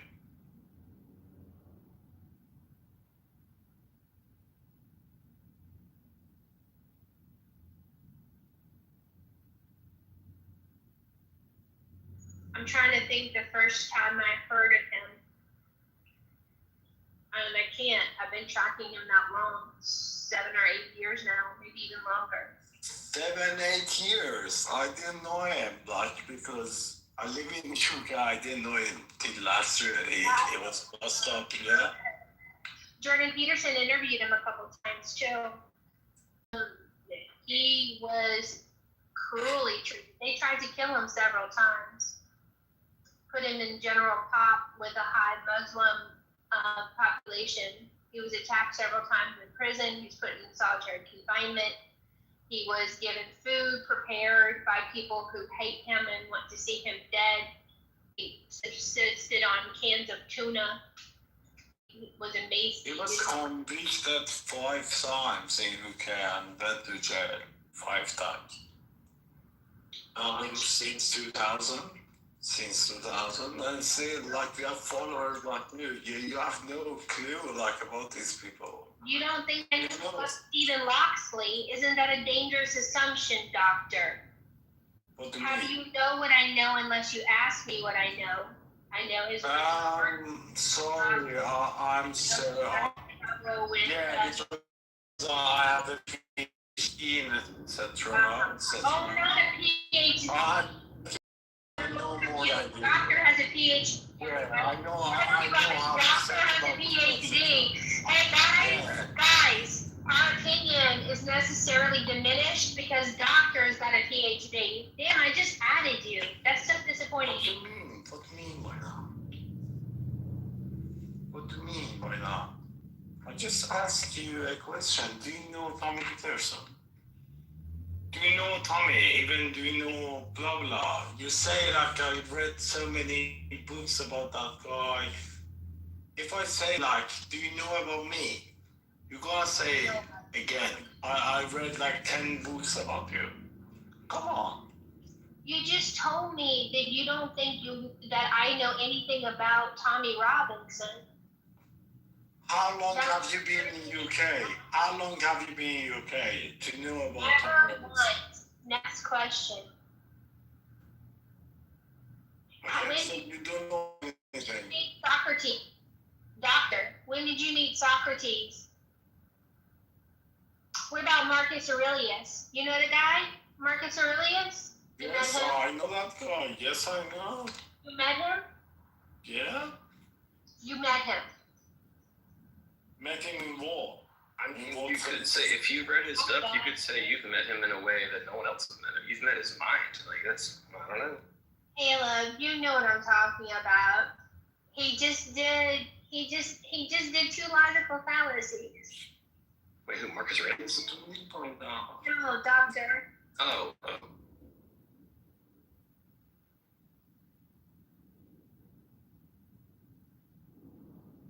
Sam, I'm going to wish you good night. I feel like I've not helped you in this replay room, even though I meant to. Good night, Monica. It was nice having you. Was it nice, Sam? But I appreciate the patience. I really, really do. Yeah, actually, no, Jordan Peterson sucks. Fuck Jordan Peterson. Good night. Good night. Good night, Monica. That's terrible, man. Why would you say that? I'm just trying to get her riled up again when she's trying to go to sleep. She's trying to go to sleep, man. Like, that bastard. Like, and chill. Like. Okay, just 1 minute of praise for Sam. Sam is one of the best, and I mean this as a compliment, one of the best trolls on Clubhouse. Oh, he has a way of making people think that's very rare. And he does it with comedic brilliance. It's really appreciated by me. I don't know how many other people appreciate you, Sam, but I think the accolade was deserved. I think you sound American. It's fun. Thank you for the night. Thank you. Cheers. Bye. No, Sam, I think you're a cool cat. Oh, you guys are being so sweet to me. That's really nice. Jordan Peterson. No, I'm sorry. Before you go to sleep or whatever, Monica. She's in the audience. Before you go, Monica, you shared 2 cases in America where people like literally identical to Mike Ward. People they got in trouble for their speech and then it got overturned. They got found guilty and then it's literally identical. You have the same system as Canada.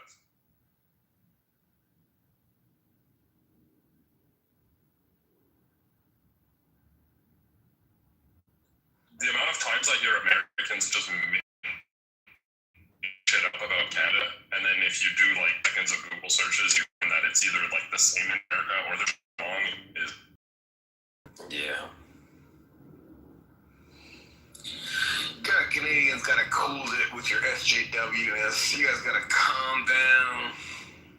Americans do like to make shit up. We do that. Like, I get it. You don't want to be mean to the minorities that have been enslaved in the past. You want to be nice to all the ethnicities get shit on. But, like, you don't need to do, oh my god, like, what did what did wokeism turn into? Just this, like, filth. just garbage. Oh my god. I haven't seen a quote unquote woke SJW in like a decade. But conservatives who want to debate these topics all day long, Oh, I hear you. Listen, I had some bad experiences. I was living in an East Coast state in the height of wokeness. So 2016, I go to like this place and we're going to talk about racism.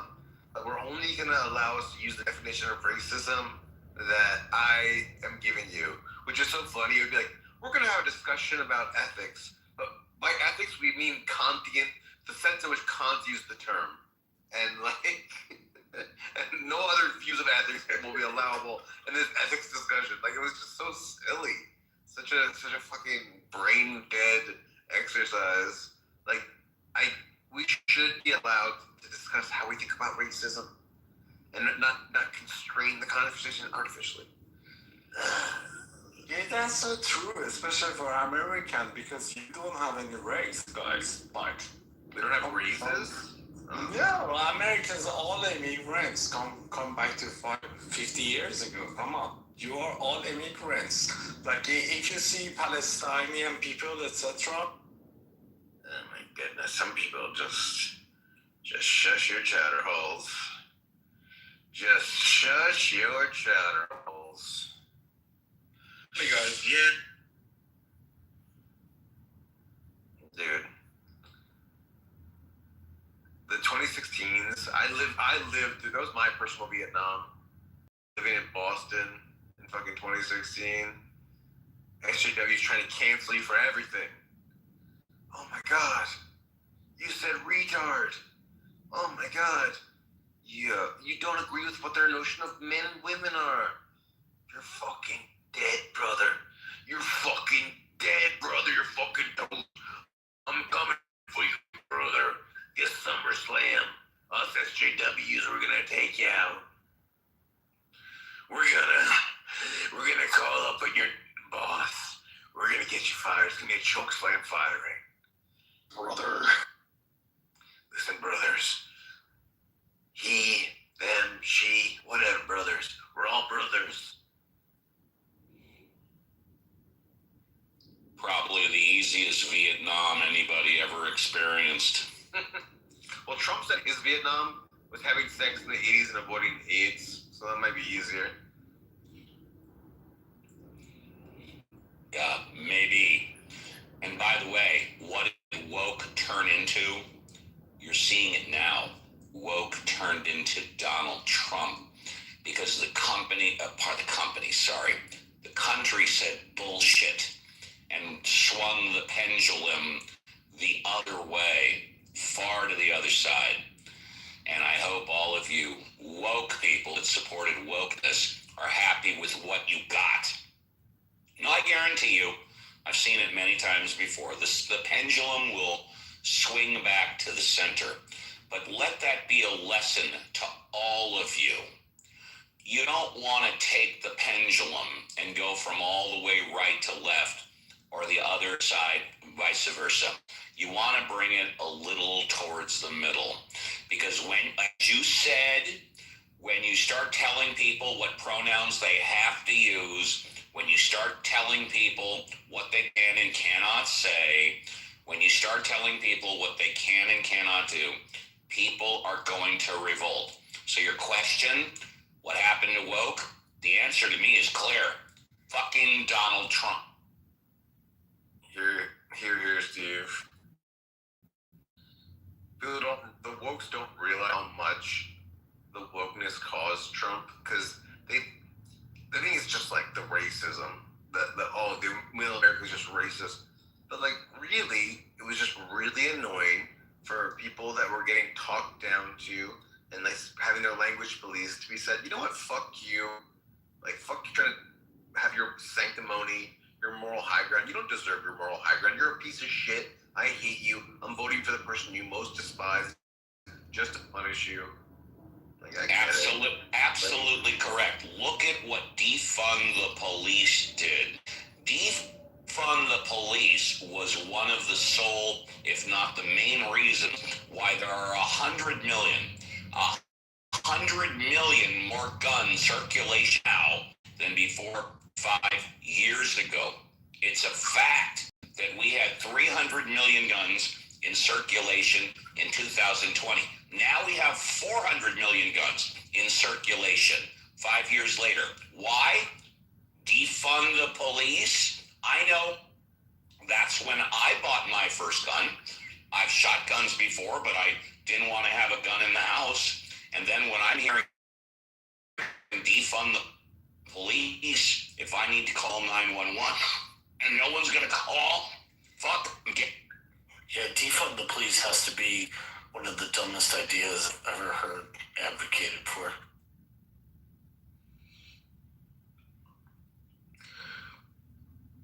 Why don't they ask for something more reasonable, like, oh, get rid of qualified immunity, make it easier for cops to get arrested. Oh, but body cameras on everyone. Like, no. It's defund. It's like we don't arrest people anymore. No more cops. We just have fucking anarchy now. Enjoy. Bon appetit. Defund the police was a very interesting thing, but to say that people who are against police brutality haven't fought against qualified immunity and the shield doctrine and all of the crazy, like, that's just not the case. It's just, there's an overwhelming stronghold, and it'll never move. And so they use these cases of, inflammation, whatever it might be, that makes it all over the media to then do something quick and fast without any true understanding of the implications. But it's interesting that they were even able to pull that off. Enough people in one area to get it done. But I've been fighting against the shield doctrine and qualified immunity for, I don't know, years. And I know people have done it longer, much longer than, I'm not the first to the fucking scene. But it doesn't matter. And you know what's interesting, Steve? You said something. You said when people are forced to do something, right, they're going to resist. When people are forced to do something, they're going to resist. I hope, and I hope that people are going to soon realize that, there's things in even a federal constitutional republic, when you force people, this is going to end up culminating to the point that we're at. It's going to get worse from here. People don't want to be forced. We can't even look at the situation with this Jennifer Good, right? Most people are looking at that and are immediately tying some liberal leftist loony with pink and purple hair, and with long underarm hair, and whatever else. It just completely unprincipled. I'm not even mad anymore. The country's fucked up. Nobody knows what's going on. Nobody's principled. And I'm pretty sure Jennifer Good, I'm happy that she stood for one thing. That was a good thing, right? But guaranteed, she didn't stand for all of the other things that principally, logically, match that same category, right? She stood for the stuff that she wanted to, and that's the problem. I appreciate the compliments, but I'm confused. What did she stand for? She felt that individual liberty, life, liberty, and the pursuit of happiness is something that the America was founded on. She believed that people have an ability to due process and all these other things that what created America. And you have ICE now going around kidnapping people, no warrants. They don't get due process. They're just being shipped up and shipped out. And I'm not disagreeing, and I appreciate that. But how do we know that she stood for that, please? Well, what I understood was she was part. That's why I had the whistles, right? That's what the wife was talking about. They're there because this ICE watch was the equivalent to the abolitionists after the Fugitive Slave Act, right? Abolitionists and the black community vigilance spotters that would go around and warn everybody when the slave catchers were coming. So they're now spinning a narrative that Good was like the abolitionist during slavery. No, that's what I'm saying to you, and I'll stand by that. No, I just wanted to know where it was coming from. That's what you're saying, which is fine. You're entitled to that opinion. No problem. Thank you. Well, that's what it's about, right? She didn't want people being captured, right? And I guess she was doing her midnight ride of Paul Revere. The British are coming, or civil disobedience. Fair enough. Civil disobedience. When a people have found that the laws and the mores are no longer legitimate, then what do? When you try to address through the proper channels and that isn't working, what do you do to effectuate immediate, release or a reduction of harm. She's doing what she best could do. I'm not aware that she attempted to address through the proper channels. In fact, what I'm aware of was after Trump won the election, she picked up her and her family and moved to Canada for a short bit, but then came back. But I think her whole family moved to Canada. I think she moved to Minneapolis. Yes. And then came back. Yes. Well, she I guess she was there for 2 years, but I mean, like, that doesn't matter, right? Oh, it doesn't matter. Okay. Because if an abolitionist, right, like, you use the same thing. If an abolitionist moved out of the country, right, because they rejected slavery at the time, right, and then they came back to fight and stand to fight what's, I mean, like, you're not going to give them shit about it, right? You're going to say, okay, cool, that's awesome. I understand why you left, and I'm proud of you to come back. But no, cool. Cool. Well, it's an interesting discussion, but I guess I don't quite understand. Like, if her message was good, or if her message was bad, like, why does it make any difference? Like, like, it doesn't relate to anything else. Well, we have no confirmation at this moment what her message was. I specifically asked. No, but Steve, what I'm saying is, I don't see how it's relevant what her message is. She could have the greatest message ever, or the worst message ever. I don't see how it affects how it's related to what happened and how we judge what happened. What happened has nothing to do with her message, right? Or am I missing something?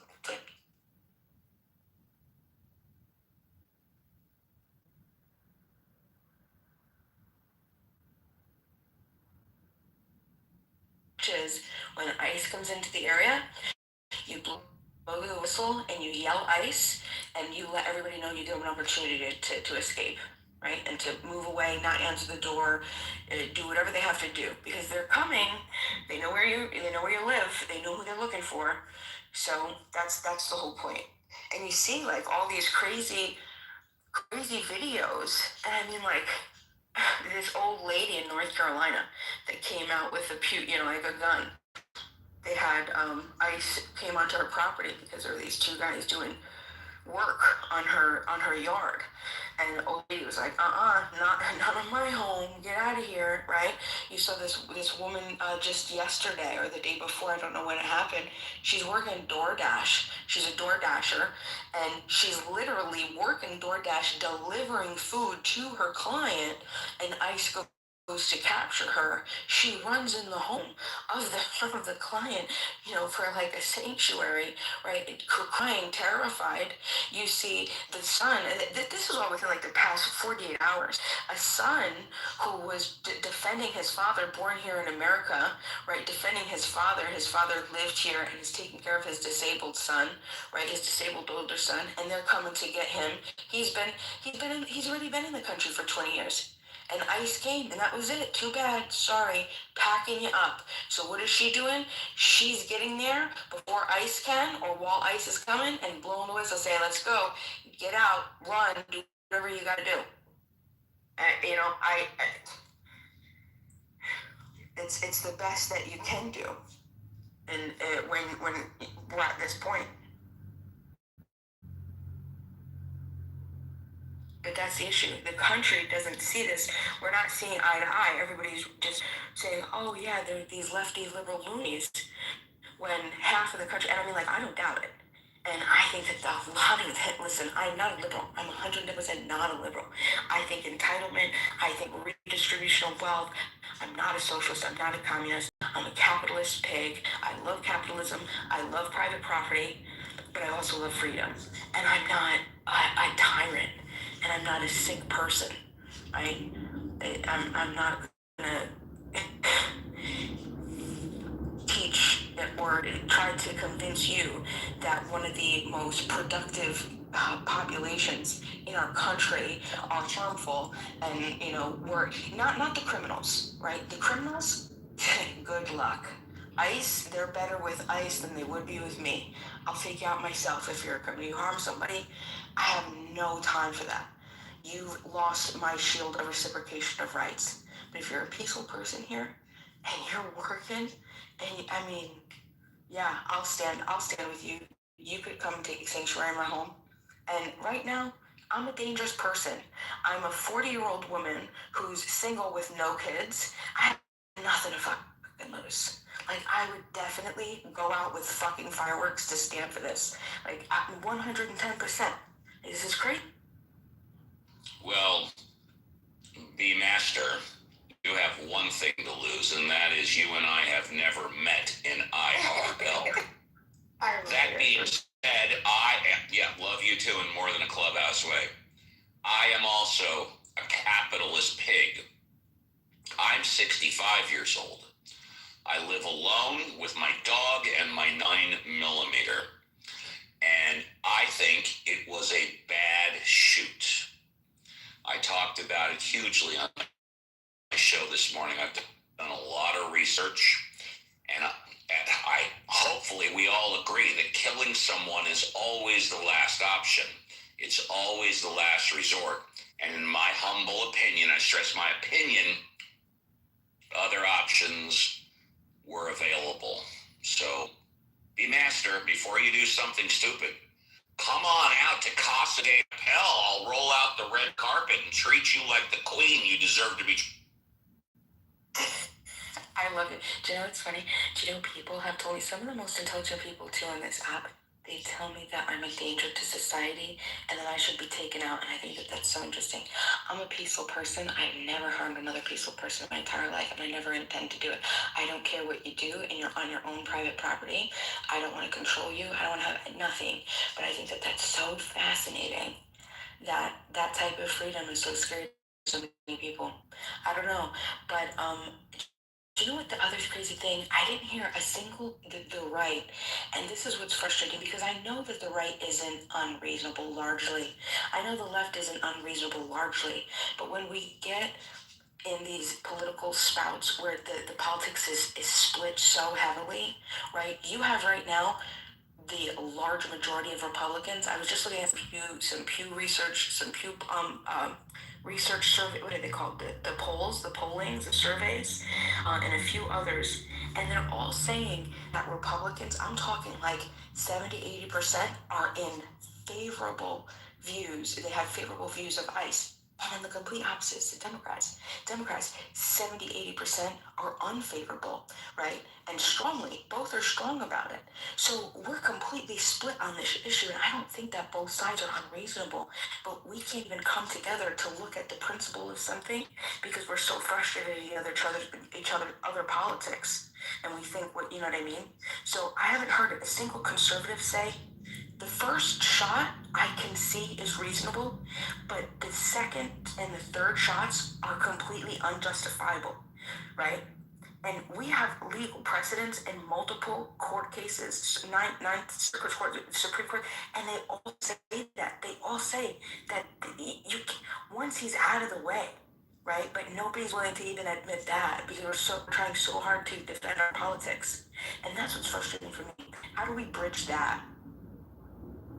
Well, that's why I was saying, like, I'm completely message agnostic. I think people are making a big mistake when they say, like, her message was good or her message was bad, because it's just not relevant. And, like, the only thing matters is, like, are actions legal, not legal? Was there a threat, not a threat?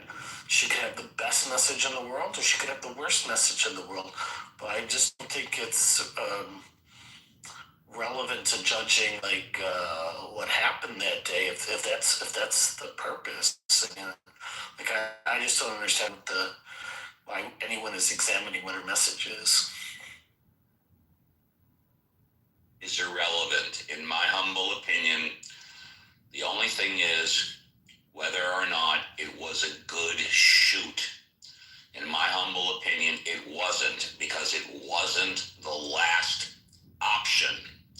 Killing somebody is always the last option. In my humble opinion, there were other options available. Do you think intent is important in determining what happens? Absolutely, yes. Intent is very important, sure. So then, wouldn't the message, I mean, it has to somewhat be Why don't you ask me, Uncle Steve, what other options are you referring to? No, I apologize, Okay, Steve. I was fair enough. referring to That's your fine. your No last problem. comment. Yeah. No, because I agree with you, and I love that comment, Steve. By the way, I apologize. Actually, I don't think an intent is particularly relevant if you're referring to her intent. So the real test is, given what the officer knew, what he observed, right? Are his actions reasonable or not reasonable under the circumstances? So you literally have to just judge like what happened, you know? And so, you know, apparently Steve has done his analysis. He thinks other options were available. And I think that's a factor, but that alone wouldn't indict him, because it's not just a question of whether other options were available. It's really a question of, given the circumstances, was deadly force reasonable to be used at the time that it was used?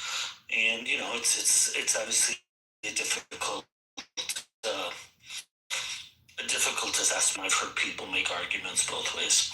Well, in this discussion, it's extremely easy. Deadly force is only reasonable when it's the last option. When there are no other options available. I hope you agree with that. Yeah, but you can certainly make an argument that there were no other options, which is fine. But deadly force is only reasonable when it's the last option. Don't you agree? I largely agree, but it's not a question of whether it's theoretically available.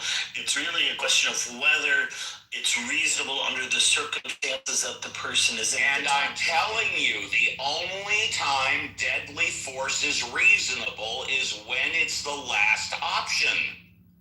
I'm telling you this. Yeah, and I'm saying it's only reasonable when it's the last option based on the person's understanding and knowledge at the time versus a theoretical omniscient point of view. So it's not just a question. Do you think what you see and what you know about this situation, it was the last option? There were no other options. I really don't know. I haven't examined it. No, and that's a perfect answer. No problem. Yeah, I don't know. I haven't examined it enough. I'm just saying, if somebody wants to take that position, I've heard people, you know, make reasonable arguments on both sides. You really have to examine it from that officer's perspective, right? Not from a God perspective. From his perspective, based on what he saw at the time and what he observed, were his actions reasonable or unreasonable? And I think it's a difficult assessment, I think. I don't at all. I think that is a textbook extrajudicial killing. I think that our administration has already made it clear as day that that's something that they fuck with, and that's something that they do. They are okay with extrajudicial killings. I'm not okay with that, because like I'm a member of the United States of America. I'm a fucking citizen here, and if you're cool with like murdering people in the street, I'm not really quite sure I want to be any part of whatever the fuck this administration's like black hat fucking like party is. Like, okay. Personally, I do not respect whatever the fuck authority ICE may or may not have been granted. ICE wasn't a thing until less than less than 5 years ago. I really don't even know, but it's a recent development. Like, this is a thing that hasn't really been a thing until recently. This is a thing that Jesus Christ, this is a thing that if you don't have a high school diploma, or rather, if you have a high school diploma and an internet connection, you can apply to start working with ICE and get there's some fucking bonus, right? There's like a $50,000 bonus to sign up to do ICE shit, right? I don't know. I'm gonna get off my soapbox, but I'm just not cool with people killing people. Like, straight up, why are we killing people? And especially, why are we killing people? Because the alternative is they'll stay in our country and what? Be alien to our, like, I don't get it. I don't get it. It sucks. I'm not here for it. Fuck it. People have to get behind one very simple, I'll call it a fact. When you have an option not to kill, you don't kill. Let me repeat that. When you have an option not to kill, you don't kill. Period. End of story. There are no excuses. There's nothing else to talk about. And if you can't get behind that, then there's nothing further to discuss, in my humble opinion. So ICE was created in 2003 in response to 9/11, and prior to that, there was immigration enforcement through various other agencies. But it's true, yeah. The ICE mandate is a little bit different than the CBP mandate. And the government isn't arguing that they isn't arguing in favor of extrajudicial killing or that she was killed because of crimes that she committed or anything like that. They called her a domestic terrorist. I understand, but that's not the reason for shooting her. Their justification, that the argument that they're advancing, is that the officer was hit and that the car posed a weapon that could cause seriously bodily injury. Now, they could be right about that. They could be wrong about that.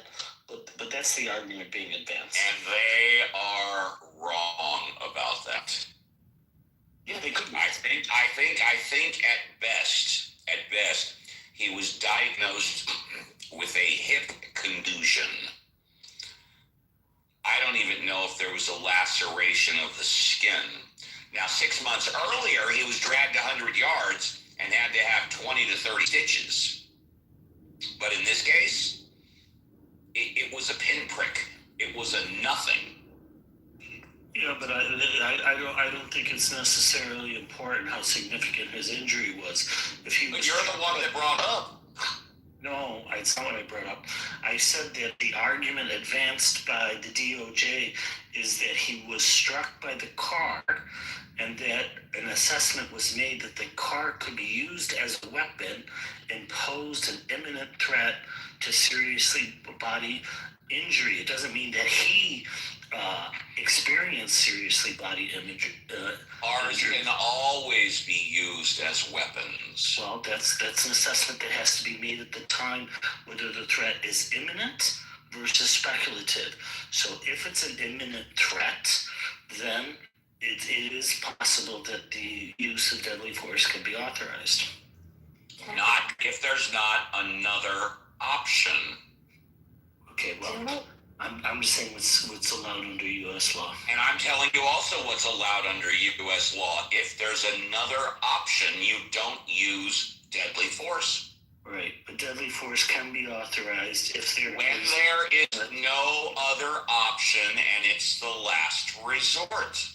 Yeah, I think that's what's mostly disputed with this, whether he had another option or whether... Exactly. Yes, that's correct. So the argument, what we're arguing about right now is exactly what, the nation's arguing about.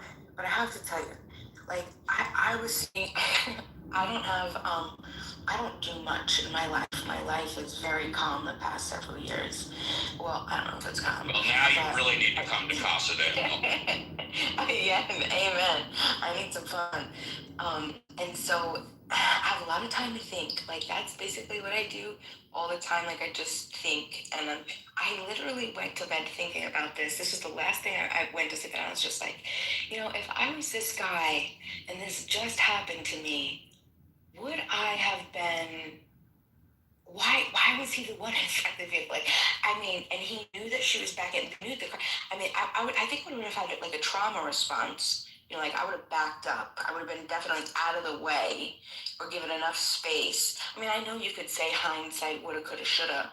But then I also noticed that even before her car moved, and this was interesting, he was like circling the car and he had the phone in his right hand, which is also his shooting hand. And he was, recording, and then he went around the back, and then when he got to the side, I think he got really pissed at this point. Like, this is what I'm thinking, like, he was probably fuming. He was fuming. These guys, the ladies were taunting him. He was pissed. He's trying to do his job. That silver car on the other side of her, that was his vehicle. I'm assuming, because I saw some other footage of him going in and out of that vehicle, right? So he's pissed. He's angry. And even before he goes in the front of the vehicle, around the front, he switches the phone from his right hand to his left hand, making it very easy to grab a you-know-what. Like, you know what I'm saying? Like, he was prepared. It's just something that I noticed. And I'm like, why? Because wouldn't you step out of the way before you make it a point to, like, go and grab all of this stuff? I think it was just a total cop-out. And it was horrible that so many people are making it like this justification, because, I've seen crazy instances of crazy people, in cars, and you just jump out of the way. But first one, I could say, if I wanted to be really, really reasonable, or I'd say reasonable, really, really charitable, I'd give you the first shot. But the second and the third, and then the fucking bitch at the end, that was his last words. If after you shoot somebody in the face, aren't you going to have some, like, shouldn't you be in crisis? What if you're scared, where you get the auditory exclusion, where you get the, and you start everything out your adrenaline, and he had the time to be like, fucking bitch. I'm like, what that? I don't know. It doesn't say it. Doesn't look good to me. Well, one of the people that were watching immediately said, "I'm a physician, let me help," and they prevented him from helping her. Mm-hmm.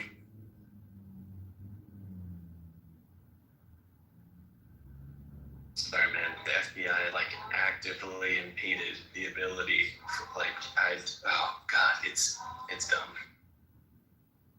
It's a horrible situation any way you look at it. And any way you look at it, someone lost their life that, in my humble opinion, did not deserve to die because other options were available. And I realize that the feds have a narrative, they're spinning their narrative that there were no other options. I just don't agree with the feds. Did we hear that they said something like they get automatic qualified immunity? Like there is no... I can answer to that one. This is going to fall under federal law. Arguably, he has complete immunity, but not necessarily.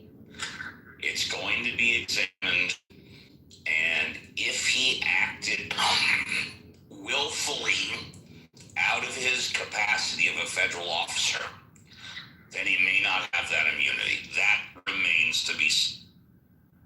Yeah, so the legal standard, like I said, was established under Tennessee versus Garner. But the legal standard established by the court is not last available option, or if no other option.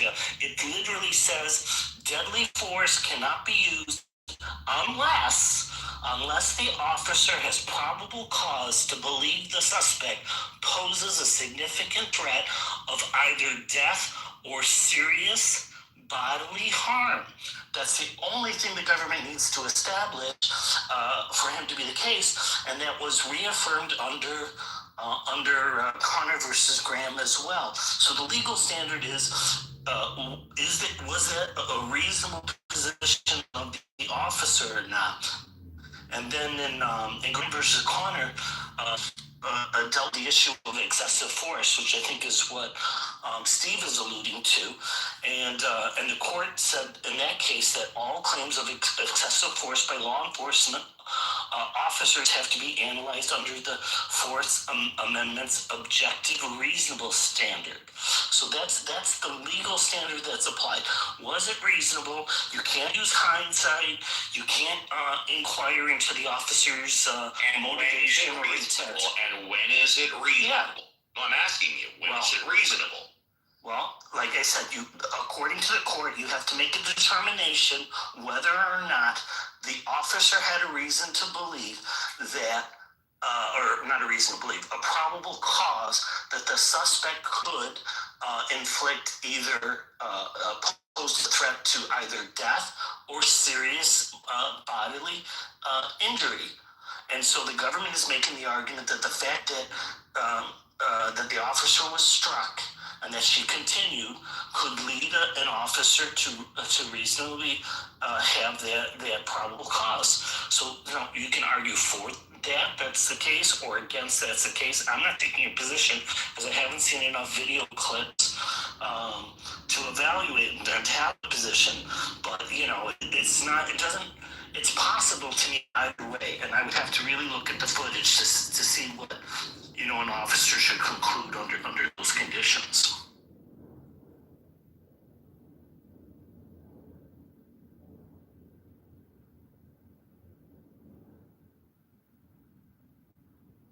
Yeah, and I think there's something too. You said there was Tennessee versus Garner. There was something too about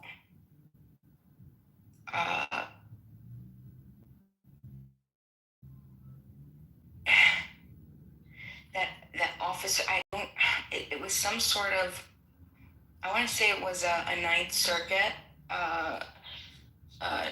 held a jury, and years ago, and said that it's you can't have deadly force. Like, deadly force is unreasonable where an officer is stepping in front of a vehicle when they could have avoided harm by just stepping to the side and moving away. All right, well, let me. Oh, were you finished? I'm sorry, I didn't mean to interrupt you. Were you Sorry, finished? yeah, I couldn't get it out. I want to say it was something I want to say in California in San Fran.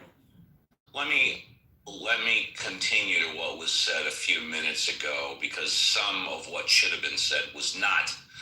The use of force is judged from the perspective of a reasonable officer on the scene at the moment the force is used, considering the totality of the circumstances. The assessment does not involve 20/20 hindsight or the officer's underlying intent or motivation. An imminent threat is one that must be instantly confronted and addressed. Fear of future harm, no matter how great, is not enough to justify deadly force. Proportionality and necessity. Force must be proportional to the threat and used only when no reasonably effective, safe, and feasible alternative appears to exist. If possible and safe, a verbal warning must be blah, blah, blah, blah, blah.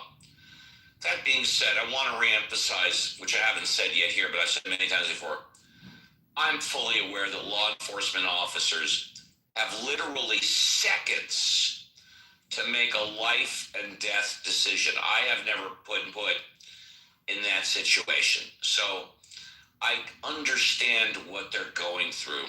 Well, I've never been put in that situation. Hopefully I never have to. But once again, trust me, using deadly force is the last.